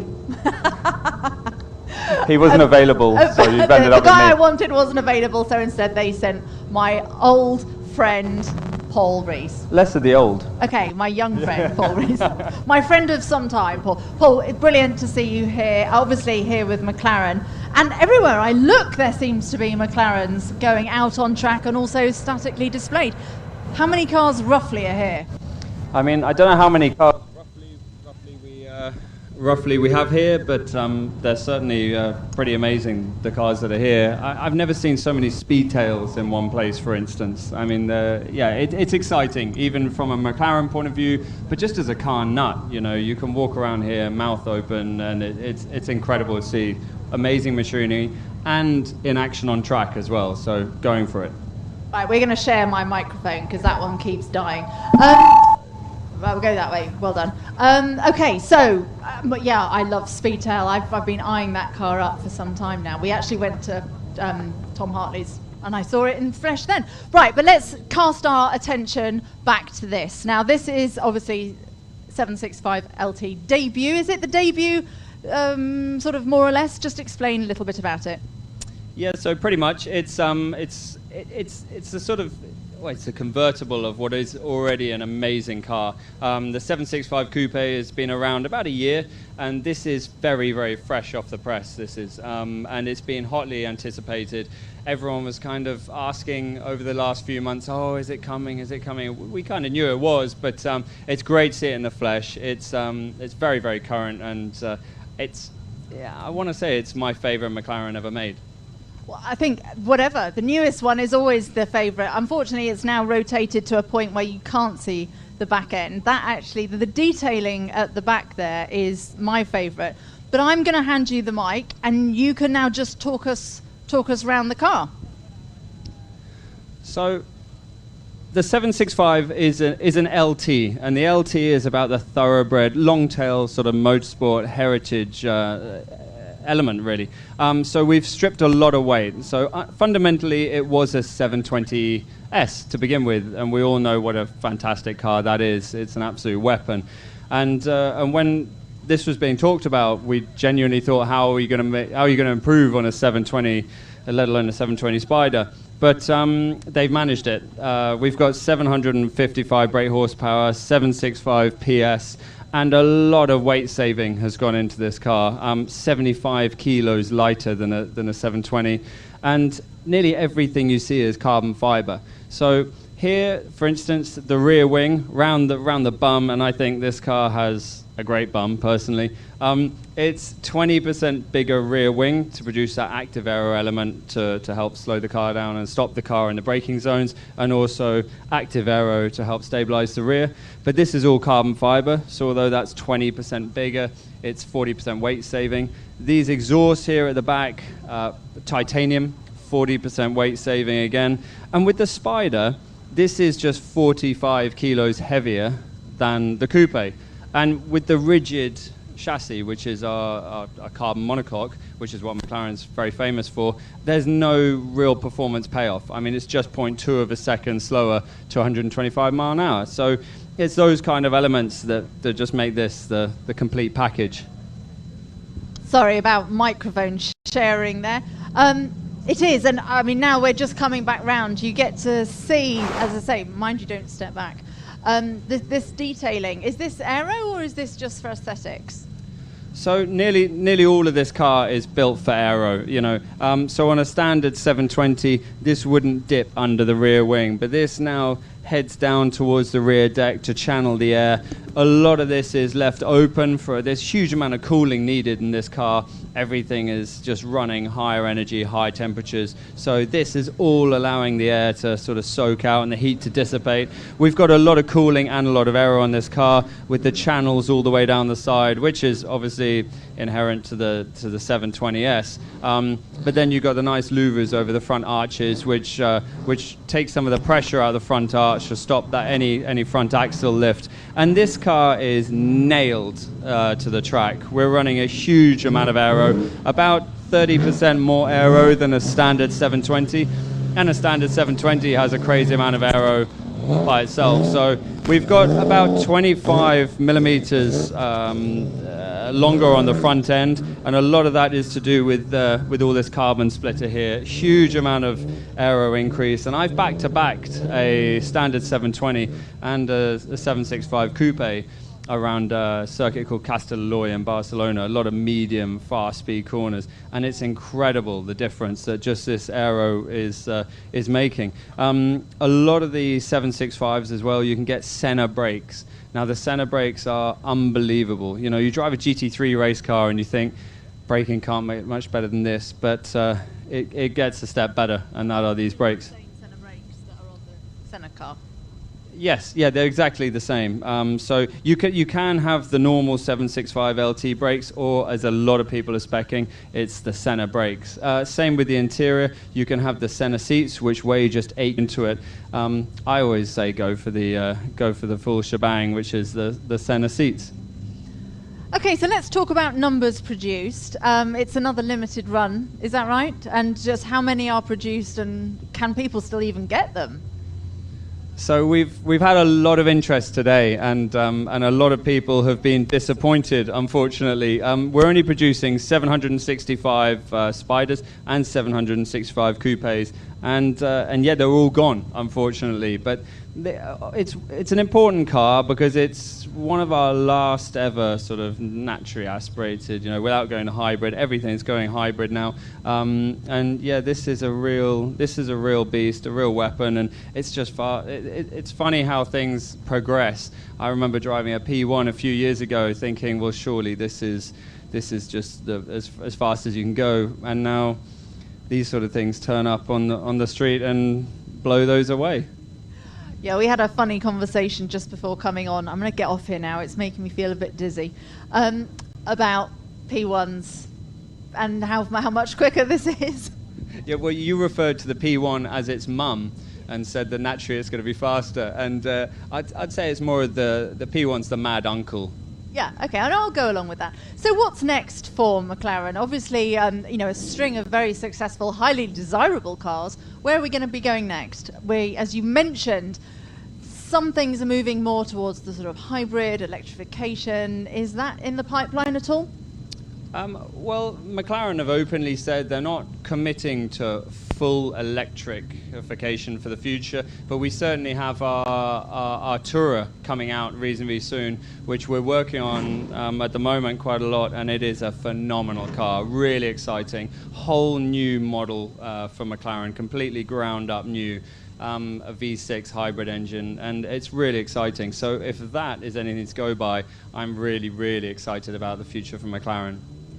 And just talk to us a little bit about your role within the organisation as well, because of course, you know, test driving and developing these cars, it's not just up to one person, and it is a lengthy process. So how does it go from the starting point to the car that the customer will end up with? Well, there's a huge amount of, they call them gateways. There's about 12 gateways when a new model is conceived. But my role personally, I mean, Kenny Brack is our main sort of chief test driver, you know, absolute legend, Indy 500 winner, and recently drove up Goodwood Festival of Speed, which looked terrifying in the Elva. Everyone's sort of seen that video. But no, there's an amazing team at McLaren, led by Kenny, and led some amazing people back at the factory who just keep making these cars quicker, more powerful, better aero, and yeah, the whole factory is just full of really, really talented people. So what's next for you today? Are you going to be going back on track a bit later, and are you taking people out? Yeah, so I've been doing passenger rides in the purple coupe 765 LT, and yeah, it's just every time you go out on track on that, it's amazing. I haven't been back here since racing Formula Parma Audi, I think it was, like back in 2011 or something. So it felt like the track had got a lot smaller when you're in a 765 LT, because everything is in fast forward. Suddenly, corners which were easy flat before aren't so easy flat in a 765. God, what must it be like? I mean, going around Redgate, and oh my gosh, what's it like going round? Yeah, it's phenomenal. We've got the 765 on Trofeo Rs, a fantastic tyre which really lends itself today. Carrera curves are just a little lift, so that gives you an idea of what the aero figures on this car are. But we're throwing in some slides here and there as well, just to dramatise it up a bit and have a bit of a laugh. But yeah, it's crazy amounts of power. There aren't, I mean, you need to spend £2 million, something like that, to go faster than this. I mean, this is a groundbreaking, I want to say supercar, but really it's punching a hypercar level. Well, listen, Paul, it's been an absolute pleasure talking to you. Thank you very much indeed.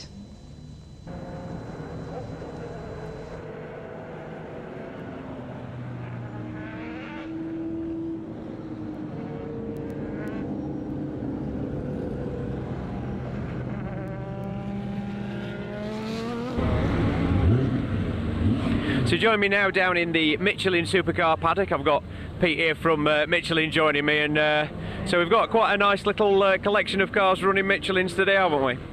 We certainly have, John T. It's a pleasure to be here again with Supercar Driver. It's an event that we look forward to attending every year. Again, this year, the calibre of cars just seems to be heading up in one direction. We've got some great cars here in the Michelin supercar paddock.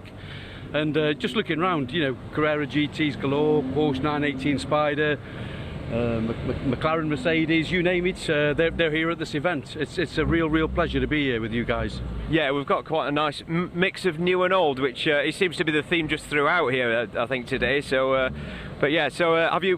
What's new with Michelin then? We had the Track Connect, didn't we? How's that working out? Yeah, the Track Connects are getting very popular. And personally, I'm spending quite a bit of time at track days now with, dare I say, very heavily Porsche-focused car track days. And the Track Connect is an app that really allows people to monitor temperatures and pressures. So ultimately, to get the most enjoyment and obviously the maximum value out of tyres, pressures and temperatures are critical. So again, if you want to enhance your lap times, your performance, again, you know, working on the pressures and temperatures, the Track Connect really is like having your own Michelin technician sitting in the seats that advises you on, you know, what pressures to run and how much to bleed when you get up to certain pressures. That's quite an awesome bit of kit, really. I mean, I think we should all have that when we're doing track days, because yeah, I think it's definitely one thing that might get overlooked. That it's probably the most important part of when you're on track, because that's what's keeping you connected with the floor. Yeah, I mean, let's be honest, there's only one point of contact between, you know, these lovely cars and the road, and that's the tyres. So tyre maintenance is a really important part of you know, owning a supercar. You know, please check your condition of your tyres on a regular basis before every long journey, and you know, at least every two or 3 weeks. Again, tyres, let's be honest, again, are not a cheap item to buy. So if you look after your tyres, you'll get a lot longer life and more enjoyment. And for sure, let's be honest, it's safety as well. Yeah, true. That's the main thing. And yeah, thanks for that, Pete. Well, we'll have a little look round at what we have got in the Michelin supercar paddock. As he was saying, you know, we've got the some of the noughties cars with the SLR and Carrera GT, its successor with the 918 Spider. All of these are designed with Michelin in mind. And then you've got the likes of Koenigsegg, which the Agera are, you know, one of the fastest cars on the planet. And this with Bugatti, you know, it's the sort of car that needs them tyres that can cope with insane amount of speeds on its carbon fibre alloy wheels. I mean, look at that thing! What a thing of beauty that is, even if it is a little bit filthy.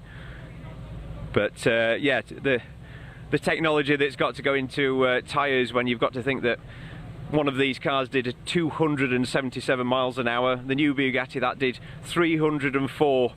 That's a lot of rotation that's going around on them wheels, so there's a lot of dependence on your tyres. So I think we are just about ready. I'm going to pass back over to Amanda, and we'll be going back to the stage. I think they've got another car to look at, so we'll head back over to the stage. I'll leave that over to you, Amanda.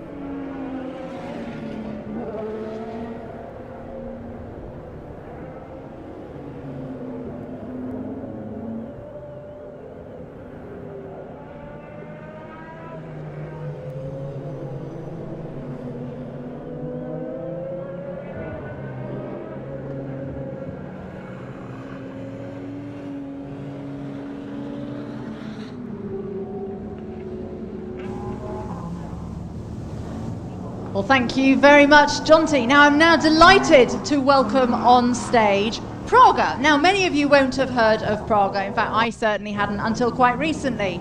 But this year, certainly, with their guest driver program in Prix and being one of the partners here today, they're becoming a brand that is much better known. Now, I'm going to be joined today. In fact, I'm trying to give them the cue that this is their moment to come up on stage.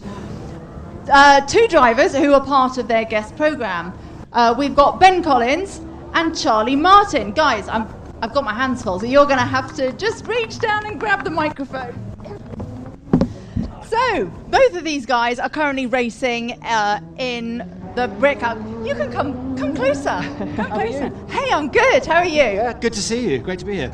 Well, listen, it's brilliant to see you. Now, Ben, many of you will know, a driver who needs very little introduction, and Charlie as well. But Ben, you've got obviously a long history of racing. Some people will also remember, I hate to always bring it up, but I'm sure you don't mind talking about the man in the white helmet in your Stig days as well. Just be careful. Yeah, that was a lot of fun, but it seems like a long time ago, nearly 10 years. So it's amazing being back in this paddock full of supercars and seeing a lot of stuff I've driven and a lot of new things I've never got near. So a few for the bucket list, but none more so than the car we come here to drive, the R1 for Praga. We're racing it in the Brit Car Series, and for me it's been 7 years absent from racing. So coming back to this is wonderful. And at Le Mans I was racing LMP1, LMP2, and this is very much in that kind of breed of car. High downforce, lots of power, and a really good power to weight ratio. That means it's fun. You can kick the tail out of the corners. And brake very late, so it's the style of driving that I love the most. Do you know what? As soon as I saw this car, you know what it reminded me of? A C2 Spice. Now, you may be a bit young. You're looking totally blank. Okay. 80s. I grew up in the 80s, but I wasn't watching Le Mans. No, so I drove a C2 Spice. Gosh, I'm sure the stage just moved then. A little DFV engine, and very similar. You know, you could just throw that car around and... exactly. They go where you point them. My mic's dead. Oh, we're going back to sharing mics. Don't you just love it? Right, go again. Yes, it handles very similarly to, I would say, like an old school Le Mans car. They're very positive, very responsive. You can feel everything. There's no need for power steering. It's got flat floors. You've got lots of downforce, but 360 horsepower in a small, lightweight machine. So they're really, really nimble, and the racing is extremely close. We've got some fantastic drivers in the team, and other teams that are running the R1 and making really good headway. So it's it's very sharp. We've got 10 cars in the Brit Car Series, so we almost have our own grid, if you like, amongst the GT cars, and feels a very similar vibe to Le Mans. Now, Charlie, you're also trailblazing, racing very successfully in the series as well. Just tell me how it's going and what your overall ambitions are. Well, I mean, we got off to a fantastic start. The first race of the season at Silverstone, we had a first and second place that weekend. So, really, really strong start. As Ben said, I mean, the car is phenomenal to drive, and it's the quickest thing I think I've been in. I think, having driven single-seaters and prototypes, it blends those two together, with the central driving seat. But the big ambition for me really is driving at the 24 Hours of Le Mans like yourself and like Ben. So it's something that I've been working towards for a long time now. And, driving this car is a great stepping stone on the way to trying to achieve that ambition, really, because the performance is, it's right out there. But off to Le Mans in a couple of weeks, actually. So not driving this year, but just going to be shadowing a team and soaking up some of the action and a bit of networking and seeing what's going on. But I'm really, really excited. I think it's something like 15 years since I've been there, and can't wait. It is. I mean, I think once you've been to Le Mans, nothing, no other race, in my experience, comes anywhere close to it. Ben, was that your experience as well? 100%. Yeah, it's very addictive. I mean, the drive to Le Mans from Britain is like a pilgrimage, and you can see so many UK plates on the way across there, and it's just an amazing experience. The different cultures, the French are incredibly welcoming, and then the race itself is like nothing else. Being 24 hours, obviously, but racing rain or shine. And my first year, it rained for 17 hours with a monsoon, but with 800 horsepower, that was highly entertaining. But it was just the best experience. The team pulls together like nowhere else, and although it's a 24-hour race, for them it's 7 full days back to back. So everybody's knackered by the time of the morning warm-up, and you've still got another 30 hours left in your weekend. So I loved it. It's the ultimate challenge, and I think but this is where it starts. This series really can bring in people from GT racing, from single-seaters who want to go and progress onto sports car racing and do endurance racing. This is the right place to be. After we finish this, I'll tell you about my wet Le Mans experience. I've never had such a miserable time in my life. But picking up on Ben's point, Charlie, about teamwork as well. I mean, obviously, you're really getting to experience what that's like in this. Just give me your impressions. Yeah, I mean, this year I've got a fantastic teammate, Jack Fabi, who raced the car last year and narrowly missed out on the overall championship win. So having a teammate who's already got that experience with the car, and Jack not only drives the car, he also works with DL Motorsport, who run the cars, so he knows the car inside and out from a setup point. And having a teammate with that level of experience it's a nice ace up your sleeve, certainly, because it gives us a lot of data and other things that we can draw on coming into the year. But yeah, I mean, teamwork is absolutely essential in endurance racing, and it's one of the things that I really, really love about this type of motorsport. You work together, not only just in the build up to the race, but the strategy, the pit stops, right up to the checkered flag. Basically, it's the whole mechanics, the crew chief, everyone, and that feeling of coming together and working towards the same objective it's just so infectious. And it's why I love endurance racing. Do you know, that is exactly why I went down the endurance route rather than anything else. For that reason, that same reason. It's not just about the out-and-out sprint. Obviously, that's important in your race speed as well, but it's about coming together and strategy. Yeah, absolutely. I mean, we've had some of the good results this year, obviously down to the overall pace and consistency we've had as a driver pairing, but also some of the decisions we've made on strategy. Silverstone, the 2 hour, for example, we had a drive start to the race, the heavens opened, and I was in the car for the start, and we stayed out in the rain in some pretty horrific conditions on slicks, but of course it dried out pretty quickly. And it played into our hands, and we finished ahead of all the other drivers. So it was a good example of where that strategy call, which can come down to you know, literally the driver at that moment looking up at the sky and thinking, well, it looks like it's going to stop and I feel okay, and telling a guy on the radio, no, I'm happy, I'm staying out, and that split-second decision can be the thing that plays into your hands an hour down the line. So yeah, it's all part of rolling the dice when we get in the car and go out on track. And just quickly, finally, just tell us what's happening in the series. How's it going? What have you got left? What about championship standings? So championship-wise, I know these guys are still in the hunt. They're third. I don't know who's leading it. 111? Tim Taylor's car. CW. I've got not much of a chance of winning anything. I might win a race if we're lucky. But I came into the team a bit late this year. Just delighted to be here at all and to be going for good results. I'm partnered with Jay Morton. It's his first season racing, so he's really learning and learning the hard way. You know, it's a first year racing in a car with this much performance, but it goes to show how much you're able to develop as a driver. The Pragg are developing their own academy to bring young drivers, or new drivers, on board to sort of bring them up to speed and give them a crack at this. And the car is built for that. There are two different modes. You can drive in full power and also with a power restriction, so you can basically learn the ropes without having the full beans. So for us, it's really just trying to get the best results we can in the time we've got left, and wish you well in the championship. It always brings its own stresses. And yes, mention the strategy. I've never known a series like it where the amount of brain space, even in the short sort of 1 hour race, the amount of time we're spending focused on the pit stops because they're so crucial. So it is like a Le Mans race where you're weighing up your fuel burn, tyre use and everything else, and then driver changes. So there's a lot that I'm learning again, or for the second time, but loving the experience. And Pragg are really sort of like a family environment to be racing for. So it's a great series.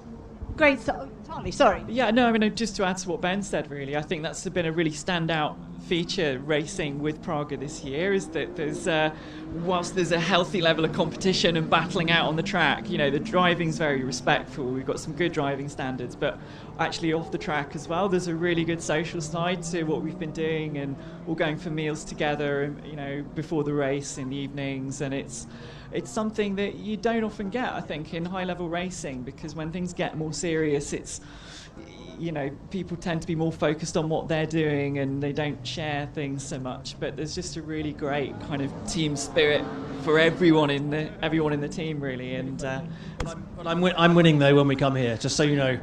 But good luck. Good luck to you too. Guys, thank you very much, and best of the luck for the rest of the series. Thank you very much. Right, I'm now delighted to... You're going to go that way. Right in front of me. God, you just can't get the people these days.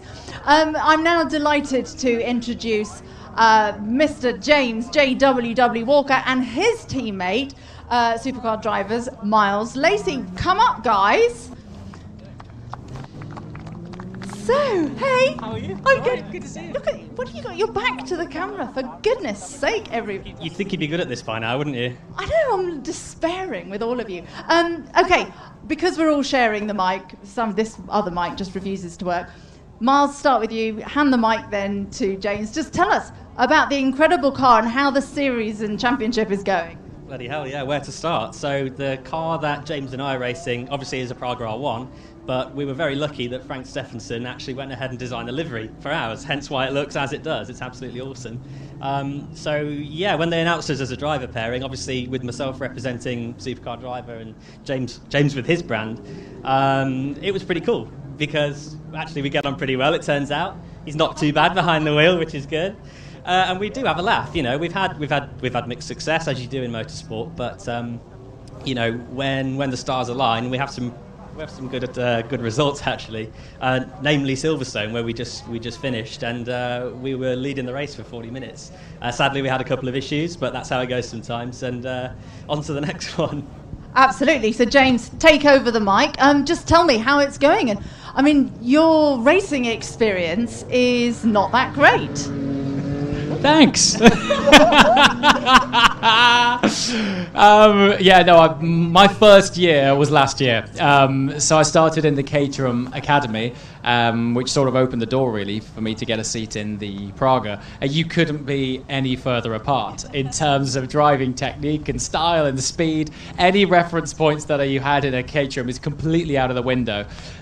So while I've been really fortunate in my sort of career to experience fast cars on track, when you get into the world of downforce, it's just another world. So it's been a fairly steep learning curve. The driving techniques from a downforce car are worlds apart, but when it clicks, it's addictive. It's just a phenomenal world. So full slicks and wings experience.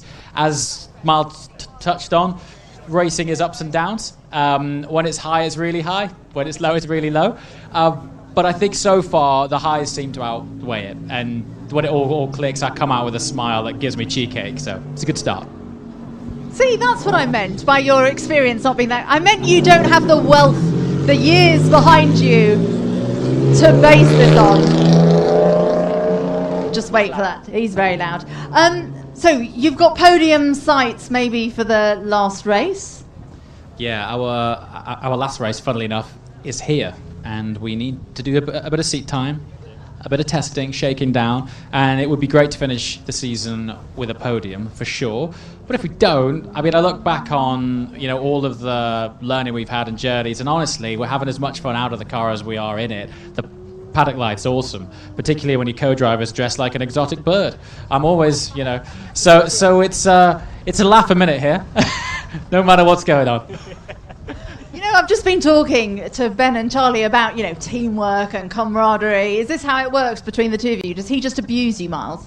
Largely, yes. At the start of the day, my self-esteem's quite high, and then by about 5 o'clock, I'm ready to go home. To be honest with you, I'm joking. No, we do have a laugh, and even on the racing experience for me, the racing came much later in life. I was a test driver as my full-time job, as it were. So that's what I used to do, but it was largely road cars. So just as it's been a transition for James to step into an aero car, it's been equally as big for me. But we try and impart a bit of knowledge on each other, and we do all right sometimes. It's all about the journey and the experience, and the fact that you're both standing here grinning. Yeah. Exactly. Yeah. We main thing is we come away having had a good time in the car, and as James says, when it all clicks, it's like the best thing ever. How could you not be excited driving a car like that? The final tick in the box for us would be a podium. Of course, that's always what one aspires to. But just Miles, quickly talk about the event. Incredible. Well done for pulling it off. Difficult year. Yeah, it's all my own work. No, I'm joking. I've had nothing to do with it. Absolutely none. The supercar driver team have done a fantastic job of pulling this together. And it's got bigger year on year. For the first couple of years it was big, but it was never like this. And now it's it's this standalone event, and even the public are aware of it now, so it's the not so secret meet. But there's cars here that you just don't ever see. So the fact that they're all here in one place and you can get up close and personal is mega. Great stuff. Well, listen, guys, good luck for the rest of the season. Please feel free to walk straight in front of me, or you can leave stage right. Thank you very much, guys. So I'm now delighted to be able to introduce the man himself, probably the most famous car designer, Frank Stevenson, along with Mark Harrison from Praga. So guys, come up and join me. So, Frank, I'm going to start with you. Many of your cars, the cars that you've designed or had a part of or been some part of the history of, are here today. Just run me through some of the ones that you've had involvements with. There's a lot of them, yeah. Stay with the supercar. But of course, you're only 25, so you've started when you were very young. Yeah, exactly. No, I've done a few of the A to B cars, like the Mini Cooper and the X5 and the Ford Escort Cosworth. And then moving up to Ferrari, I did the F430, the FXX, the Maserati MC12, the race version, road version, the Grand Sport, Fiat 500. Then we went to McLaren and did everything up until the 720S. So, a few cars. A few cars. So what drew you here to Praga? That it's different. I mean, not that you get tired, I guess, of designing supercars and hypercars, but this is really something different that I've always looked forward to. I mean, I love design, but part of the design is making it look fast. And when you can work on race cars, the livery is absolutely one of the best ways to work on them, I think. And you just don't do road cars, do you? You're involved in all sorts of other projects. Yeah, currently I'm doing a few other very strange projects, but they're the future of mobility, I guess you could call it. EV tolls, which are the new flying taxis. The first 2 cars are going to race on the moon later this year. All kinds of strange things. So hang on, racing on the moon? Yes, yeah. It's almost a secret project. There's a bit of information out there.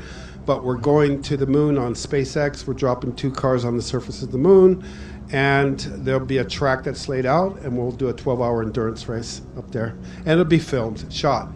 Yeah. Gosh, do they need a commentator? No, I don't think so. Not yet. Now that sounds like an incredible project. So is this what inspires you, getting involved in the future, if you like, just looking ahead? Yeah, absolutely. I think any designer out there is always is big thing in life is to design the next big thing and something that doesn't exist, something that moves the world forward. And we're considered kind of the crazy guys in the industry anyway. So it's our job to think out of the box, as they say. So yeah, it is. Yeah. Well, I mean, fantastic. I can't wait to hear more about that as it happens. Mark, turn my attention to you. I've very rudely had my back to you, but just give us a little bit of the background on Praga. Well, this is the car that's racing on the moon. Is it? I can't wait. Now, how do you follow that? So this is the Praga R1, 630 kilos, 385 horsepower, but looks amazing, and that's because of Frank and his team's livery design on it. And Frank and I go back Mini, McLaren days, and so I just called Frank, and it was at Supercar Driver last year. Frank saw the car, and we just came up with the plan of doing the livery, and it really stands out. It's a sensational car, and it's great that Miles from Supercar Driver's driving it with James. They're having a good season, but the car looks sensational thanks to Frank. Now, obviously, raising awareness. The brand, as I said, it's a hugely historic brand, but one that, if you like, fell off the radar for a number of years due to awkward geopolitical issues in the Czech Republic, but back now with a bang. Yeah, if you're a communist who needed a truck, you will know who Praga is, but there aren't many communists who need trucks here today. So they've been around for 114 years and made more cars than Skoda back in the day before communism came along. And because they did such a good job, the communists basically said, well, you're very good at this, you can make trucks, because we need trucks, we don't need racing cars. But the company's continued to trade post-communism and really found its feet.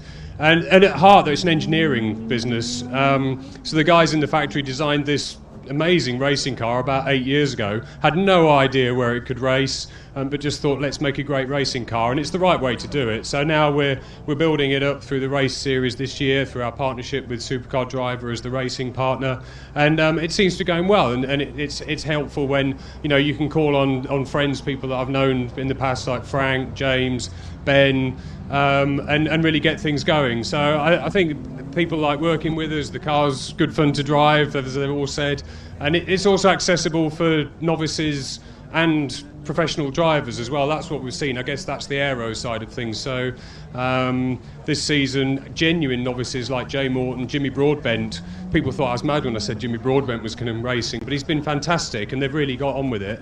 Up to the professional racing drivers, and then the sort of the racers in between, like James, who's raced for a season or two but moves into aero, so it fits the bill for everybody. So you started off last year with just a couple of 2 or 3 cars. Now you've got up to 10. Where are we going to be going in the future? On the moon. On the moon. On the track. We are quietly optimistic, and we will announce soon a one-make race series in the UK, 20 cars, maybe 24 max. And we've seen quite a lot of interest today. we're working with Supercar Driver on what we call the Academy program, which is really saying to the members who thought about racing but probably thought maybe it's too complicated, too difficult, if you come with us and our race partner Motors One, who manage this car, we will get you your race license, your test sessions, and you will race with us next year in the one-make race series. So that's the plan on the track, is a 2024 one-make race series. And the car, we've seen 9 or 10 look racing together. 24 of these racing together will look absolutely amazing. Well, that sounds like a fantastic opportunity for anybody who wants to get involved and get racing. What about anybody who wants to take one on anywhere else? Is there any plans afoot? Maybe. I can't really say too much on that, but we're not just a racing car brand. We've got machines on 2 wheels, and we love what we do, designing great carbon-based aerodynamic products with 4 wheels. So I won't say anything more. Watch this space. Frank, I'm just going to come back to you. Final question. I know you've been involved, as I say, with a host of the cars and manufacturers that we see here today, but of all of the ones that you've had involvement with, what would be your favourite? Tough one. Again, that's like asking which is your favorite kid. I would have to say the MC12, the Maserati MC12, because it's a bit of a unicorn. There are not that many of them out there. It's got an interesting development history to get it approved and homologated. But it was designing a car at Dallara, which is a racing car development company, working with their engineers, and then also translating that to a road car version. So you had to mix race and road together. It had to be a car that would win out of the box. And it did it. It was a successful whole program that we did, and very quickly, so I love that one. I'm going to go with that. Sounds good to me. Guys, thank you very much, and the best of luck moving forward for the rest of this season and moving on to next season. Thank you. Good. Thanks.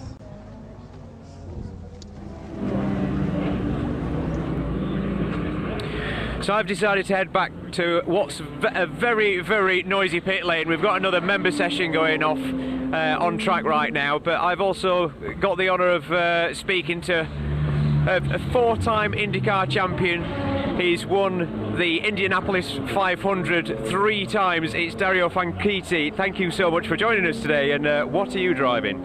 I'm driving this DBR9, which is quite an exciting way to live your day. Not half. Yeah, I mean, so tell us a bit about it. How's it performing at Donington? Well, this is more a shakedown. We're going to race. I'm going to race at Le Mans next week in as I call it, the old man's race. There's 2 45-minute races, but one on Friday, one on Saturday before the 24 hours. So the car's just been rebuilt, and so we're shaking it down today. We found a couple of problems in the first session, so we just did a couple of laps there, and then in about 10 minutes, we're going to get back in and do one more session. So it's a wonderful thing. I mean, I raced. Not against, but on the track at the same time as these things in America. Actually, this particular car in America, that big beautiful V12, the noise it makes is just epic. So such a fun thing to drive. Reminds me of my old DTM car in a way, but it's stunning bit of kit. Awesome. Have you been driving anything else here? I mean, we were just talking a minute ago about the Dallara Stradale, which we've both had the pleasure of round here. Yeah, had to go with that again? No, I haven't driven it yet today. I thought I might take the short wheelbase out for a little spin, because it's always fun to drive that car. But nah, I've really been just focusing on this and actually looking around at all the cool cars as well. There's so many nice cars, and I'm quite honest, I didn't realise there was that many nice, amazing cars in the UK, and you see them all here, queuing up this morning to get in with all kinds of fun stuff. It's quite an event, quite a happening. Yeah, so it wasn't too bad a traffic jam to get stuck into this morning then? No, I was quite enjoying it. It was interesting to see all the guys with cameras outside as well, taking pictures and stuff. So it's fun. It's fun to just share passion of cars, isn't it, with people that enjoy it too. And and then get out and track and have some fun. Yeah, awesome. I see the short wheelbase has just pulled in. So I mean, do you want to tell us a little bit about this? Because I guess that you're going to be driving this later, maybe? Yeah, I might go for a spin. My little brother Marino's driving it right now. This car won the Tour de France Auto back in the 60s, and it won the Carrara Trophy with Joe Macari and Tom Christensen driving it. So it's got a hell of a pedigree, this thing, and it's very, very quick. It's got what I call the Golf Club engine in it just now, which is a bit bigger than the engine that is used at Goodwood. It's got a 5-speed box in it just now, but all that comes out when it goes to race at Goodwood, and it goes back to period correct. But it's when it's on the softer Avon tyres, it'll embarrass a lot of newer cars. So come on then, tell us what have you been overtaking in this thing then? Oh, Silverstone. What did we overtake? A 600 LT, 599. F12 TDF, all kinds of stuff. So yeah, she's a quick old girl. Not bad for a car that's that old and worth that much to be pedaling it around. No, Dario, thank you so much for coming, and hopefully we'll see you again at a secret meet in the future. Yeah, thank you. Thank you very much. So yeah, we can carry on and have another little look round. I think actually Joe Macari's group have actually just sent their cars out, so they're not actually anything to look at just now. But I think Amanda should be ready for us again over on the stage, so we'll pass over to Amanda.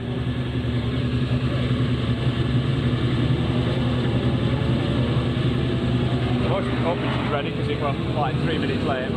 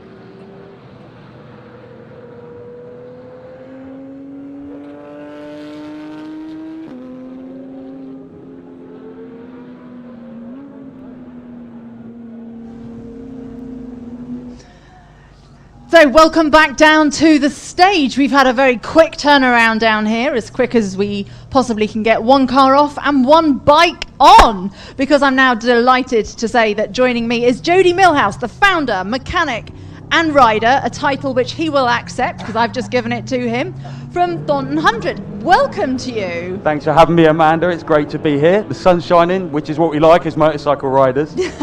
Literally, the sun has just suddenly come out as you've got yourselves ready. I'm getting a bit hot. So tell me a little bit about this. We can now move on to our beautiful whirling stage here. The sickness machine. This is absolutely incredible. So yeah, this is my personal bike. Obviously I own a company called Thornton 100 Motorcycles. We have a lot to do with Triumph Motorcycles as well. I'm an ambassador for Triumph Motorcycles, and I actually didn't have a motorcycle for a very long time, and I thought I'd just better get myself something built, and something that we can take to shows, and something that's going to basically steal the show in terms of custom motorcycles in the UK, and actually has actually turned out to steal the show across the world, really.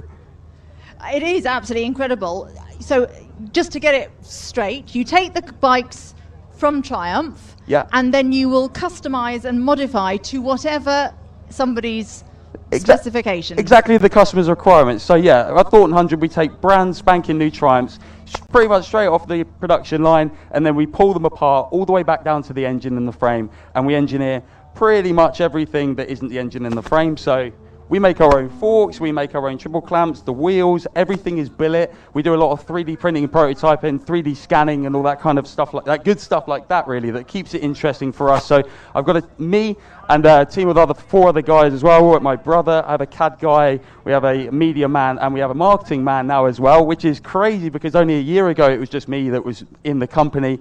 And yeah, now we're here at SCD, and we're the only motorcycle people here, which is fun. I mean, it is absolutely incredible. I actually used to race motocross bikes when I was 13. And you have still intact bones. And I have, yeah, well, only because I stopped. But anyway, there we go. The first thing that struck me when I saw this was just how gigantic the wheels are, yeah, followed by how gigantic the chain is. So this is our sort of signature style. So this is a 2019 Triumph Bonneville Bobber, and like I say, we make all of the forks and all of the wide wheels. So it's essentially just for a look. Realistically, this isn't going to handle as well as a stock bike. However, it does look 100 times cooler. And I think a considerable amount faster. Oh, a considerable amount faster. Okay, just talk to me about that. So this bike, when it started, I actually started this bike build at the start of lockdown. So when lockdown hit, everyone kind of hunkered down and stopped what they were doing. All the bike builders and all the social media content dried up. And I saw an opportunity. I said, right, I'm going to build myself a bike and then show everyone how I do it. So essentially did that. And as I started building and the supercharger went on, I said, how fast can we actually make one of these? So it's kind of gone from just building myself a bike to building it into the world's fastest Triumph Bobber. And we're actually going to aim for the fastest Bobber in the world as well. And how fast do you anticipate it being? I reckon this bike, if we put a little fairing on it, we could get over 200 mile an hour with it. However, at the moment, we're going to need to do a little bit of power upgrades. So at the moment, it's a fully built engine, forged pistons, high lift cam. Lots and lots of work is done inside the engine. We have the supercharger on the side. It runs a Rotrex C15 centrifugal supercharger. That's a mouthful. Yes. And it's also running nitrous as well. So with the supercharger alone, this makes 165 horsepower at the rear wheel. And with the nitrous, it makes 202 horsepower at the rear wheel and 170 foot-pound of torque. Just wait for him to go by, then you can actually hear me. That sounds insane. It's a lot of fun on something that I've built myself as well. So I actually rode it up the hill at Goodwood. I've seen a lot of familiar faces that came over at Goodwood actually, and this thing really stole the show. So when you're sat on the line there, you're banging burnouts, there's flames thrown outside, you're in fourth gear and there's smoke everywhere, and then you jump on launch control as well. It's a lot of fun. I mean, you're in some esteemed company when you go to Goodwood and take it up the hill. What was the reception by everybody else? It was a really good reception actually. So one of my favourite things about Goodwood, when I went, so basically what they do is they line you up in the paddocks, and we were like one of the last groups, and I was kind of at the back, and this thing had been causing a bit of a stir like all weekend, and there was a load of riders at the front. We were at the front, and there was Foggy up there. I was up there with Dougie Lampkin and some real big sort of riders' names, and the whole TV crew came around the side, come and spoke to me and said, "Is this the Thornton 100 Bobber?" And I was like, "Yeah." And they were like, "Come to the front, we're going to film your whole run." And I rode this, honestly, I rode it past all these big wigs and these guys that I've always looked up to. And I said, they were like, whoa, whoa, whoa, whoa, whoa. I was like, sorry guys, big names mean nothing here. They want to see this bike. That must be, I mean, for somebody who has, I mean, it's your passion. This is your project. This is your bike. That must be quite significant. Absolutely, you know, and I mean, I'm only 25. I started the company just over 4 years ago now in a shipping container with a credit card. And now we're here. So and I've got 4 guys that help me, and they all do a really good job. And we work really well together as a team to be able to bring stuff like this to the public and be able to launch it and market it, really. And it's working really well for us. I have to come off this now because it's making the merry-go-round, making me a bit dizzy. Okay, so what next? So for this bike is actually going to get a rebuild this winter. So the engine's going to come apart again. We need more forging, we need more strength, we need lots and lots of gearbox work, stuff like that. I think the nitrous is probably going to go because it's an absolute nightmare to get a hold of. It's not the 90s anymore, and it's not Fast and Furious. So it'll probably get water meth injection, something like that, and we'll try and aim for around 250 horsepower, like constantly as well. So I think it's achievable. In terms of the fluid dynamics of that kit, I built it very fast, and I think we could design it a lot better. So it will always just be evolving. And in terms of the company, we just want to keep growing. We're moving into a new premises very soon in October as well. So lots and lots happening at Thornton 100, and yeah, hopefully we can keep the momentum up and keep building really cool bikes. And just how do you go about engineering when you talk about these things that you want to do? How do you go about engineering all of that? So it's just a case of getting stuck in, and YouTube is a wonderful thing. So I was actually trained when I started the company. I just left college as a mechanical engineering apprentice, and it gives you a rough idea behind metallurgy and engineering and beam bending and stresses and moments and making things strong enough and making sure that they're going to behave and perform as you want them to. But me and the guys, if we don't know how to do it, we'll learn how to do it, and if we can't learn, then we'll know someone who does do it. So it's a great challenge though, just to kind of line yourself up and sort of present yourself with a huge challenge like that and just work your way through it. And it is obviously rewarding when it works out. Absolutely, and presumably coming to an event like this gives you such a lot of exposure as well. Oh, it's fantastic for us. There's been so many people that have come up to the stand and checked us out. Obviously, we're a very small brand. We're very young at the moment, and we're growing, but we appear to be dominating the custom motorcycle scene in the UK. Like I say, we work very closely with Triumph, and that's working really well for us. So at the moment, we only do build Triumphs. We get lots of requests to do Ducatis and Yamahas and lots of stuff like that, but it's British-built bike. We're a British company. We're very small. Everything is made within 10 miles of our workshop, so it fits very well. Well, listen, absolute pleasure to talk to you and see this incredible machine. Thank you very much. Thank you so much for having us. Cheers.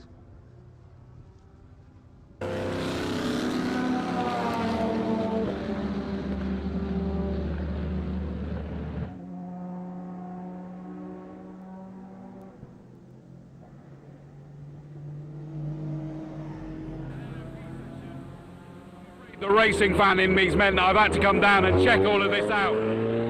Straight away we look here at the Bentley. I mean, what a monster of a car, absolutely amazing. I have no idea who we're going to be able to catch up with, because obviously some of them are out on the circuit already, and I don't know whether they'll hear me when we try to speak to them anyway. Let's have a chat over here. I'll tell you who I will grab straight away. I'm going to grab Charlie Martin.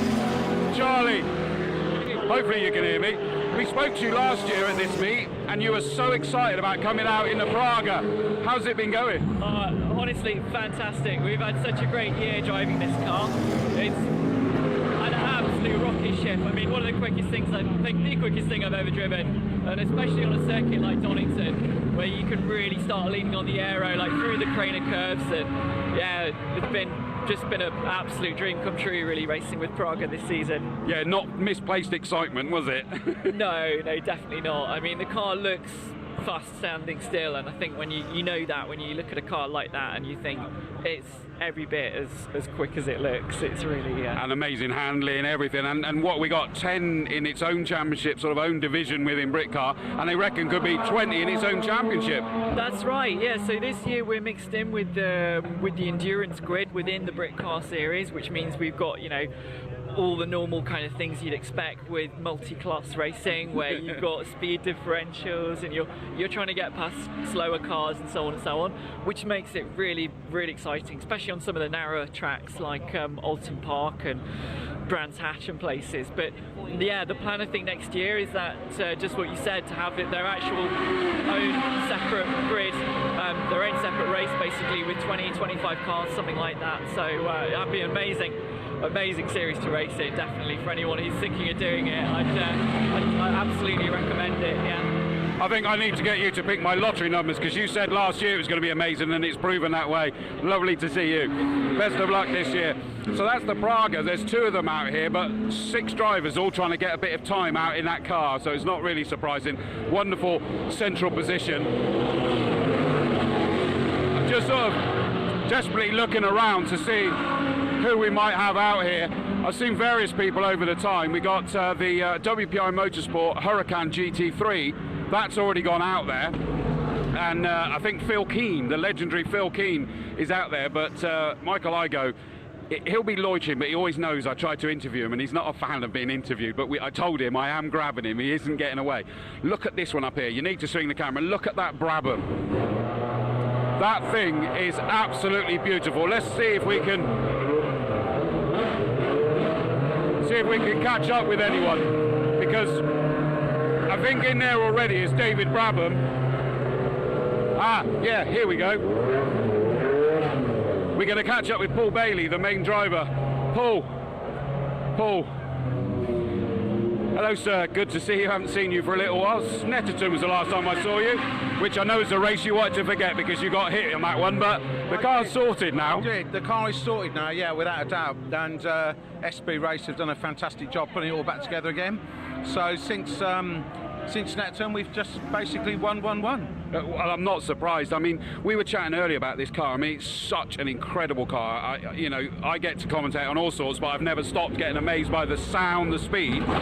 But you're still in no man's land because you're not giving it everything yet with that car, are you? No, absolutely not. I am on a very steep learning curve with the car, and where normally I'll be gaining tenths of seconds, I'm gaining whole seconds. So yeah, the car's better than I am, and I need to turn that the other way around. It's going to take a while.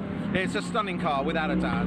But even where we've had the conversations with, in terms of the potential from the car in terms of speed, and in terms of even its noise, is that everything, from what I hear, is turned down a little bit at the moment, so we're yet to see the full whack there.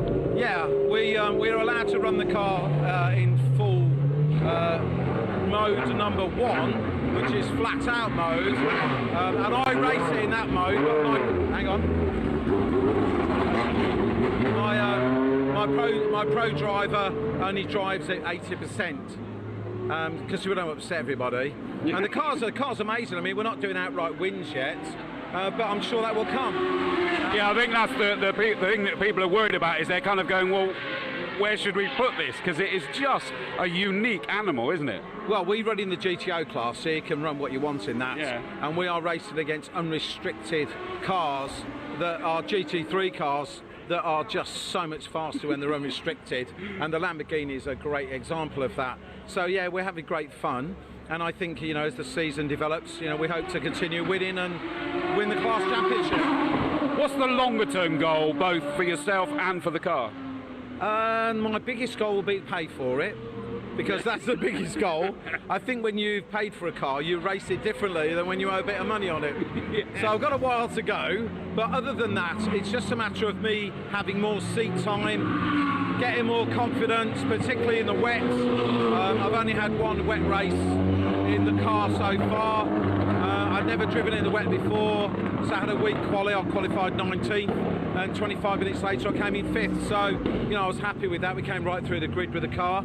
It's just a matter of seat time. That's the biggest thing, is to develop me more than the car, for me to understand the power, the holding, the ability of the car to go around corners and just hold on to the track, and have that confidence. And it's growing, but I want to do it bit by bit. The last thing I want to do is push too hard, chuck it in the wall, and not finish. One of the reasons why we as a team do so well is because we finish the races that we start.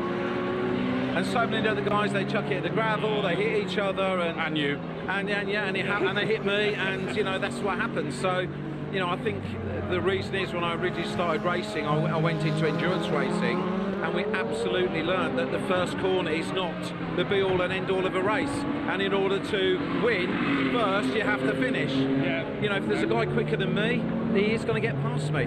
Facts. But at the end of the day, he may chuck it off a bit later, and hopefully I won't. So, that's happened so many times, I've lost count. So yeah, we're having a great season. Ross is a great driver. He's really helping me with the car. He's a factory test driver. He's really, really great, and we are having the best time ever. And you've let David Brabham out in the car now. Yeah, Mr. Brabham in the Brabham. Yeah. Does it get any better? I don't think it does. I mean, I just think David's an absolute star, and unusually for a racing driver, unbelievably modest about what he has achieved.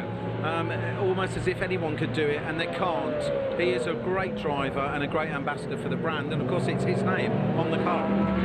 Absolutely, and I love this whole thing because there was scepticism around it when it first launched. It took a little while to come out, a little bit longer than they planned, but it is here, and it's probably even better than they said it was going to be.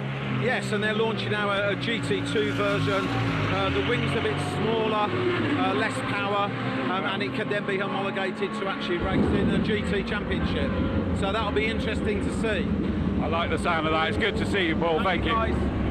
So there you go, Paul Bailey, the owner of Speak of the Devil. In he comes. David Brabham brings the Brabham back in again. I mean, it really is.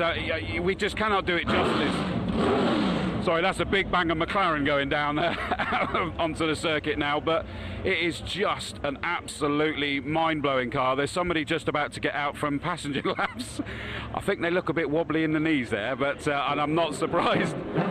But they loved it. I'm terrible. I'm such a wimp when it comes to doing passenger laps, but this person is just wow, wow, wow.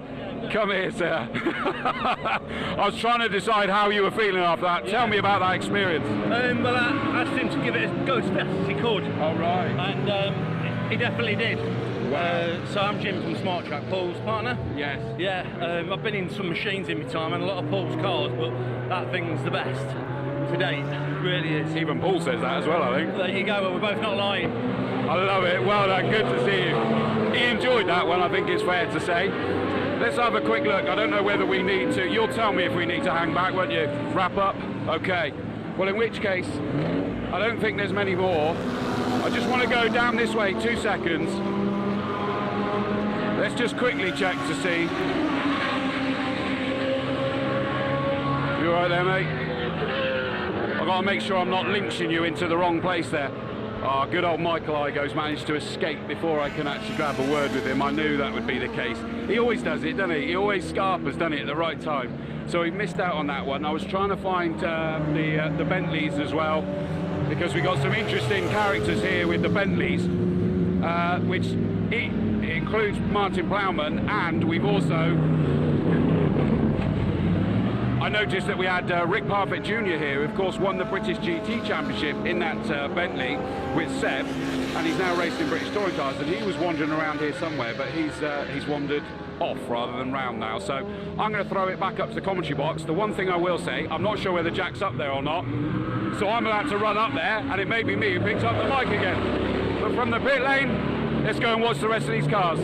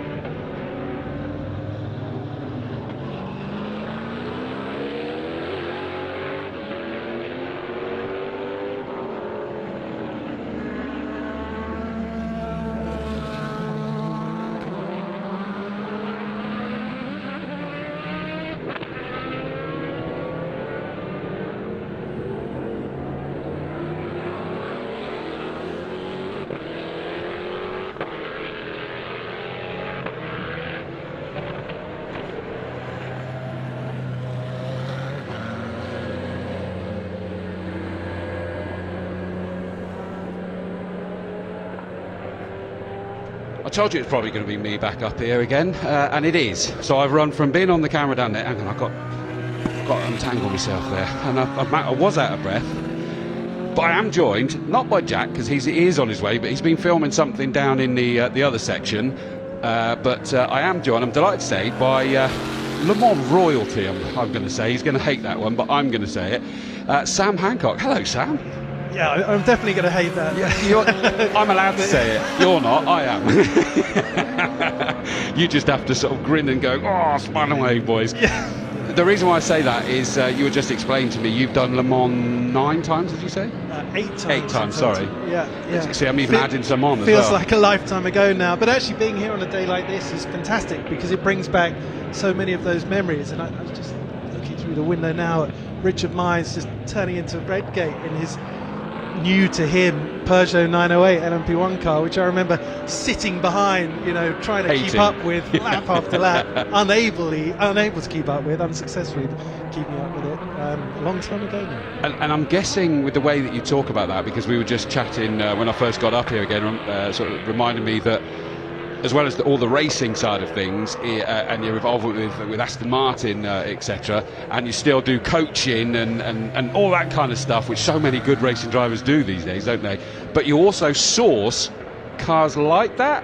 Would that be one that is in your portfolio? Very much so. So it's kind of an evolving thing. So having been a professional driver in these kind of cars, I use that phrase in period. It doesn't feel old enough to be talking about in period. But the fantastic thing is they're now part of the historic racing community. So they fall under this sort of phrase endurance legends. So it's LMP1, LMP2 prototypes, GT cars, that's GT1 and GT2, and going right back to as early for some of the endurance legends, races that are out there back to the sort of early 90s, right up to as recently as about 2016, which is why we're seeing incredibly young, incredibly exotic machinery back out on tracks in the hands of capable, enthusiastic amateur racers, which is just brilliant for someone like me who never thought I'd get close to these cars again, and my sort of main professional career ended a long time ago.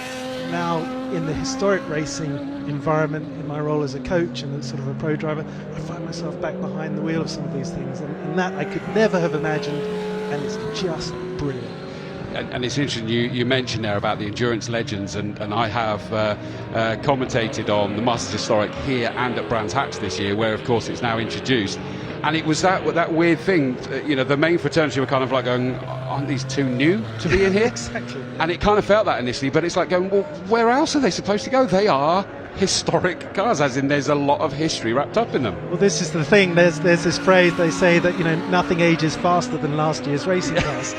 And it's true, they especially sort of when you're talking sports cars, they typically have roughly a 3-year lifespan, and then they're just redundant, and they sit in the basements of workshops and owners under dust sheets until maybe one day they find their way into a museum, or what used to be decades later they might find their way into a historic racing category at an event like Goodwood celebrating cars from 50 odd years ago. But that's changing now. I don't know why it took us all so long to wake up to this. Why shouldn't we be getting these cars from as recently as circa 10 or 20 years ago up and running? And it's so nice to see a hugely populated and supported event like this, where the fans, especially if you're a fan of a supercar, supercars is a very sort of 90s thing, isn't it? 80s, 90s, noughties. Well, if you're a fan of those kind of road cars, you're probably going to be a fan of Formula One and Le Mans sports cars from similar periods, and what a way to bring them together. 100% agree, I really do. I'm still looking forward to them allowing the Audi LMP1s into that endurance legends, but I don't know whether that will happen. The diesel or the hybrid ones, isn't it? That's what we really want. I think they'd be allowed in. I mean, the nice thing about there's two endurance legends grids out there. You've got Masters Endurance Legends, which well. They cater for much younger cars up to about 2016, and then you've got the Peter Auto organised Endurance Racing Legends, which is a different series, and their cut-off for prototypes is 2005, so they tend to have a slightly earlier genre of cars, so think Ferrari 333 SPs, for example, and lots of lovely early Judd V10 engine things, which of course does shift into what we're seeing here today as well. It's just For me, I mean, maybe it's an age thing, but for me, it's just the dream combination. It has to be, and I mean, we've got the new out here as well, of course, the new Brabham, that is just a phenomenal piece of kit. But no, I've obviously missed it. Well, and the brand new, we got the WPI Motorsport Lamborghini Huracan GT3, and that is brand new. I know it's like the one that they're always racing, but I know, having covered them this last weekend, that's their new one that arrived earlier than they were expected. So they've still got their old one tucked away somewhere, but this one is brand new to them. The LMP1 Peugeot coming in. I mean, there you go. Let's let it go past so you can see the rear of that car again. Sorry, Sam, that was low, wasn't it? It's just sensational. I mean, how bringing the memories back. How is a shape like that here today in the guise of a historic racing environment? It's just superb. When it's out on the same track as the, I always mispronounce it, the Gebhardt, or however you're supposed to say it, the Momo livery that Michael Lyons is out there on. I mean, they just look totally different, don't they? With something similar to them, but for me, the big positive is that we've got amateur racers at the wheel of these very exotic former factory team, world-class, top-spec, top-level race cars, and we're realizing and proving that they're not as difficult to drive as you might think. They don't have to be piloted by a pro. An amateur can step in. Rich Mines at the wheel of that today. This is his first laps in his new toy, and I've just been keeping an eye on him. He's been flying. They're not as difficult for amateurs to handle as you can imagine, and that's great for everyone that's into these things, because it means amateur collectors will be motivated and open-minded and perhaps quite positive about owning and racing these things. That encourages the events. The grids get full, the teams have work, they have clients, and events like this can just get bigger and bigger, and it's lovely for us as fans to be able to see these things out there again. I completely agree, and I've got a mental block on the name of them now. The Russian car that looks like an LMP one, the the BR01, isn't it? Which sounds very similar to another car that's got a very similar name. But there was 3 of them racing here earlier this year. Yeah, and they're a great way in. So they tend to be prepared by BBM Sport, Bob Berridge's outfit. And the interesting thing about the BRs is, compared to some of the more exotic cars on the grid, they are significantly more affordable, and yet they have a performance envelope that puts them right at the sharp end overall. Even though they're LMP2s, well driven, they're right up there with the best of the LMP1s as well. That makes a pretty compelling package for somebody that wants to dip a toe in the water, perhaps. Exactly. In fact, I think as Richard Mines did, so we were just talking about him at the wheel of his new Peugeot, pretty sure that he did race actually at the wheel of a BR before taking that step. I thought so. That's where it was like unfortunately I've slept and commentated on countless other things since, that my mind always gets a bit foggy, but I was sure that the name jumped out at me from there. It always amazed me, the BR01s, and I guess this is what's lovely about these cars. They're all very, very different in subtle little ways, and those ones, they would be taking quite a long time to come into their performance window during a race. Everything else, like even in qualifying they would be amazing, because nothing would happen from them for ages. They'd be sort of languishing sort of mid-table, and I'm there going, no, I've seen this before, I know what's happening here, and they're just getting everything up to temperature, and then it becomes a battle between the BR01s where they're just fighting with each other for pole position, and it was just amazing to watch that. But we're looking at some of the more classic stuff on the screen here as well, and I noticed we've got an incredible Riley and Scott. I mean, that's a blast from the past there. I know it's stateside, but still means a lot. I love those cars. I mean, Riley and Scott is similar to companies like Lola, where their motive when it came to designing and building these cars was to make something customer friendly, privateer friendly. They don't need to use the most lightweight exotic materials. They want components to last. They want components to be affordable. And yet they just built such a good car. I remember in period, on its day, it even gave the Audis a run for its money. And in historic racing under the Masters Endurance Legends Series here at Donington earlier in the year, in fact, annoyingly driven by my brother. I say annoyingly because I don't like to make him sound too good. But he was driving it, and he did put it at the sharp end, and by quite some margin. They're big bangers, aren't they? They really are. I mean, I'm just looking at the pictures now, and I've just watched them go up the Schwanz curve into McLean's live, and now we see it on the camera. The Brabham and one of the Pragas has gone past. Well, Praga, we've already talked about what a great story those cars are at the moment. Past that wonderful Morgan Aero. I mean, just a stunning car, and that's British. Yeah, that was so competitive in its day. I remember Ollie Bryan doing so well at the wheel of the Aero 8, and it's really nice to see such variety back out there as well. Yeah. It really is. So we see the Praga now about to get past that wonderful Brabham, the Brabham BT62. That the Praga's just spun in front of it. Thankfully, they'd split enough there and didn't cause any great issues, which is a relief. And that car's going to get going, no problem. But I think it's still David Brabham out there. But we were speaking to the owner, Paul Bailey, earlier, and Ross Wiley, of course, is the pro that drives with him that pilots that thing very, very quickly. We also got the out there. Oh, I said that it got going. That Praga isn't actually going past it. I mean, there's a big car that just went past it. There we see on shot the Bentley. I mean, wow. I mean, that thing just defies all logic when you see the size of it. But again, they've proven you can take what is a physically huge car and make it competitive enough, in part because of the balanced performance mechanism that GT Racing employs these days to allow these very different packages to race against each other. And of course, Bentley's pretty much won everything that's set out to do. Yeah, I mean, I think that's probably the car that won the British GT Championship. Hence, we saw Rick Parfitt Jr. down here earlier, that he won that with Seb, and it's great to see him back here, although he's off in touring cars these days. The red flag is out for that session, sadly. I said that Prague would get going again. It hasn't. Now, cause or effect, I don't know the answer to that one, so that one's still stuck there, and they'll get that one removed. I will just quickly touch on another one that's down there. We of course have got the incredible Aston Martin DBR9 GT1. I mean, what a car! Well, again, this links back to what I said at the beginning about how grateful I am that these cars have become a part of the historic racing community now, because I lusted after those so much in Imperial, and I tried so hard for so long to sort of get my way into a drive in one of them, failed dismally. But now, because they are part of the historic racing scene, I've been lucky enough to drive loads of them. I mean, I must have driven 6 or 7 different chassis, DBR9 chassis, over the past few years. And what an experience they are. They are just sensational. They only built 18 of them. And when you consider what they achieved, what the model achieved in terms of results when they were racing in the early to mid 2000s, I just think they are just priceless, legends of their time, and very, very special.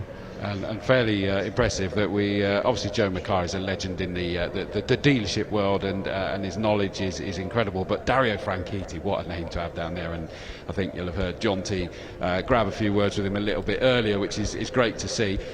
Last of these cars are making their way in, and sadly that will bring, as far as I can tell, is that the end to that session. Just quickly before we wrap up then, give us an idea, what are some of the cars that you did race? Oh, I know that's a big old list, but some of the highlights there. I mean, I'm an old man now. How long have we got? How far back are we going to go? Do me a favour and tell your face that, because you're making me feel old because of the way I look. I had a tougher paper round than you, that's for sure, judging from my hairline. But I mean, certainly some of the more memorable cars were the prototypes. I was lucky to race in LMP1, LMP2, and a little bit of the GT categories at the time. But the special memory is, I suppose, the 2010 Lola Aston Martin LMP1 car, the Golf liveried car with the big V12 in the back that made that just sensational noise. Beautiful car to listen to, nice car to drive, not the easiest car to drive, and some of the easiest ones were perhaps the slightly lesser known, more humble ones. The Zytek LMP2 car, for example, you could drive with your eyes closed. Just fantastic, incredible balance. And you always remember, I remember laps more than cars, actually, and a memorable lap is, of course, informed by how good the car is. But I mean, some special moments in that kind of machinery. Yeah, it's all fading memories, though. No, I know. I always feel mean that I'm asking you this, but I've got to. It's my job. Have you jumped in one of the LMP3s, the more recent LMP3s? I haven't actually. No, definitely looking forward to it because I hear really good things about them. When the category was started, I drove some of the very earliest iterations, and I just found that the engines were a bit heavy. They felt not agricultural, but they just felt a bit too heavy, and I think that's all completely changed. They're much lighter on their feet, much more nimble. although I love the word you use because it's the word I always use, and apparently it is still the case about being agricultural. They are, in the sense that there's no gadgets and gizmos on them. It is properly down to the driver, isn't it? There's no driver's aids and all of those kind of things. Shame it didn't work over here, because I covered it, the championship, when it was over here for, what did they go with it? 2 seasons, I think they gave it. It is still working over in Europe, and it's just wonderful to see. Listen, Sam, thank you so much for coming up and joining us. Sorry it was a bit of bridge, because I was down there grabbing words, but thank you for being patient and waiting up here for me to come running? No, it's not a fair word, is it? Sort of lolloping up the stairs. Not at all. Thanks for having me. Thank you, mate. Right, so that sadly was a slightly premature end to that session. So we will be changing over, and I'm going to very quickly wipe down a microphone now, because I've got another special guest that's about to come on.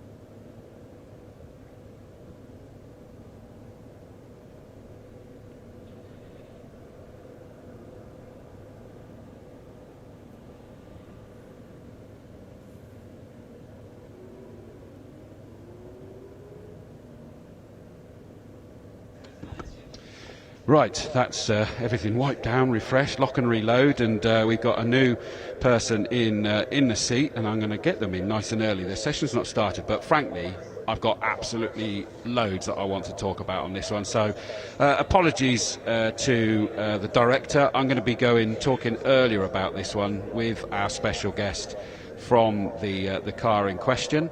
I'm just quickly, first of all, bringing up, because I can't expect to do everything from memory. In fact, I can be expected to do very little from memory, to be honest with you. I can bring bits and pieces up.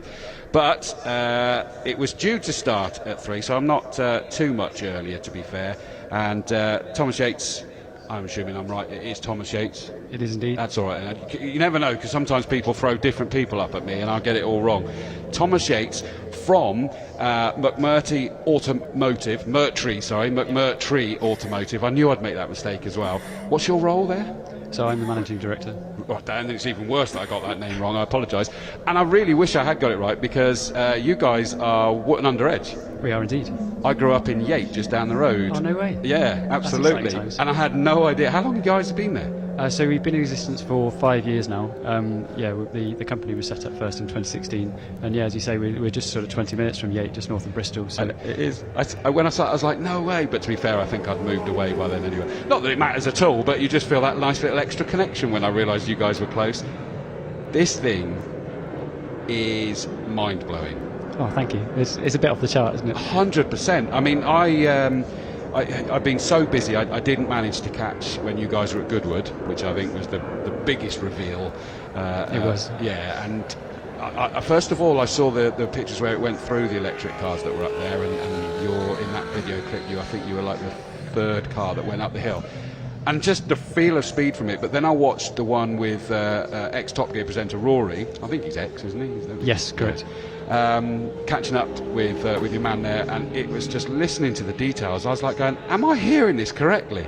Thank you. That's very kind of you. It's a special thing we've been working very hard on. But Goodwood was such a phenomenal event, and the car's got so much more to give yet as well. We're still right at the beginning of unlocking the sort of performance potential that's there. It's a mighty machine. That's I mean, it's a compact car, but there's a huge amount in there. It is. I was very lucky is that I managed to get a sort of about an hour's, although we have got the GT session going, so apologies I got rid of Sam possibly a bit prematurely. Sorry about that, Sam. They're still going, so I'm sorry I let you go so early. But never mind. But I've still got loads to talk about here, so I'm pleased with this as well. And I went and had a look at it, and I know that that Rory was making a point about the size when he was stood by it, but it's not until you go down there. It is surprisingly small, isn't it? Yeah, so it's funny actually, because it's really similar in size to sort of a 1960s Formula One car. In fact, the car that it's closest to is the Lotus 18 that Sterling Moss won Monaco in 1960, and actually Back then it was sort of a very normal size, but obviously everything's grown and grown and grown since then. So sort of the expectations of what a normal car size is have changed dramatically. But yeah, it's very historic in its sort of form factor and size. It certainly is, and I do apologise for those that are watching the view, because they have taken me a bit by surprise that the GTs, or a couple of the GTs and MP session are back out. But the fact that it's only a short session for the McMurtry Spearling, is that the right? Spearling, yes. Spearling, yeah. I wasn't sure with an accent on there. I thought I'd better check to make sure that I wasn't getting it wrong. But it is trundling its way down now. Now, did I get this? Remember this stat right? 0 to 186 miles an hour in 9 seconds. Yeah, correct. So we actually think it'll be under that. In fact, we've been quite conservative with a lot of the numbers that we've quoted at this stage. But yeah, it's I mean, it's 1,000 horsepower per ton. It's incredibly low drag. I mean, the whole sort of concept has been around aerodynamic performance, so it's a very, very low drag car. And then obviously one of the really exciting features is that it delivers the downforce that you need to make a properly quick track car via downforce on demand, as we call it, which is a fan-based downforce system. And that's the noise that you can hear when the car's going round. That's the 120 decibel sort of jet noise that everyone will be able to hear, hopefully, when it's going round. And that's the interesting one, is that everybody thinks it is a jet on there. I mean, I was trying to interpret through that interview whether the fan is actually being powered, or whether the aero feeding through it is kind of almost a self-powering thing as it's cutting through the air quicker. It's very much a powered fan, so it's not passive. It's an active fan system that we use. And it's an incredibly efficient way of delivering downforce on a car. And the obvious thing to say is, with electric cars, you pay a massive penalty for inefficiency. Any inefficiency in aerodynamics that you have, you pay for in battery weight. And with this car, the focus was very much on delivering something that was really, really light, properly compact, and with huge performance, and therefore ensuring that aerodynamically it was as efficient as possible was absolutely the key objective. I mean, I just love this. We're looking at it now. If you've not seen it and this is your first chance, you'll go, wow, that's incredible. It's making a Mazda MX-5 look quite big. And rightly so. I mean, the Mazda MX-5, the Mark, that's a Mark III, isn't it? I mean, that's much larger than the Mark I, isn't it? But it just helps put it in perspective. And I know that I'm not being, well, as far as I'm aware, I'm not being offensive by saying it, because it is by design small. 100%, yeah. I mean, it's a single-seater first and foremost as well, and obviously the Mazda's a two-seater. And really, I mean, it goes back to what I was saying a moment ago. You pay a huge penalty for any sort of redundant space, redundant drag that you put onto an electric car. So it's sort of shrink-wrapped around the driver. The battery is wrapped underneath the driver's legs and around the side of the driver, and then the driver's sat sort of properly on the floor, so the driver's incredibly low down to obviously keep the ultra low profile. So it's quite a different the way that the chassis and battery were designed in harmony together was really integral to delivering the car overall. It's a really sort of key attribute of the car. It did look tight though, watching. Even Rory was lucky enough to be able to sit in it in that interview as well, wasn't he? And I looked at that and thinking, at 6'3" and a little bit, and clearly a university beer lover, that it would be a little bit of a struggle for me to get in there. So, believe it or not, it's designed around 6'7" as a maximum size, and we were lucky enough to get Henry Catchpole in at one point during Goodwood weekend, and I think he's quite close to that. He's a very tall fellow, and he fitted beautifully. So we've been able to prove that as well. Just comedy value getting in and out, because I've been caught on camera getting in and out of like a cake in the past as well. Yeah, it's not too bad. I mean, you can sort of sit on the bodywork, and it's designed to make it as easy as possible. So it's not too bad.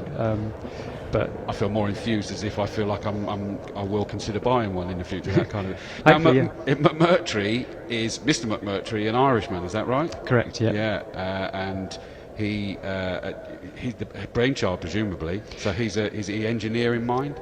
So he's one of the most prolific inventors in the country. In fact, so he's got more than 200 engineering patents to his name. He's an amazing fellow. And yes, the way back when we started the company, this sort of concept of car was very much his brainchild. And it's evolved as you'd expect over the period that we've been developing it. But we really like to think that we've sort of stayed true to the original concept that was proposed, and there it is. Just.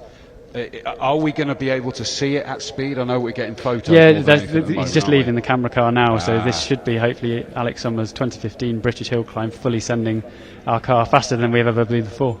I mean, just look at that acceleration, was just ridiculous. It's come out of that Melbourne hairpin and just disappeared. And I know the director will hear me, and I say good luck, camera guys, because this is going to be a monster to keep up with. Instantly onto that straight, and it's gone. I mean, it is just an absolute bullet.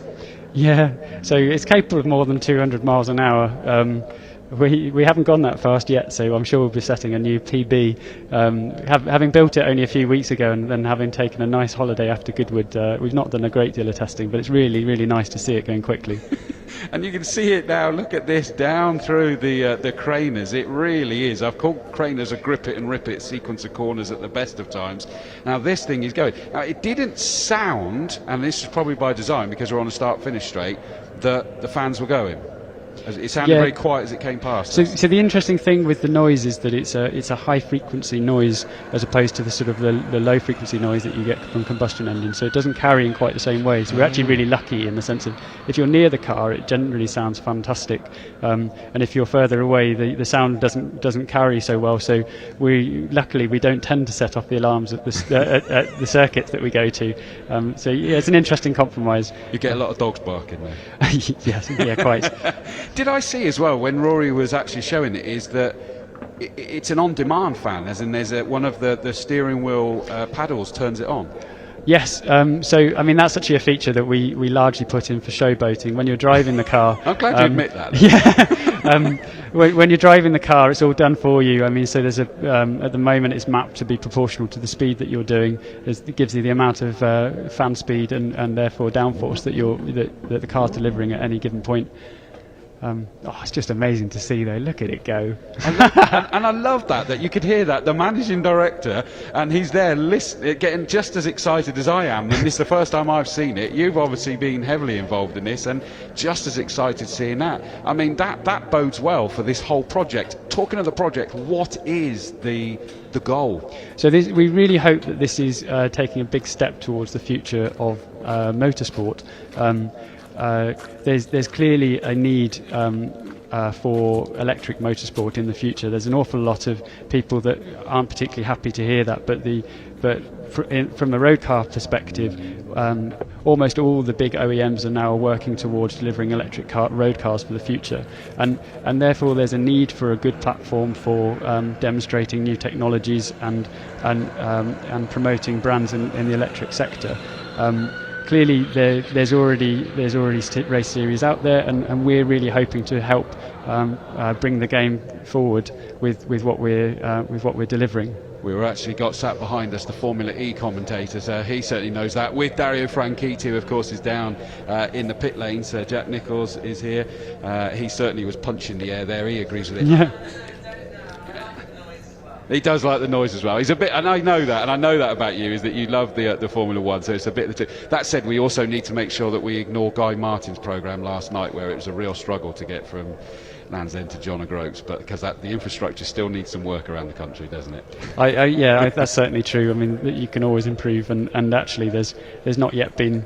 It's a difficult situation for the providers of charging infrastructure because it's sort of a bit chicken and egg at the moment between.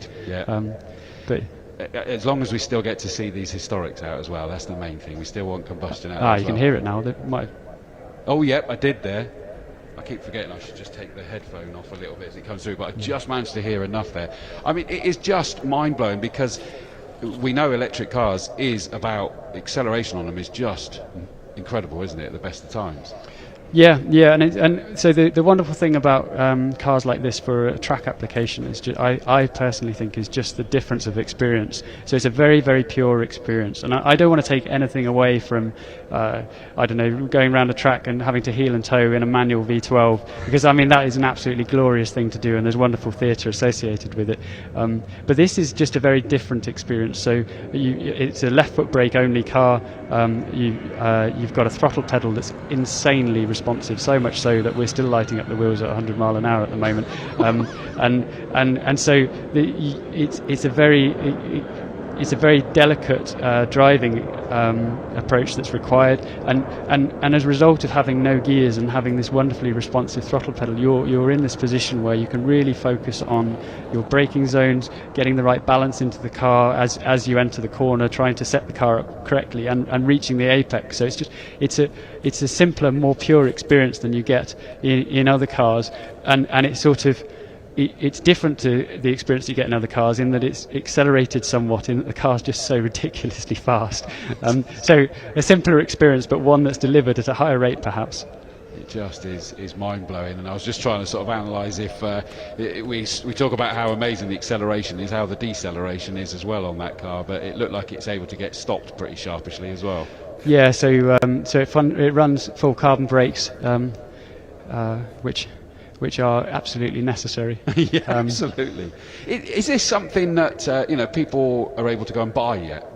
So I mean, in theory, anything's possible, but our sort of core focus at the moment is working towards getting to a position where these things can go racing, or the technologies within are utilised into a racing series. Have you done anything new, for want of a better word, on the battery side?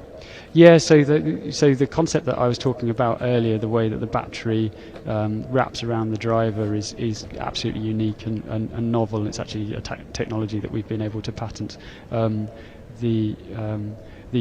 very lucky in that we work specifically with a cell provider that are pushing the absolute limits of cell technology at the moment. So we've been able to work right on the cutting edge of lithium-ion cell technology as well, and that's enabled us to be able to deliver a car that 60 kilowatt hours as presented could do more than 30 minutes at GT3 pace, anything up to 60 minutes in fact, depending on the level of energy management, and all within a package that's well under a tonne. I mean, the road equivalent range, if we were to stick it on the road, obviously it's got really sticky tyres and all the rest at the moment, but we'd still be talking over 350 mile range as a road car, but under a tonne, which in itself is a really exciting prospect, I believe, just because there's a lot of concern in the real sort of driver's car market at the moment about EVs, because the majority of decent range EVs are sort of best part of 2 tonnes at the moment. Yeah, because largely down to the batteries and everything, isn't it? Absolutely right. Well, no, I mean, thank you for being so patient with me, because of obviously what you know intimately is that it's obviously all sort of like new developing technology to my simple brain, and it's just amazing, the simple facts of what we're doing, as well as how amazing it looks, how stupidly fast it is, and I get the impression that it's not reached its peak yet.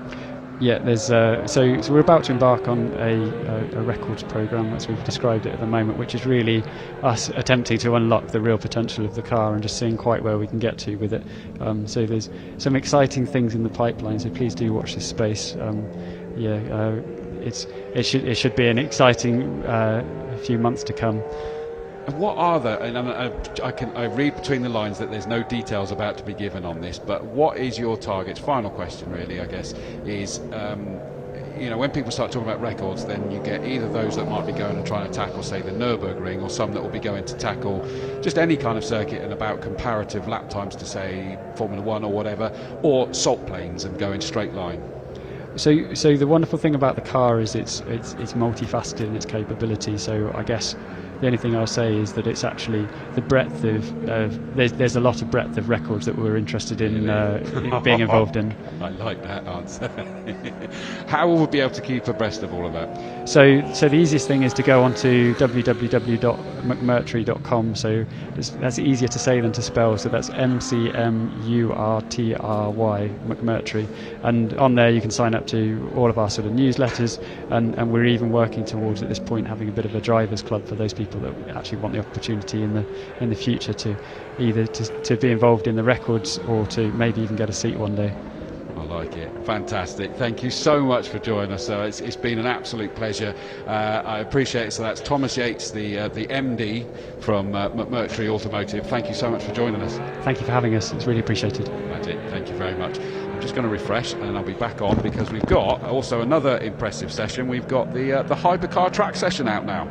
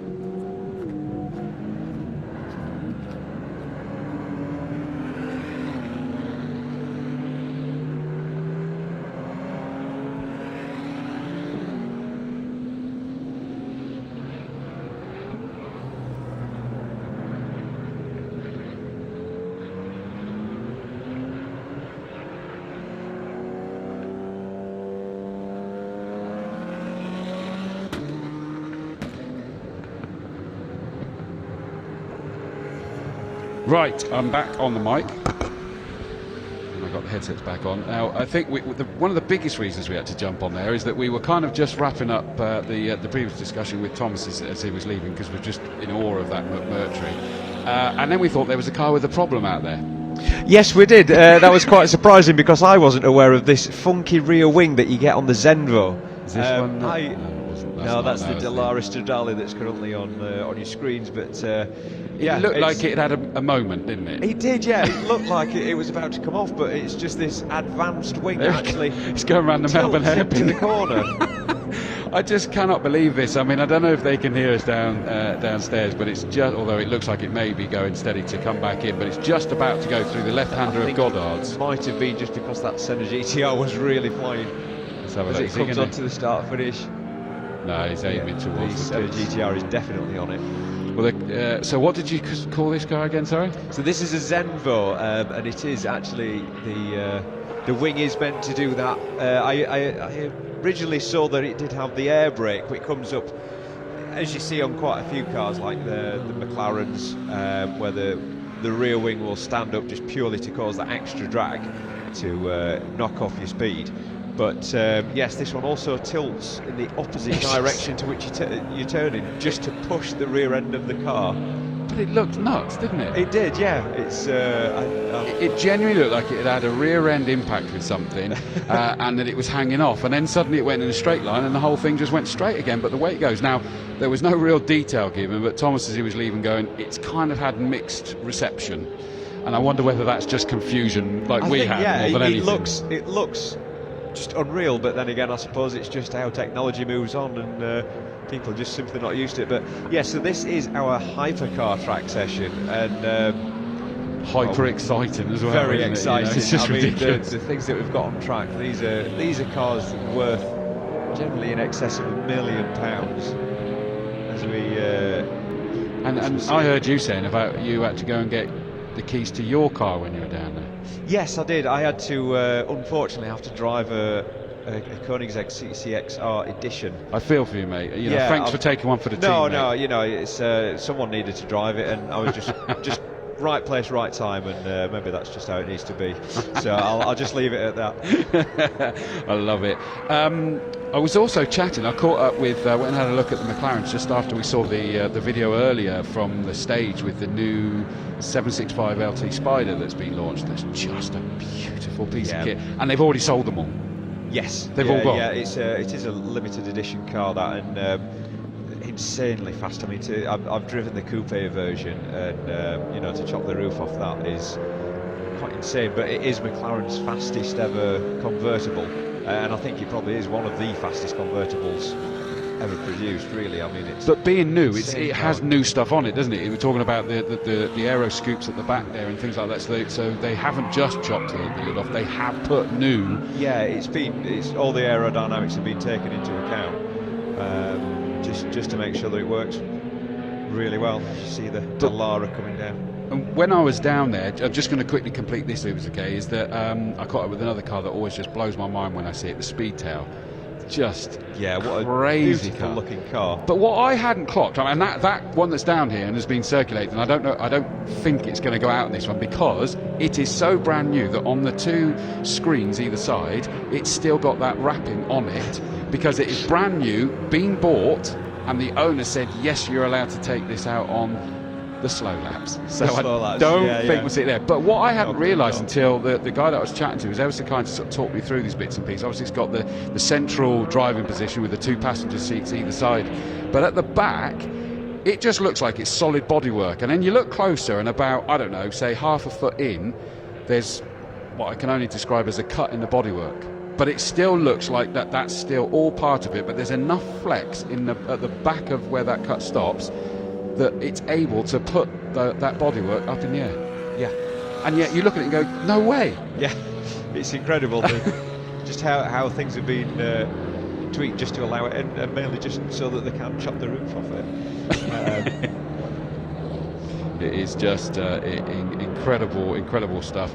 What are you able to make any decision on what car stands out the most for you on here, or is that still the impossible one? I'm struggling. I mean, with what's on track at the minute, I mean, we've got a 996 GT1 Porsche on there, one of the road-going versions, very rare car. This was obviously built as an homologation car back in the day. I believe there was only 25, but I'm probably wrong. I should have really looked it up. You can see it on screen now.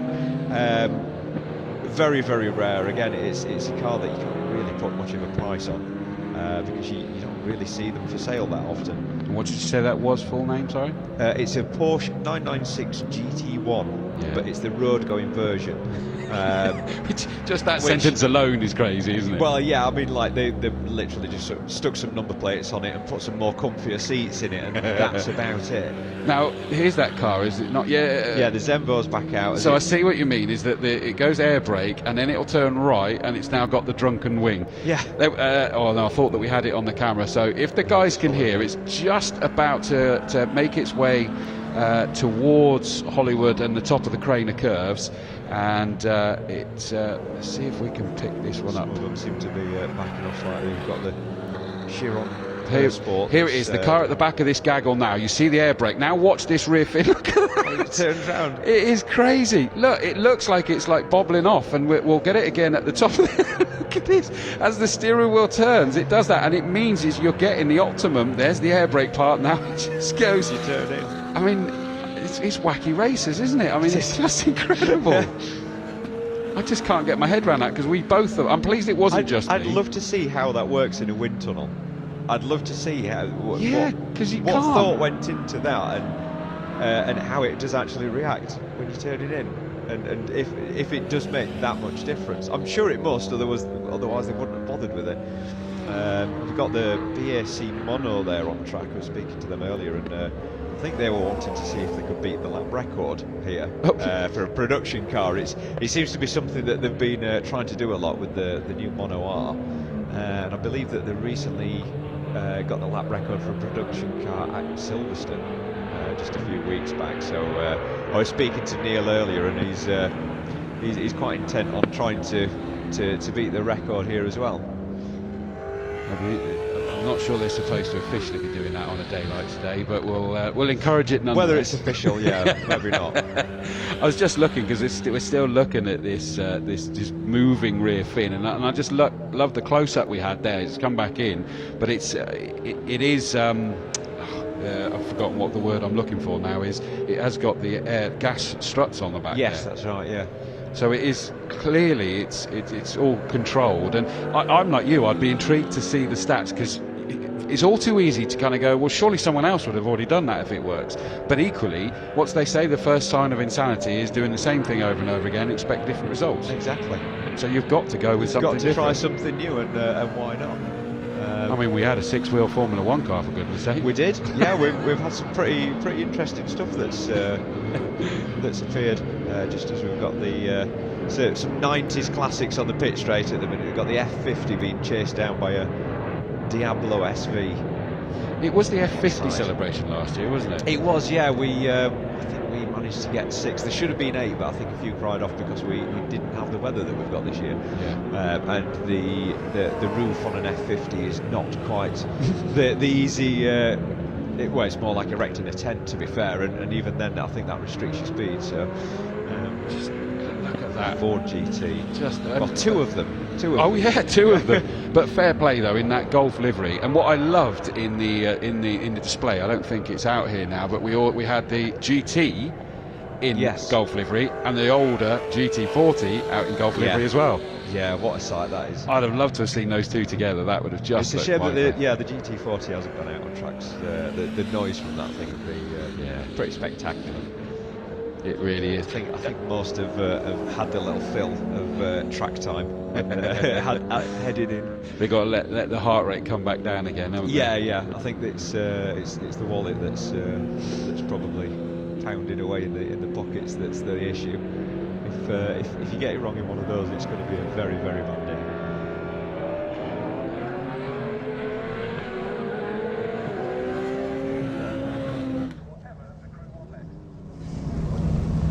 Well, I am delighted to say, joining me back down here on the stage, I don't know what else to call it, on the rotunda, got Jamie Morrison from the Glen Turret. Now, Glen Turret, obviously a whiskey distillery, and we're standing here looking at a car. So, explain, if you would, the connection between the two. Okay, no problem, Amanda. Delighted to be here with Glen Turret Distillery. It's a great location, very historic. Great to meet fellow lovers of cars, and great synergy between lovers of luxury cars and finer things in life, such as single malt whiskey. So that's why we're here. And what's the association with the car? Because obviously this is a newish thing. So we are one of the main sponsors of SCD this year, and we thought, let's get a car and sponsor a car. So this is our sponsored GT3 Porsche, driven in, I think it was 1995 by Dino Zamparelli in the Carrera Cup. So we're very proud to be sponsoring the car this year. Amazing. Right, let's now get back to talking about the glorious liquid gold. That we're not going to talk about petrol, we're going to talk about whiskey. Now, obviously, people know we know about the history of cars, how long they've been produced for, whatever. But Glen Turret has been producing whiskey for many years longer than we've had cars on the road. Absolutely. So we've got heritage that stretches back to 1763, 18 years after the Battle of Culloden. We can't really fathom how long ago that was.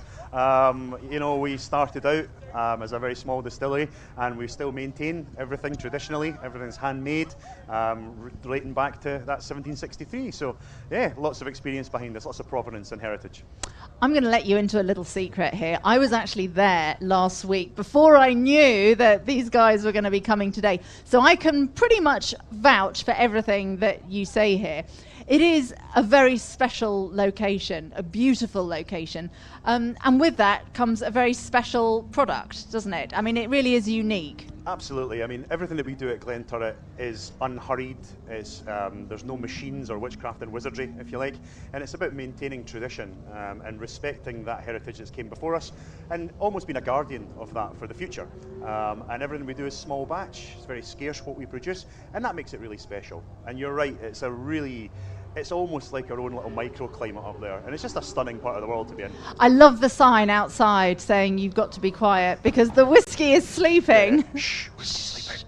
Yeah, absolutely. So just talk me through, I mean, how is whiskey made? So you start off with 3 key ingredients, everyday things: water, barley and yeast. You grind the barley down into what we call grist, and then you add water. So at that point you're trying to extract sugar, which will then be used to convert into alcohol once you add the yeast. You do fermentation, so we do a long fermentation, about 100 hours or so, develops a really nice light citrusy, sort of almost toffee apple tone. At that point, you're condensing the alcohol, or distilling the alcohol down, I should say, into higher strength, and then we end up with something that's about 70%. Goes into a cask for a minimum of 3 years, usually a lot longer, of course, and that becomes our Glenturret single malt. And so a single malt as opposed to a blended whiskey, what are the differences there? So single malt whiskey is produced in one location, hence single, comes from one distillery, and then you can have blended Scotch whiskey, which is an amalgamation of different single malt whiskies, as well as grain whiskey together. So there's the main difference. Okay, now obviously, we're talking about the distillery, which is beautiful, definitely worth a visit. But let's just talk about its location quickly, because where it is, it's in a beautiful part of Scotland. Fantastic driving routes around there, and I would say, and one of the reasons I was up there was because as a destination it is well worth going to an amazing restaurant. Absolutely. So we're nestled about 1.5 miles outside the market town of Crieff, in the rolling rural hills of Perthshire, really. You're surrounded by trees, mountains, water source running past the distillery. Just an amazing place to call your office. We recently opened a restaurant, so Glenturret by Lalique restaurant, headed up by Chef Mark Donald, and he's doing some absolutely incredible things, incorporating what we do at the distillery into what the restaurant offers. So for example, he's made a malted barley sourdough bread, and Amanda, is the best bread I have ever eaten. So yeah, we're really excited about the restaurant opening, and yeah, we want people to come and enjoy what we're doing at Glenturret and just perhaps open their minds up to something new. I talked about it earlier, whiskey being liquid gold, but people are actually, we talk about gold being an investment, people are actually investing in whiskies as well. Yeah, absolutely. Whiskey investments is huge nowadays. You can do it in several different ways. You could purchase a cask individually. You could do it as part of a consortium if you wanted to. Bottles are as well highly collectible. Collectible could be seen as an investment. For example, we have a 25 and a 30-year-old Glenturret. 25-year-old, there's only 204 bottles. So if you're purchasing something like that, you're in a very small proportion of the population. You've got to be careful of a few things when you're investing in whiskey. One thing, the biggest thing you have to invest in is patience when you're doing it. It's not going to happen overnight. You also have to be careful of fakes. There's a lot of them out there. And be informed, make informed decisions, take advice. Well, it sounds fantastically exciting. Anything else, any other advice that you've got for people who want to actually make an investment in whiskey? I think, for me personally, I would, anything under 500 bottles, I would definitely say is worth investing in, and that's a personal opinion. It's entirely up to you. Don't always go for a bottle as soon as it comes out. Let's see how it goes for a little bit of time, so find out what happens. And if usually, to be honest, anything under 500 bottles, buy 2. Do you know, the one thing I'm disappointed you didn't say is you got to taste it. Yeah, I mean, to be honest, it's a difficult one from a brand perspective, but on a personal level, I buy whiskey to drink it. That's why we make it, because we want people to enjoy it. That's part of the pleasure for us. And yeah, it's nice if people invest it and keep it, and it becomes an heirloom in the family or an antique, but drink your whiskey, enjoy it, make it a social thing. That's what it's all about. And there's nowhere better to drink it than sitting up in Scotland, looking at some beautiful hills, mountains, lochs, and eating some fantastic food. Yeah, absolutely. I mean, I'm very lucky that I get to call the Glenturret Distillery my office, I have to say. And honestly, every time I drive round that little bit of road to the distillery, I think, Wow, Oh. I mean, it's such a picturesque place to be, and yeah, a perfect place for a dram. It is. Well, I can concur. I can vouch. Absolutely. Right. Thank you very much. Lovely to talk to you. Yeah, you too. Thank you very much.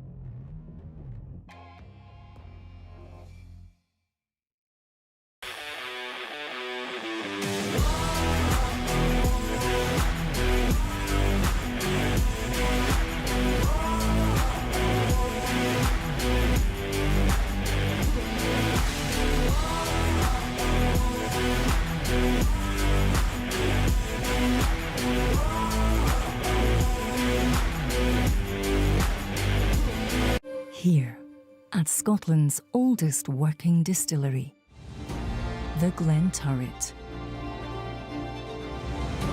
By hand and heart since 1763.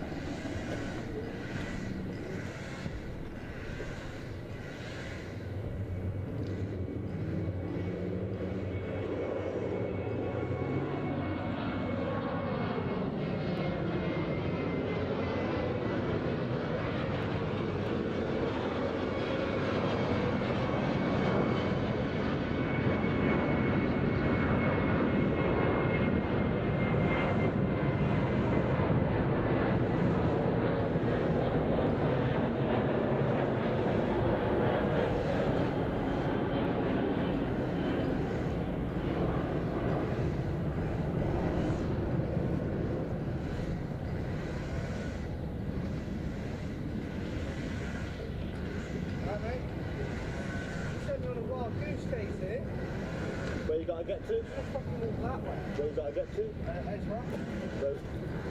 What? Yeah, I'm camera 1, so all I've got to do is walk like that to the bits of swimming that way. Yeah, but could you go through there though? Yeah, you can walk through and then into the car park, yeah. Take your time, man. Yeah. Take your time. I'm certainly getting my exercise in. Yeah, it takes well long to get here. Yeah, we've only got what, 15? 10-15 minutes? Sorry? 10-15 minutes down here. He said about 25 minutes to get to him, and it's probably taken me about 15 minutes so far.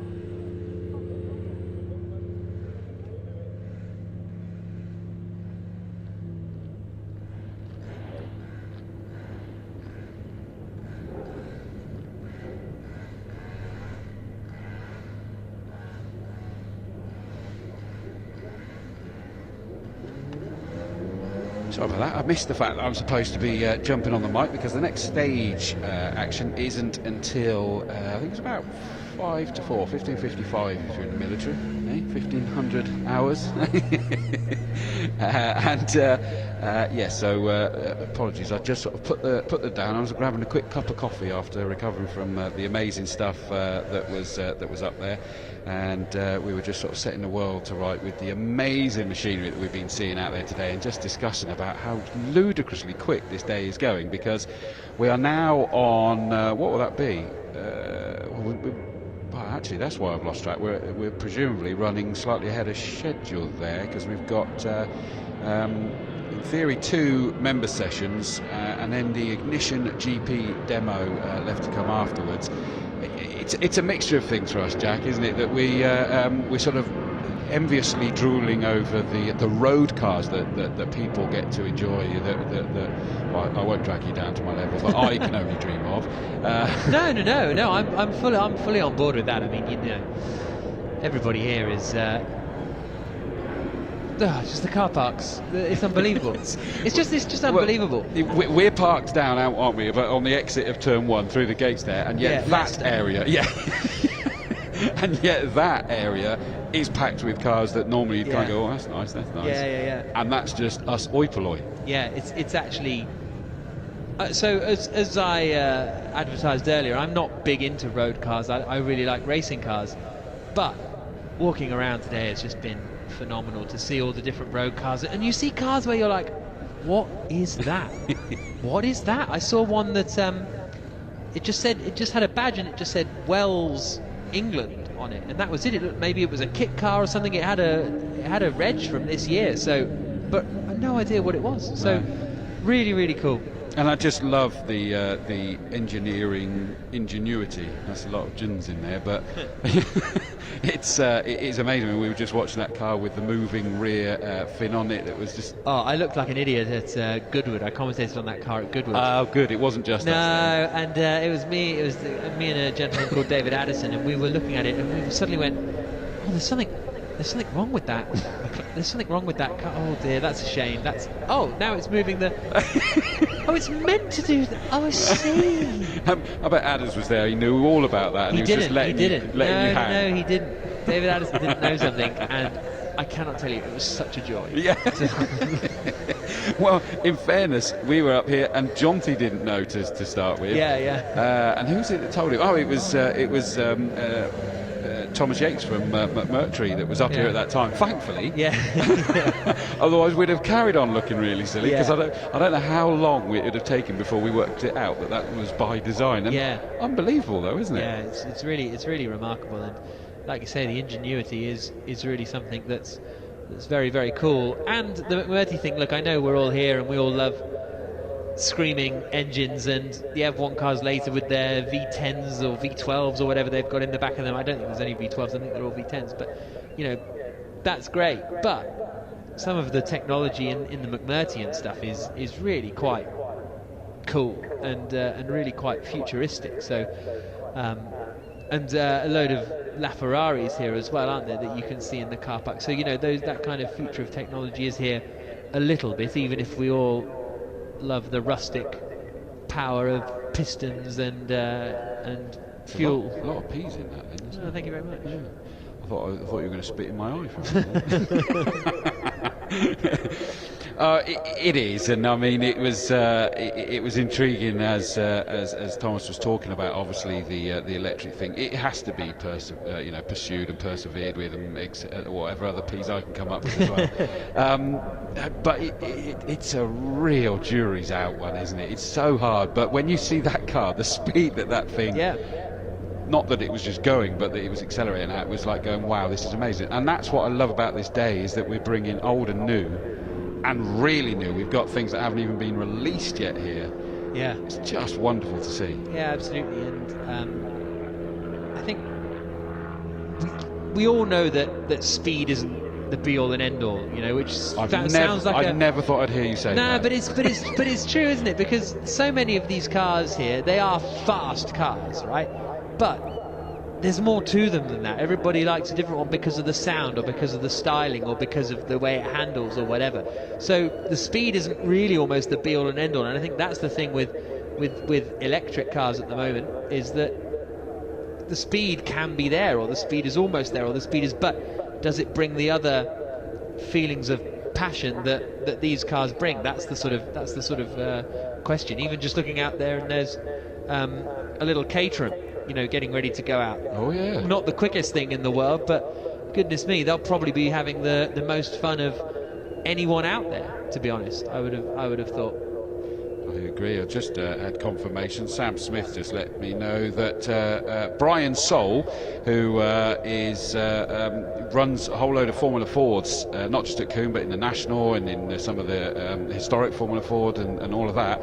And he's just won the World Championship on Short Oval as well. I just didn't realise he'd gone back to that. Apparently, he's back to his roots on that kind of thing. And he's going out in a Porsche now. So I mean, I know that's not necessarily a household name to many. To me, he is. He's a good guy. But you know, so many amazing people down there. You know, your right-hand man in the Formula E commentary, Dario Franchitti. Yeah, ironically, because he can't turn right. You can only go left, can't you? And I bet you've told him that many a time. I haven't actually. I never, because he was all right on the road courses as well, wasn't he? He was. Well, he was. But how many times did he win Indy 500? 3 Indy 500 wins, 4 IndyCar titles. Yeah. I mean, it's one of those ones that frankly should be much bigger name in this country in general. Yeah. But he flies under the radar with the uninitiated. You know, unlike us anoraks that would know all about that. But. Yeah. And an amazing guy, such a character, wonderful, wonderful guy. But he's down there loving. I mean, I watched him come out of his garage and just sort of like watching some of the cars coming down the pit lane. It's like going, the kid's still in there. Yeah, but he's a car nut. He is a car nut. Not all he does is talk about cars, but pretty much all he does is talk about cars. And I bumped into him in the paddock on my way here this morning, or a little earlier on today. Jackie, you got to come see my car. So when we go, and he's showing me the Aston Martin. Oh, they had paddles in, but we put back in the Steck Chef. No, I love it. And he just absolutely loves it. And we were standing there talking, and just having a chat about. We're chatting about Germany actually. We were going to, and he just stops talking to me for a moment and looks at the car, and just rubs a little mark off, like the rear wing, because he's just that, like, it's got to be, you know, so precise and stuff. So yeah, but this is the cool stuff, isn't it? With the members out, and an amazing part to be able to drive your road car around a circuit like this. And again, just coming across past us is again showing it is the old and the new, isn't it? You know, we're still keeping that going, and you know, there's such a size differentiation going out there as well. That's an intriguing Beamer there. That's fully race prepared. Yeah, that looks like. Looks like a sort of brick car-y kind of entry, doesn't it? As it comes up into the hairpin, but there's the Ferrari that came past us earlier. I mean, just absolutely stunning. It really is. But then you see the absolute incredible size of the Lamborghinis out there as well, and you know, they're massive. And I do love seeing the road going cars that we have the privilege of commentating on. In other months, you know, in other weekends that we're like this weekend just gone, British GT, GT car, Brit car, whatever it might be, whether it's the Hurricanes and the McLarens and all this, that and the other. Disappointed I haven't seen the 720 here. I have seen one in the car park. Oh, did you? Yeah, I saw. I love those cars. Really? And they are big. I always got blown away by how long that was, but not necessarily a race-going version. I'd have liked to have seen that out there. We've certainly got obviously Michael Igo's Huracan GT3 car was here as well, out in the GT3 session, getting in some sneaky lap time because that's their new iteration of that car that they received earlier than they were expecting. Oh, okay. And they took it out at Snetterton this weekend and worked quite on the pace because it was the first thing they'd done with it, so managed to get in a few laps. That Beamer throws me is that initially I thought it was like a DTM car, but it's not once it turns. no, it's not, is it? It's almost looks like a sort of silhouette kind of car, doesn't it? I mean, it isn't. It is a BMW, but yeah, a really fascinating one. And clearly very quick, to be fair. When watching it go around here, it's certainly got the pace out there for sure. It's got the full race number decals on it as well, hasn't it? I'm just going to see if I can see a name on the side as it comes past. As we look at this Bentley coming down through the crane and curves, Malone. There we go, Mr. Malone, enjoying the time in his BMW. Is it own Malone? I don't know. I'll leave now. That's and that's lit the tyres up from the McLaren that just came onto the start-finish straight on the outside of the Porsche. You wouldn't have seen that, but I did talk about it, even though it wasn't what was on screen, because I panicked for a second. I thought it was throwing it at the circuit furniture, but thankfully it kept it on the tarmac, just a little bit squirrely for a little while there. Yeah, it's always good to see them getting on the power coming out of the second hairpin, isn't it? See them coming down now through the crane and curves. A very busy group of cars. We've got sweeping through the old hairpin now and then starting to make their way up the hill. And there's another lovely old Ferrari. It's coming up now into the last corner. It is, isn't it? Just, and you know, you take that classic, and then for example, that we've now got coming up here, as she indicates, is set to get out of the way. McLaren, Senna, GTR just pulling off here into the pits, and I mean, with all its racing regalia, it just looks absolutely incredible. But although it's just pulling out of the way, to be fair, so it is carrying on. Although we're not, because we're being informed that we will be handing down in a few moments to the stage. I think that's going to be Amanda Stretton's down there with McMurtry, I believe. So we'll catch that with Amanda down on the stage in 10 seconds. It threw me. Do the whole count, Chris. I'll just count out live. But here we go, Amanda with McMurtry. Well, thank you very much for that lovely introduction. Yes, I'm down here on the stage with Thomas Yates, the Managing Director of McMurtry. And again, a first for me. I had no idea about this car, actually until earlier on this year, because I did sort of hear about it at Goodwood. But just listen, tell me a little bit about it, because redefining motorsport, I think we can say as the heading. Absolutely. Thank you very much for the introduction, Amanda. So, yeah, this is the McMurtry Spearling. We really hope that this offers some exciting new prospects for the future of motorsport, exactly as you've just said. It's clearly a single-seater electric racing car. It's a phenomenal thing that we've been working on for quite a few years now. So the company's been in existence for 5 years, and we've been working solidly on this car for about 3 of those. This is the second-generation car that we've built. Fundamentally, it's pure electric. It's got a 60 kilowatt-hour battery. It's 1,000 horsepower per ton, so it's a really capable, very very high-performance vehicle.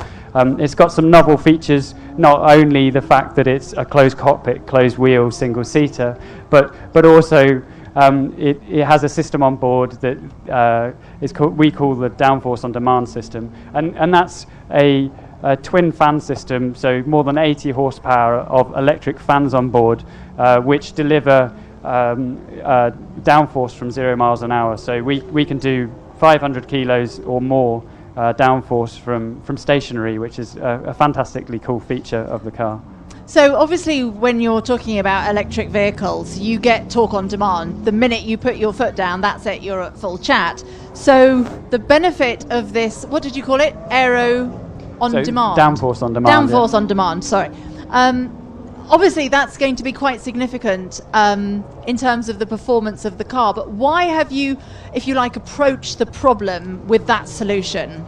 Yeah, so as opposed to a traditional aero solution is what I'm getting at. Indeed, thanks. It's a really good question, and we've been lucky enough to be able to approach the exciting challenge of electric racing from a clean sheet. And when you look at an electric race car, the key thing that seems to define the weight of an electric car is the aerodynamic drag, because you pay a huge penalty for aerodynamic efficiency on an electric car. Batteries are extremely heavy, and so you want the battery to be able to be as small as it possibly can be. So the concept of the car itself is one that's intended to be very low drag. The top body and the aero surfaces that you can see aren't actually intended to deliver much downforce. The downforce is delivered by the fan system, and that's a highly efficient way of doing things. It gives you complete control of when you're delivering downforce, and it's very low power consumption in comparison to what you would lose with wings at high speed. Correct. Sure. And so how is it delivered? Does it come automatically as you put your foot on the accelerator, or how do you apply it? So as mapped currently, it's proportional to car speed. So we've actually got complete freedom to do what we like with it, but as it stands currently, it's proportional to car speed. So you don't have to ask for it. We have a fun showboating mode that Alex might want to show us in a second, which sort of enables us to show you the full noise of the car from stationary. But when you're driving the car, you don't actually need to do anything with the downforce system. It will work. You mentioned the performance stats, and obviously combined with the fact, obviously with electric vehicles, as you say, it's about the efficiency as well, and just how far and long that they can drive for. The performance stats were really very impressive. Yeah, so from a range perspective, we believe we'll be able to do more than 30 minutes at sort of GT3 type performance, potentially anything up to sort of 60 minutes, depending on the level of energy management that we use. We've been utterly amazed by the session we've just run at quite how little power we've used, which is a great sign. But yeah, the sort of maximum performance potential of the car is phenomenal. It's off the scale, and that's why we're soon to sort of embark on a record-breaking program to really try and show what we can deliver with the car. We've really not, even today with the track running that we've done, we've not demonstrated the real potential of the car at all. There's an awful lot more to give. So yeah, watch this space, that's for sure. And who's behind it, and whereabouts are you based? So we're based just north of Bristol, and we're kindly supported by a lovely gentleman by the name of Sir David McMurtry, hence the name of the company, McMurtry Automotive Limited. He's a very lovely fellow, and he's a fantastically successful engineering entrepreneur. He's one of the most prolific inventors in the whole of the UK. He's got more than sort of 200 engineering patents to his name, and he created this fantastic company, Renishaw PLC, which has been hugely successful over the years that he's been developing it. But it got to a point, I think, where he finally said, "Oh, cripes, I kind of wish I'd named it after myself." And so when we were set about starting this company, rightly or wrongly, he decided to put his name on it, and hence it being called McMurtry Automotive. And so hopefully he's not regretting that decision now as we start to get lots of PR. But yeah. Now, I was talking to you just before we came up here. I mean, it is a very unique design. It looks unique, and the solutions that you've created are unique as well. So what was the problem that you were trying to address? Why? Yeah, so rightly or wrongly, I mean, some people support it, others don't yet, but there needs to be a really good platform for electric motorsport, and that's because the automotive sector, the road car sector, is firmly going in a direction of electric cars now. There really are very few road car manufacturers that aren't delivering electric vehicles now, and so really we've set out to deliver the best possible track car that we could, that would really bring the game forward in electric motorsport, and that's the real why, I guess, is just to try and really push the boundaries of what can be achieved, because someone needs to do it, and it's a fun opportunity to have. Now, obviously, this is your car, the sort of prototype. It was unveiled at Goodwood. It's been around the track here. Who's been driving it? So our driver, Alex, do you want to jump on the stage? I'll introduce him. So this is Alex Summers, 2015 British Hill Climb champion, who kindly drove our car at Goodwood alongside Derek Bell, but Alex has just hopped out a moment ago. Alex, Hello. okay, so tell me, obviously, let's start back. Driving conventional cars, how does this compare? It's quieter. It's quieter, but fundamentally, the major knobs and switches do the same thing. You get the same forces, you get the same feelings. It's hugely exhilarating. It doesn't matter whether you're deafened by a V8 or driving that. I'm a full convert. Until you drive one, you have no idea just how powerful they are and how exciting they are. And not many people have had the opportunity to race, I suppose, I don't know, a prototype, I don't know what we're going to call it, a single-seater racing car against internal combustion engines on a traditional circuit. So when you were out there on track, what was it like with the other cars? What was the big performance difference that you were aware of? Well, what I noticed at Goodwood is I wasn't worrying about how hot the engine was or whether I got oil pressure or anything like that. I was just sat in it, enjoying it. Oh, look, and what's that? That's nice. So, following the supercars on the sort of warm-up laps we did earlier, I could live with them in a straight line. I could probably outbrake them because we're on slicks. But really, like I say, it's just the lack of noise that really you notice. Other than that, it's great fun. It's hugely exciting. So. Brilliant. And so, Thomas, come back in. I mean, what are the plans for the future? And what are we going to see next? Yeah, so from us directly at the moment, I guess the next thing that you'll see, which hopefully will be quite exciting, is us embarking on this record program. So we've had some lovely approaches from some nice organisations as well to sort of support us through some interesting records. We like nice approaches. Yes, absolutely.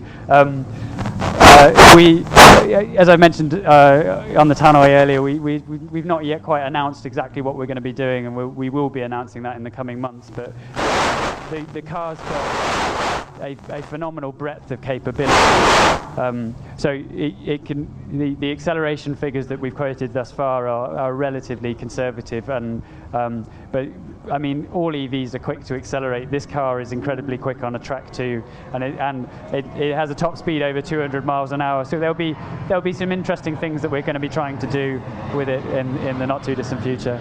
Okay, so where can people keep up to date with everything that you guys are up to?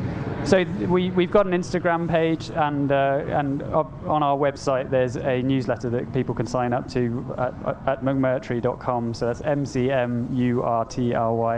With the extra R. Yes, absolutely. We've been called McMurty and McTury and a few other interesting versions of our name, but McMurtry is the real name. So brilliant stuff. Well, listen, Thomas and Alex, thanks very much for joining us. Thank you very much for having us.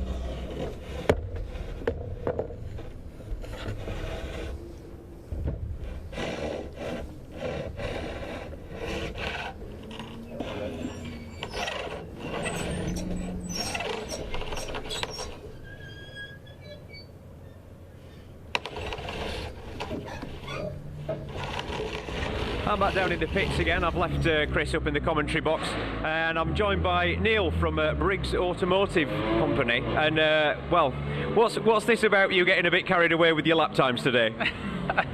Well, as you know, the stopwatch can never lie. So no, it's just nice to come on a day with mega brands, lovely people. You know, obviously it's a nice release after everything we've been through in the last 18 months, and do what we do best, which is just enjoy the car and set some nice lap times, and that's really what Monoir is all about.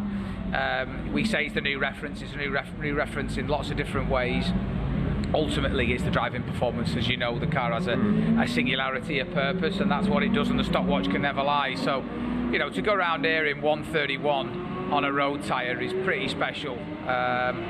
You know, so it's great that we've got guys down from the company. We've got current owners, meet some new people as well, and it's nice just to show the car off, you know, in front of this audience. Yeah. So talk us through the new R then, because I mean, I visited you years ago and drove the original car, but you've really stepped it up now, haven't you? Yeah, so if you like, we're kind of on with Monoir. It's the new generation of the car, so it represents a complete new design DNA. It's still unmistakably a mono, so to the untrained eye it looks very similar. But ultimately, the original car, we've got some owners who've come down today who are out on track. We made 130 of those cars, exported across 45 different territories. But Monoir has a new design DNA. It's right here behind us.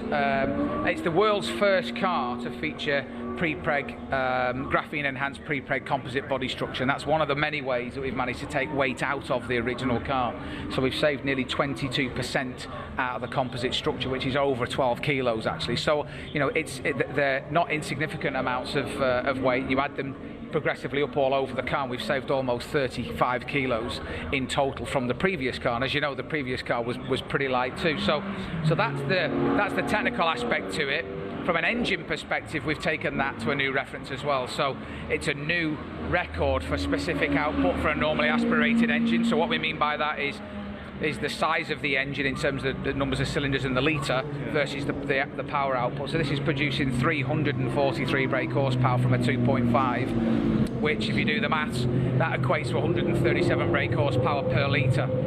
And the previous record to that was the 458 Speciale engine, which was a very, very, very special car, landmark car in my opinion. So it's been a great collaboration with Mountain Tune, who's been our engine partner now for the last 7 years. Great bunch of people, great engineers, and of course that's mated to the original platform, but there's been a whole series of technical changes. So on the suspension side, we've added, because the car produces more power, we've added 50% more anti-squat at the rear, so in terms of how the car sits when it accelerates, and we've also added considerable more anti-dive as well. Because part of the development has seen a development of a new road tyre with our partner Pirelli, and also a slick tyre as well. So because that's generating more grip under braking, we've addressed that with a change in the geometry. The other thing that obviously is if you like a common denominator in our brand, is the fact that every car is one of a kind. It's a one-off. This car behind me here, this one's going out to Qatar, and the car that's also in the garage as well, this one's going out to Hong Kong. So the Southeast Asia continues to be a really good market for us. We're very big in Japan. Cue the song. We're very big in Japan, Hong Kong. We recently opened up in December last year a new dealership in Jakarta. So yeah, they're the main key headlines. But I guess the design is the big thing that's changed. There's been obviously the engine revs to 9,000 RPM, so the bore and the stroke has completely changed. Billet crank. Lots of new components on the engine to be able to rev it a lot higher to 9,000 RPM. The big bazooka on the side, as we call it internally, is a ram air intake system. So that creates positive pressure when the car is being driven along. So that, coupled with the fact that we can rev the engine more high, means we can put more fuel in and make more power. So that's one of the many ways that the car has gained its power. And then clever use of what we would call exotic materials on the car. So standard item for the exhaust system, it's a full titanium exhaust system from our friends at Alionox in North Wales. So that saved a considerable amount of weight as well, and we heavily use on this car magnesium now for a lot of the machine billet components. So we're really using materials that one would expect to find on a real modern day Formula One car, really. And it's testimony to the whole innovation team that we've managed to bring all this innovation into production. And you put all that together, and the car is a new reference in terms of lap time. It's even quicker than the previous car, which was very quick. And as I say, 1 minute 31 round here today on a road tyre is very impressive. We recently did we got the fastest average speed of any car of any track in the country, which was at Goodwood, 115 miles an hour average speed, which is quite frightening. So it's just great for the company, great for the business, and great for all the suppliers, and of course our customers who we couldn't do it without, really. It's nice to see like a British manufacturer just coming up like you have and just sort of smashing it, really. Yeah, no, and I mean, listen, it's great for ourselves, shareholders, employees, but I think the bigger picture is you know, we're doing what the UK does best, which is seed innovation, you know, on a low volume niche product that can then be scalable for the other big manufacturers. We are talking to them about scaling, you know, the IP that we've learned through the projects that we've done, particularly with our use with graphene and now with niobium, and that can only basically help the industry to lower emissions, and particularly for EVs now, is it means that it's an automatic switch on to a range extension, you know, and obviously battery technology is continuing to get better and better. But you know, you save some weight, there's an instant gain there. So you know, we're doing our bit for PLC, you know, UK PLC as well, exporting the car to as many countries as we do. So little success story coming out of Liverpool. It is, yeah, not bad coming out of Liverpool, definitely. Thank you for that, Neil. Hopefully catch you. No, thanks for coming again. So have another quick walk up the pit lane. We've not been quite so far down. The BACs were in at the very end at 37.38. We've got the Bugatti HRO in stand here as well, which that's been out on track a couple of times, doing some passenger laps with Andy Wallace behind the wheel, which I cannot imagine how fast that feels when you get onto that start-finish straight. And then working up, we've got GTO Engineering, who've brought some beautiful classics. The Testarossa that I saw on the grid earlier, and I believe this is one of their revival cars, the 250 short wheelbase. Basically a Ferrari. It's not a Ferrari, built from scratch, but very, very usable. We've got Lotus here as well. Unfortunately, they've not had an Emira to bring us, which I was really hoping to see that. I'll probably drive it, but hopefully next year they'll have got a few demos that we can get on track. And then Bell Sport, we was that on track a little bit ago. Oh, we've got it coming in now. The 330 LMB. Again, this is a car that's been created from the ground up, with a bit of modern technology in the building, but keeping that ethos of a classic car. But because everything's brand new, it's something that you can certainly use. Beautiful looking car, that. Take a walk through and see what we've got. So First Point, big sponsor of SCD, and they also do cover our insurance. They've been working with Bell Sport. They've got a nice little collection out back. They've got their new 488 Challenge car, which is looked after by Bell Sport, and one of the SCD members, quite a long-standing members actually. He's brought a couple of his Bugattis along, and I mean, look at this Devo. What a stunning thing that is. And oh, we've got Nigel. Typically, he's found something to drive. Hey up, Nigel, let's have a quick word with Nigel. Come on, you're live, you like your Instagram live, now you're live on YouTube. And we're up there. Oh yeah, beautiful. How are you finding it today? I'm finding this to be definitely been the fastest thing I've seen today. It's amazing. And it is actually the only thing I haven't crashed today. So I'm doing all right, aren't I? Well, I'm glad about that. Can I do a big shout out to the ice cream van, the beautiful ice creams, the donut wagon, beautiful donuts, and the chips and cheese in the restaurant were great as well. Were you bothered about the cars at all, or did you just come for the ice cream and donuts? The truth is, John, if I'm being honest with you, I've just been out in the GT3, and it was unbelievable. It was so good. And that's the new one that you've just taken delivery of? The new 992 GT3. If anybody saw me driving, they'd have probably thought there was a racing driver in it, not a 23-stone fat man. But, you know, there you go. Is that because of your sheer talent, or just because the car's really good? No, because I'm mental, and I don't realise when to slow down and when not to slow down. I'm glad I weren't out in that session. Cheers, Nigel. So yeah, see you, Nigel. Yeah, so I'll head over now. I don't know where we're going. I'm sure I'll find out. But well, where are we going? Any idea? Right, we're going to the stage. So I'll hand over to Amanda, I think. I'll catch you soon.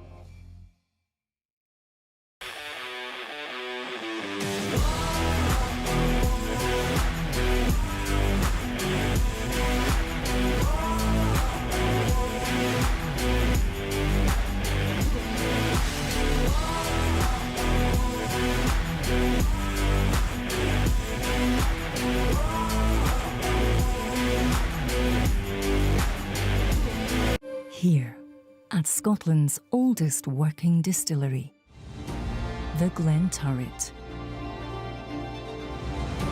By hand and heart since 1763.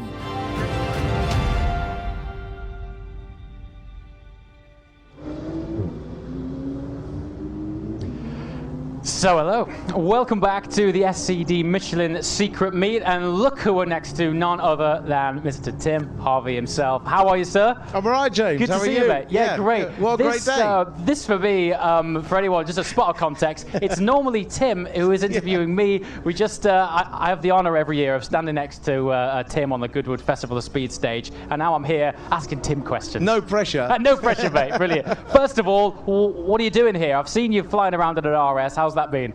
Yeah, it's been great. You know, we're blessed with great weather. I've been taking some Michelin and some STD guys round in the RS and having a lot of fun frightening all the supercars and hypercars as we do. But yeah, it's been good. So some good fast track action and great to see everybody. And of course, wherever you look, there's something interesting to see. Fantastic. Now, no doubt those laps have been taking some toll on your tyres, and today we're here to speak about something quite particular when it comes to, I guess, really consumer-grade tyre tech, right? Yeah, very much so. This is Michelin Track Connect, which is basically like having your own Michelin engineer with you at all times, and it's an ingenious system of relating tyre pressures, tyre information back to your phone via an app that you can have live in the car. It's quite a simple system in that the Track Connect tyres, which are specific tyres, and it must be said they're now available for all us track day freaks in the R tyre, so we can now have our Cup 2 Rs with Track Connect, which means it has a little sensor that's plugged into the inside of the tyre, and that sends all the information to a receiver that you have in the glove box in the car, and then that links to your app, so you can literally have it live on your app. You can plug in which circuit you're at, what the conditions are, what car you're in. It'll tell you what your ideal pressures should be. You can run a few laps and it'll tell you whether you should drop your pressures in which tyre, and you're basically aiming via a system of 4 coloured lights on your app to get 4 greens, and then you're in the right zone. And it is fantastic. I mean, the first time I experienced it, what is great about it, it's also happening in real time, isn't it? Like Absolutely. On your dash, phone's mounted there, and there's this needle that moves, and it's too hot, too cold, just right. What I really was fascinated in, from my point of view, was coming in and advising on the pressures based on your driving style, the circuit you're at, even the car. The extra longevity that you got out of your tyre from that was remarkable. Yeah, well, we all know that running your tyres at the right pressure, particularly on track, is absolutely crucial to getting the best out of the tyre in terms of performance and wear. But having, you know, so many people's tyre gauges vary. The fact that you know for sure live tyre pressures from the app, and you know that it's absolutely the right pressure for your car, for your driving on that circuit, it's very reassuring. Now, talk to me about the evolution from Cup 2 to Cup 2R, because I'm going to make a confession here. I've not experienced a Cup 2R yet. You're joking me. Honestly, if Dan's listening, here he is. I haven't experienced a Cup 2R yet, and I can't wait. Everything I've heard is fantastic, but can you run us over what the difference is, how it feels? Yeah, I mean, it's just more grip. You know, we're talking lateral grip here.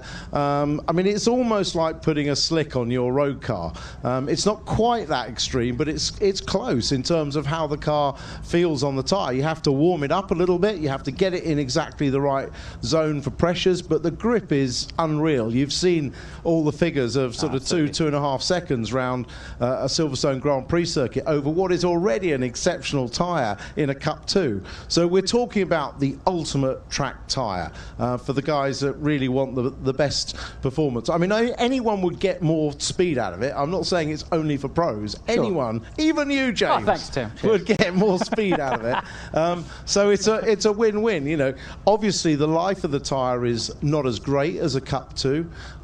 If you're running in wetter conditions, you would probably be advised to be careful. Yep. If you're doing a long trip to the Ring or Spa, you know, you're probably going to prefer to go on Cup 2s. But for sheer performance, you know, I'm running them at all the UK circuits now, and I'm getting sort of anything between sort of 4 to 5 to 8 days, depending on how much running I'm doing, out of a set, which I think is pretty good. To be fair, that's decent, right? That is good going. And it's no coincidence that a lot of the recent lap time records, particularly Nürburgring in particular, everyone's slapping on a set of Cup 2Rs, right? We're looking at this car behind. We're looking at this right now. Every car that's set a record, a production car record, has done it on ours. Phenomenal. Yeah. So just quickly going back to the Track Connect, am I right in thinking that once you've expelled the life of your tyre, you take it off, take out the RFID chips, as it were, and then implant them again? Absolutely. You buy it once and it transfers from set of tyre to set of tyre. Simple case of plugging it into the new tyre and away you go. Put your receivers in the car anyway. So it is very simple, but it's great that we've now got it for Cup 2Rs, because you know we've all got the tyres on the car and we want that information. Absolutely. Fantastic. Well, I'm going to ask Michelin very kindly if I can get a set of sticky Cup 2Rs, and hopefully with some track connects in, and we'll come back to you soon with an update. Tim, it's been a pleasure, mate. Cheers. Thanks very much, and we'll see you on the track soon.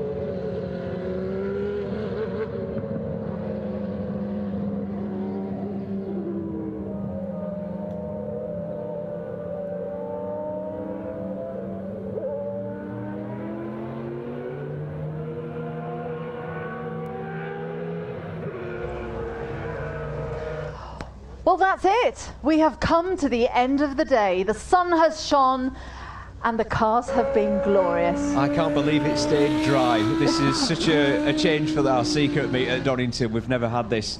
And it's even sunny, not just dry. For me, this has been my first secret meet. I very much hope it won't be the last, because I have thoroughly enjoyed the day. Well, if you say that you've brought the sunshine, then you're definitely coming back. Great, well, that's it, that's sorted it. So, I mean, you've been out and about. I've been based here. I've had some amazing chats with people and learnt some incredible things. What's been the highlight for you? Probably getting out on track for a little bit. I managed to have a bit of time earlier in the Dilari Stradale, thanks to Joe Macari's for that. That was a gorgeous colour, that car. It's a beautiful thing, and it's so good on track. It's an awesome bit of kit. Yeah, and then the hypercar parade, I mean, you know. I realised that sounds incredibly girly, saying what a lovely colour the car was. But it was, We know that you know more about cars than that. Don't worry. The hypercar parade. The hypercar parade. I mean, yeah, just to see that level of cars all in one place, just stacked up on the grid. It's just incredible. Takes your breath away, really. It doesn't does, yeah. I mean, it's very rare that you'll ever see that anywhere in the world, and it's just nice that we get something like that in the UK. Yeah. Any idea how many cars and the approximate value of them all? Not a clue. I don't know where to start. I think the first row was around 10 million. And that's 4 cars. Well, that sort of puts it into perspective, really. Yeah. But listen, it's been a fantastic day. Of course, we can't say goodbye without a huge thanks and acknowledgement to all of the sponsors. We've got Michelin, we've got Glen Turret, and of course JBR Capital. Yeah, big thanks to them and all the other sponsors that supported us today. Without them, this day would not happen. So, huge thank you to everybody that supported Supercar Driver on the secret meet this August. Well, that's about it from the two of us, isn't it? Have you got something exciting to go home in? A BMW M3, it'll do. That'll do. It's not too bad, it's not too shabby. It's not the Koenigsegg that I drove earlier, though, that was nice. Yes, we will be leaving you with some more track action. We've got the F1 cars heading out soon. But I think it's just time for me to sign off with you, Amanda, and hopefully we'll see you again next year. Sounds good. And we'll see all you again next year. Thanks a lot. Bye-bye. See ya.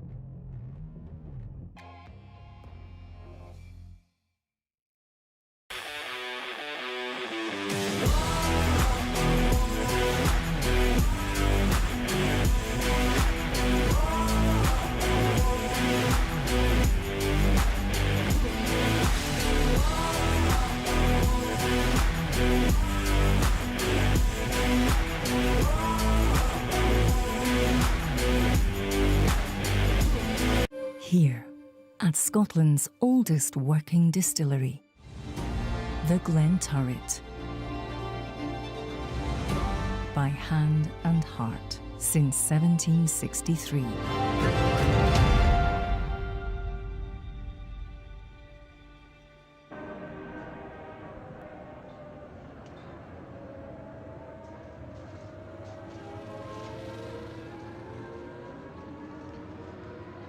Well, for those of you still with us, we have a little bit more on-track action to come, and it is the last 20 minutes of the Formula One cars that we're going to be bringing you that are out on circuit, which is fantastic to see.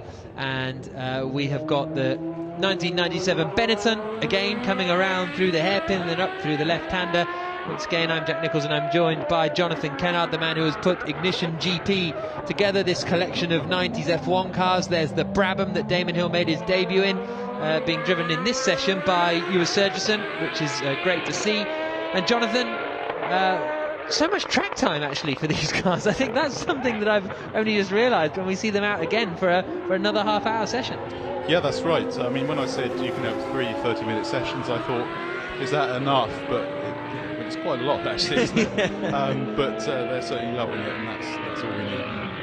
Yeah, absolutely. So there is the 1997 Benetton down to the bottom of the hill at the old hairpin, then up towards Maclean's and then Coppice, and they're definitely getting quicker as well, aren't they? They're starting to look much more at home, because obviously the more you drive a track and a car, the more you get used to it. And look, here these two come again. These two. It's the Tyrrell and the Minardi coming up towards Maclean's. There we go. There's the move. I think that's the pass for the lead, isn't it? Yeah. Yeah, Mike Cantillon. Yeah, there he goes. That's great to see, isn't it? And I was just outside a minute ago. The noise past the pits is unbelievable. Yeah. It's so good. It really Yeah. is. No, it was a real pleasure to be down there when they went out at the start of that second group. Here comes the 97 Benetton again, down into the Melbourne hairpin, and then up towards the final corner. Yeah, I think they're conducting a full testing program at the moment, because they're changing all sorts of settings, wings, ride heights, Really? dampers. Yeah, they're really going for it. And as you can see, he's not holding back, which is good to see. No, here's the 1994 Minardi, followed by the 93 Tyrrell. That was something actually Dario Franchitti said earlier, was that the Aston Martin he was in was set up for Le Mans, because it's going in the Le Mans Classic next week, and so it's Le Mans gearbox, Le Mans aero, so he wasn't even getting out of fourth gear at sort of any point on the circuit. Yeah. Because there's not really huge long straights at Donington, so yeah, interesting. As the Benetton again comes up towards Maclean's. Oh, it just looks great.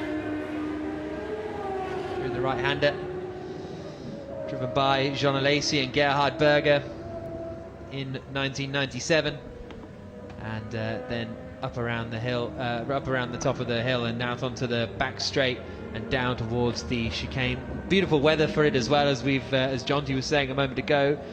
Very lovely to have such a dry day.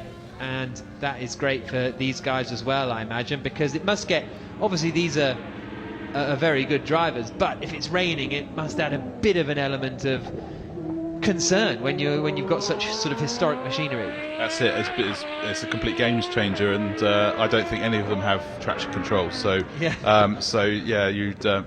they might be a bit more tiptoe around there. But yeah, we've been so lucky with the weather. It's been great. Have been quite so lucky with the 1990 Benetton, which looks like it's had a fuel leak in between the sessions, which is a bit frustrating. But he'll be back out. Yeah, the 97 Benetton comes back into the pit lane. Even the 97, the steering wheel is a circle, which is interesting. I don't know when steering wheels stopped being circles. Jean Alesi actually famously used to drive with his hands at like a 10-2, didn't he? Or even more extreme than that, sort of two hands on top of the wheel, like me when I'm a bit lazy on the motorway and you just sort of stick two hands on the top rather than holding on at the side. Yeah, he's the only driver I've ever seen that does that, and he still does it, because he did the Monaco Classic, and really? Yeah, in a lovely Ferrari, and he was still doing the same thing. I think I saw there was a YouTube video of that, wasn't there, when with the camera like on the back or something? Oh yes, no, that was amazing footage. Yeah. And that was Jean Alesi in a Ferrari around Monaco. I mean, what's not to like? Fantastic. Have you done the Monaco? No, I haven't, unfortunately. One day, Oh. hopefully. But you're Captain Historic F1. Yeah, it's one I need to tick off at some point. Yeah, that's for definitely. sure. Here comes the Minardi again, up into Coppice and then out onto the back straight once more, just emerging out into the sunshine, and the Tyrrell still following closely. So even though the Tyrrell got out of the way, he's sticking with the Minardi fairly well. They'll have almost done a full Grand Prix distance, you know, some of these guys, because they've been out for an hour and a half today. Yeah, they're not messing around. Actually, they're very good friends off track, but also rivals on track with the 80s F1 that they both have. So I think they've just started off where they finished with that, and they're carrying on here, which is good, isn't it? Well, that's the thing, isn't it? There are kind of plenty of places to race and enter your 80s F1 car, as you well know, having driven them. There's plenty of places you can do that, but that doesn't quite exist for the 90s at the moment, and that's what Mission GP is kind of trying to solve. Yes, absolutely. These cars need to be out on track in the same way that we're showing right now. Everyone loves them, and there was never really been a place for it to be done properly like this. So, back in their natural habitat, that's for sure. What F1 cars have you raced? Remind me. Because didn't I see you in Was it Silverstone or was it Austin, Texas? Did you do one in Austin, Texas? Or did I make that up? A Tyrrell there from 82, Arrows A3 at Silverstone, 72 Brabham. Wow. But I think I'm up to about 18 F1 cars driven, but Really? some way off Martin Brundle's Yeah. 57 or whatever it is. Yeah. So, but that's the target. Wow, yeah, exactly. 18. Wow, that's a good effort. Here comes the Minardi, then down again into the chicane.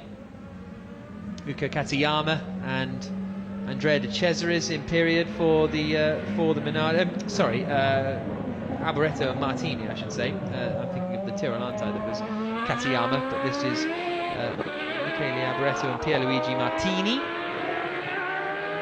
As they come up towards the hairpin once more, and just the sound is just fantastic, and they're just such pure racing cars. Mike really is pushing on. I just watched him into the final corner there. There's he was right on the ragged edge. What a great effort. Yeah. And so violent, these cars. I think that's what part of the thing I love about them is that they're just so brutal to Well, that's what watch. we love, isn't it? Yeah, That's exactly. what we're doing it for. We want to see the Mansell staggering onto the podium after a Grand Prix. Whether he's knackered or not, he's still staggered, didn't he? But but that's what we want to see. The gladiators return. That's what we want to see. Yeah, exactly. So here comes the M194 again with Mike Cantillon at the wheel. Introduced for the Canadian Grand Prix in 1994. That was its first race, and then fifth in the French Grand Prix for Pierluigi Martini, who always was a strong performer in the Minardis, wasn't he? Would always put in ridiculous qualifying performances. I remember, well, I don't remember, I was not born, but but that famous 1990 race where Senna qualified, Lacey and Senna were all fighting. I think Phoenix. Yeah, I think, Phoenix at yes. the opening Grand Prix of 1990. I think Martini was like fourth on the grid or third on the grid or something. I think that Minardi's best years were probably 89 and 84.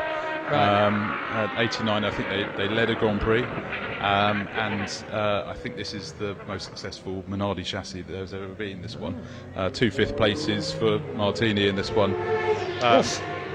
Crikey. Funnily enough, actually, this chassis was both an M193 and also an M194, so it's raced in the Spanish Grand Prix in M193 guys, and then was updated to 194. So the chassis number is actually 193, but it's a 194 spec. That makes sense. Yeah, absolutely. That's the information we're all here for. That sounded really sarcastic, but it genuinely is true. Here comes the 97 Benetton again, down through the old hairpin. And both John Alesi and Gerhard Berger took a pole position, each in this car. Only Berger took a win in Hockenheim. John Alesi only had one win in his Formula One career, remarkably. Speaking of him, after he burst onto the scene in that 1990 Grand Prix at Phoenix, only the 1995 Canadian Grand Prix for Ferrari did John Alesi win, and one of maybe only 2 F1 drivers. This is a bit of a not sure if this stat is true, but I'm going for it anyway. I think only 2 drivers have won an F1 race on their birthday, which I think was John Alesi in 1995, and I think James Hunt won a Grand Prix on his birthday, maybe in '76, but I don't. But there might have been more, but I'm pretty sure it's just those 2. Yeah. I've never heard that before, but I like that stat. Yeah. I don't think even Karun Chandok might know that, actually, so that's quite a good effort. No, Karun wouldn't know that. He hasn't got a clue. But yeah, there you go. There's my maybe true stat of the day, as the Benetton comes down again. And it was great seeing it up on its jacks earlier in the pit lane with the nose cone off, and you could see all the sort of springs and dampers underneath the front suspension. And even the suspension seems simpler in those days, which feels like a super thing, but you just had about 4 arms or something, and then that was sort of it. Whereas and it all gets lost in a bit of a maze and a mess these days behind a 15 flat front wing and all of that. Just a much more neat and tidy era of F1 car design, really.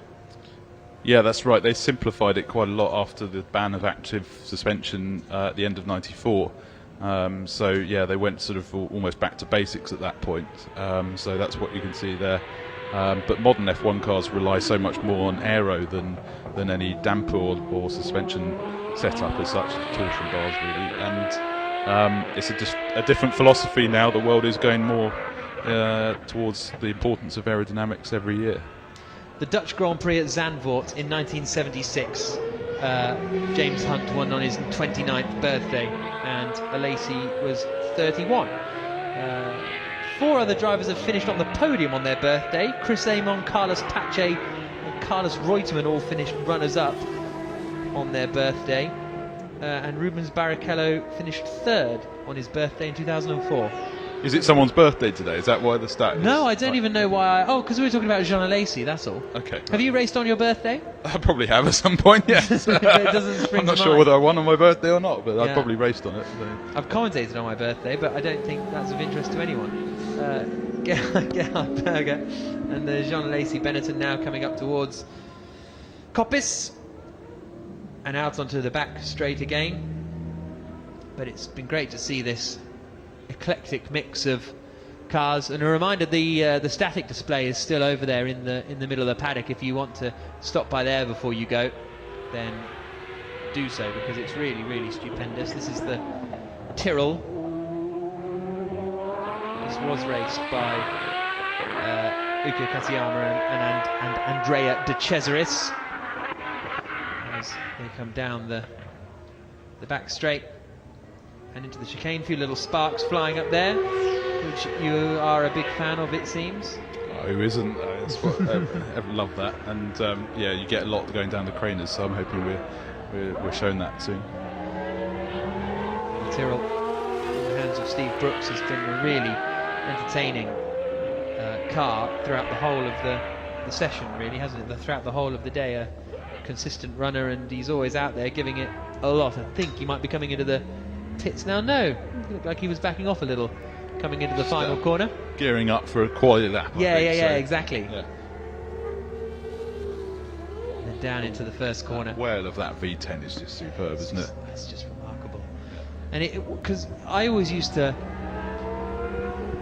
love, well, the V8s I always thought were great. I didn't really know, because I was young, I didn't really know that there was anything different almost to the V8s. And then I sort of remember looking back at some footage I filmed in 2004, I think it was, at the British Grand Prix, and suddenly that was, because I think that was the last year of the V10s, 2004, and just the sound was absolutely unbelievable. Unbelievable. Yeah, I think there's a few drivers in F1 at the moment that would like to go back to that. Yeah. But unfortunately, I think those days are done, despite the noise from them. It's just such a joy to watch these cars on this track, really. And obviously we're very lucky that we're standing here in the commentary box at the circuit itself, overlooking the final corner. If you're watching on the live stream, hopefully you're enjoying the pictures, but it's nothing quite like being here and seeing these cars come thundering by. As the Benetton comes now down to the old hairpin, we've got the Tyrrell coming up again towards the final corner. After going through the Melbourne loop where Senna made, did he take 2 cars in one corner at the Melbourne? Did he go past both Williams or something, I think, on that opening lap in? Just Prost, I think. Just I think Prost? he overtook Damon at McLean's, if my memory serves me right. Yeah. And then Prost down at the old hairpin. Yeah. Okay, there we go. And another 3 just before Damon. Yeah. So, Yeah. yeah. Exactly. Here comes the Tyrrell again. Dropping down through the Craners. One day it'd be wonderful to get that very car back here.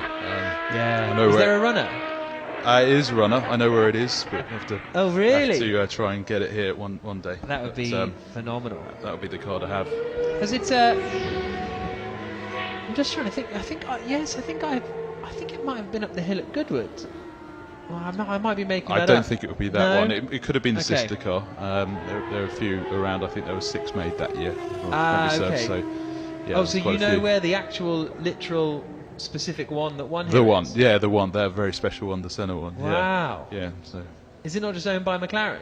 I can't comment. Who, Really? Yeah, I can't It's comment on who's this owned. dark and It's murky dark world secret. of, Dark secret. of historic Formula One cars. Fascinating. Wow. What would be your dream car? Would that be the dream car to have out in this series, or is there one? I think that and the 14B Red 5 Mansell car. Yeah. Obviously that's a year different, but yeah, those are the two cars I think would be wonderful. Yeah, absolutely. Here comes the Tyrrell again. The Minardi is heading back out onto the circuit. Only a few minutes to go in the session, maybe 5 minutes or so. So a couple more laps, and the Tyrrell comes in now with the number 4 on the front, and the pit board's coming in as well, I think. So I think that's the end of the running for Steve Brooks, who's had a good old day in that Tyrrell 021. He's done a lot of laps, hasn't he? Yeah, he has, hasn't he? Yeah. Great to see it running so reliably as well. Yeah. Same true of the Minardi. Yeah. I spoke to Mike earlier. He's absolutely loving driving this. He said he's not driven a 90s car before, but he's loving really? it. What's his background? Where's he? Because obviously you say you found him to drive. Yeah, no. He's got a Williams FW07. Oh, okay. So that's really his background. So what's that? What's that? 82. Yeah. His one is 82. Yeah. So he races that and wins regularly in the Masters Historic Racing. One of the front runners, really, and it's actually a really good battle between him and Steve Hartley, who's got an MP41 McLaren. Right. So both very, very good drivers, and we're really enjoying this as well, obviously. Yeah, absolutely. What was the MP41? What year was that? I think Steve's was 82. Oh, okay. Yeah. Oh, right. So they're both from the same year. Yeah. The year that no one wanted to win the World Championship, basically, because many people will feel they should have and then ultimately didn't. By saying that, I'm speaking specifically about John Watson, who feels like he should have won it, but ultimately didn't. And the checkered flag falls as the Tyrrell comes across. The Minardi comes across the line to take it, and I think he's the only car on circuit. But a great show from Mike Cantillon, who's very experienced, as we just said, and he's now very experienced in this Minardi F1 car. So, Jonathan, thank you so much for joining us. Thank you so much for organising this Ignition GP event. What are your thoughts from today? What has it been? Have you felt pride? Have you felt happiness? Yeah, a little bit of pride. I mean, there's been a lot of work behind the scenes to get to this point, and the last 2 weeks for both myself and Supercar Driver, there's been a huge amount of work. But it was worth it. I mean, everybody seems to have loved being here, seeing the cars again. There's a real buzz about the 90s F1 cars, and a lot of people have come up to me and said, thank you very much for what you're doing. So, I'm proud of what we've achieved, and hope we can keep going with this. It's nice to see it. Great. We'll see you next time. Thank you. Thank you very much. Jonathan Kennard there, the man behind the Ignition GP series that has partnered up with Supercar Driver and brought us some fantastic 90s action to bookend the day, really. Started out with it earlier on this morning. 3 great sessions, an hour and a half of 90s F1 running. I can go to bed happy today. Oh, it's just incredible, isn't it? And it's almost even 3 sessions wasn't enough of that. It could have kept going and going. Yeah. And they put on a show, didn't they, as well? And it really does hark back to the era when I remember going and watching F1 at Silverstone. I think I went 10 consecutive years with my dad to watch it at Silverstone. 92 being the first one. What a way to start it with Mansell Mania, because that was amazing. But you used to have to wear ear defenders. Yeah. All the foam things in your ears. Yeah. You don't have to anymore, and yet these cars were out here that, as you found yourself when you were down in the pit lane, Jack, is that it's kind of like, ow, I remember now. Yeah, exactly. And I think it was so nice seeing them be pushed as well, because so often you see these F1 cars come out and they do it. Even I was, lucky enough to be at Silverstone last week or a couple of weeks ago. Damon Hill did the parade in his car, but it was very much a parade. And it's great to see. But these guys, proper racing drivers, giving it some around this circuit to end what's been a brilliant day. They genuinely were, weren't they? Like you kept calling it, is the Tyrrell and the Minardi fighting with each other. That Benetton really was absolutely whipping it around. It has been an absolute pleasure today. I hope everybody has enjoyed it. Please remember something: speed's for the circuit, not for the roads. Take it steady. We want you back here next year, and wherever else we may come across you when we're calling race events at circuits up and down the length and breadth of the country or further afield. But well done to Supercar Driver. I hope that you guys, when you get through your exhaustion, can also be incredibly proud of what you set up today. Thank you so much to all the teams and the owners and what have you of some phenomenal pieces of kit for everything that you've bought here today. It's been an absolute pleasure to watch, to listen to talk about, and thank you very much. Cracking job by 24/7. The stream that is on there has been absolutely brilliant. Loved watching the pictures, feeding back and forth to us guys from stage and up on the commentary tower. I don't think we could have been further from each other in reality. Thank you to the team downstage. Jack Nichols, thank you so much for joining us. A pleasure, a pleasure. I told you it was going to be fun. I told you you'd No, I enjoy believed you. It was fantastic.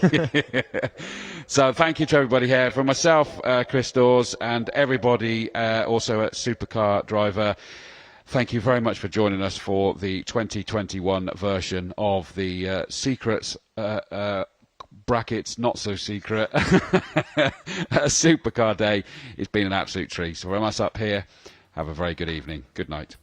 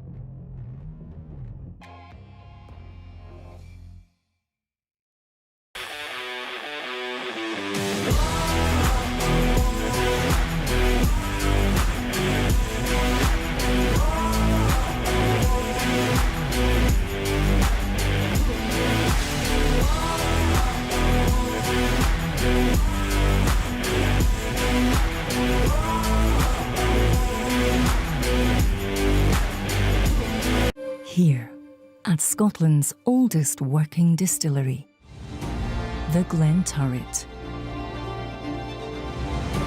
By hand and heart since 1763.